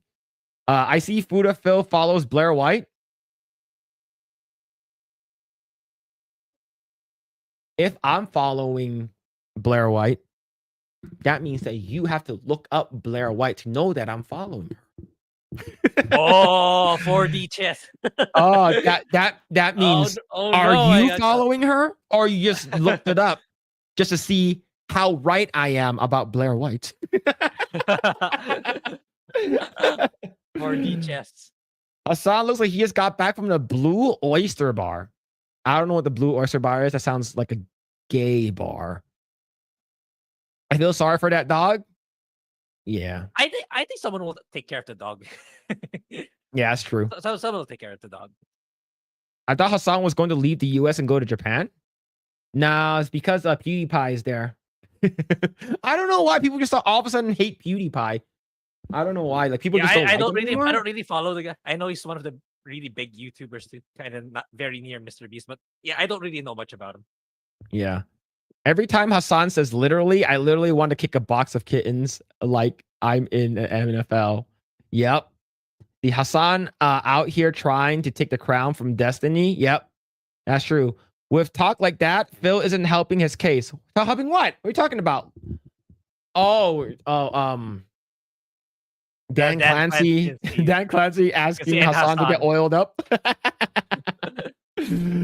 Oh shit, man. Destiny's another clown that follows up the word literally with with lies and gaslighting. Yeah, that's true. Funny part is that Asmund keeps trying to defend Hassan, but often ends up giving up. Yep. Because I watch him like when people ask him about Hassan, right? And he's like, he does try to defend him as much as possible. Yeah. But this time he can't. What's it? See, articles do tell Phil. Sure, we believe that. Sure, Phil. Sure, Phil. Amateur Amaranth. Phil's dedicated research, quote unquote research. Oh my god, man. Amaranth diversified and streams on Kick 2. Seen her clip, not made up, talking about politics. Yeah, her basically it's just her with her legs open playing Diablo 4. Oh man. Phil is having to look at all the grand content for research purposes. Yes, that is true. 100%. If you guys are here, this is going to be a good stream. Yep. Yo, what's going on? C Brew, hope you're doing well. What's happening? See. I will follow Phil for all my Fuda content. I was just confused why he's calling him Fuda Phil. You can see who you follow, Phil, by checking your profile. I know, but let's see, you have to go down thousands of people. No, 800 people. That's a lot of people, man. Hassan is in Japan. Did he move to Japan? Is he not here in California anymore? Destiny and Amaranth were on the same election stream, and while Destiny was freaking out, Amaranth seemed to be fine with a Trump victory. She even made fun of Destiny for caring so much. Yeah. Did y'all hear about the trash hate drama? Trash taste? Oh, yeah.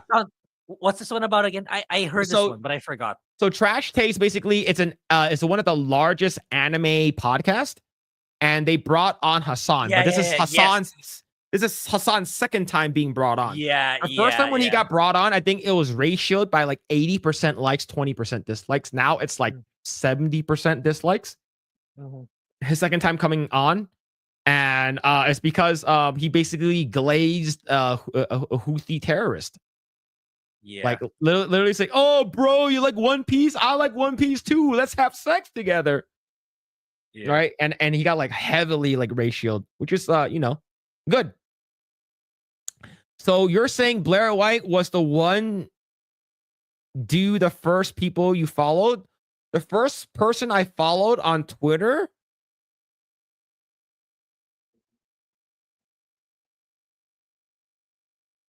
Oh man. I don't even remember who the first person I followed. Might have been like I don't remember yet. Because I'm not sure if they show you the order of who you followed first, but like, yeah, it's I don't even remember. Yeah, look up Trash Taste Drama. Look up Rev Says Desu and get the quick rundown. Yeah, I believe I saw that earlier. Have you seen the Solo Leveling Abridged a sister leveling compilation video? Nope. I didn't even know they did a Solo Leveling Abridged. Sounds like a meme video, but anyway, yeah. Solo leveling's in my backlog of anime. Did you know that Solo Leveling is so good? Right, I didn't know that Solo Leveling was a manhwa to begin with. Yeah, I found out that last year too, when my Yeah. colleagues were talking about it. Yeah.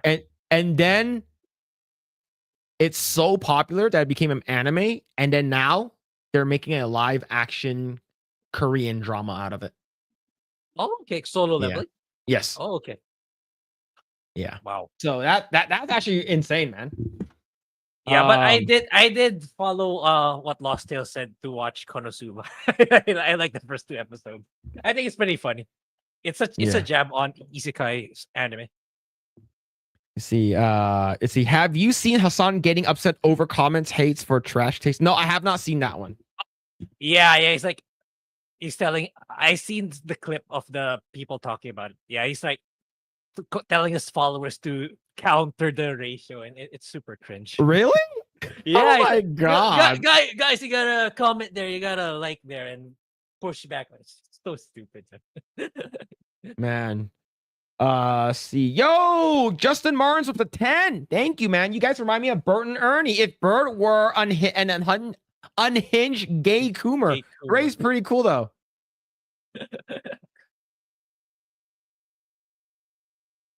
Well, I am the loud and obnoxious one. The only thing I need is a unibrow. All right. The only thing I need is a unibrow. All right. And I am already yellow, so it's like I'm already halfway there. Oh shit, man. There's a manhwa and a novel. Man, that's gonna be wild. Solo leveling, I solo level every night before bed. That's crazy. Mission Sweet Home Alabama. Solo leveling has moved on to solo leveling Ragnarok because manhwa of solo leveling has finished. Really? Holy shit. All right. Okay. So, I think that's about it. Yeah, we're done with everything. Let's see. Grae without her glasses looks like she's transitioning from a lesbian to a man. Yeah, it's a long process, chat. Oh shit. Yeah, man. It's like, yeah, it takes a while. It doesn't happen overnight. All right. Yeah. It doesn't happen overnight. You gotta take a lot of hormone pills. Yeah. I'm about to solo level right before bed. Man, that's wild. Phil and Grae are the 2 hecklers in the auditorium in Muppets. Yeah, we're just the Asian versions. Oh shit, man. Yeah, they're like, hey, do you know what's funny? Do you know what's a funny name? Dixon Cider. That's a funny name. Phil needs to watch Solo Leveling Abridged clips. I'll think about it. Who does it? Is it? I'm pretty sure it's not Team 4-star. All right, let's see. I will respect Grae's pronouns. What about me? Mine is just gay and gayer. That's basically mine. Yo, Grateful Gamer, thank you, man. Yo, if y'all dress up as Bert and Ernie, that'd be epic. Do you want to do it? You have to be Ernie. They're wearing a striped shirt, right? Striped collar shirt. Yeah, yours is a collar shirt. Mine is a I believe mine is a an turtleneck. Okay, I'll look at. I don't know where to get that kind of. What's the color of Ernie's shirt again? It's like blue and orange or something. I forgot. A hint of yellow. Oh, okay. No, they should dress up like the hecklers, the old guy hecklers. The thing is that like they're just wearing regular clothes. They're just wearing like a suit, so it's not really like that identifiable. Unless we wore like a bald cap and like we look like we're old.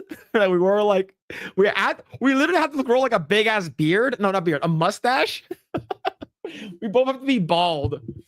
Oh man, but yo, thank you so much, the Grateful Gamer. Thank you so much for the 10. Thank you, man. Phil, I watched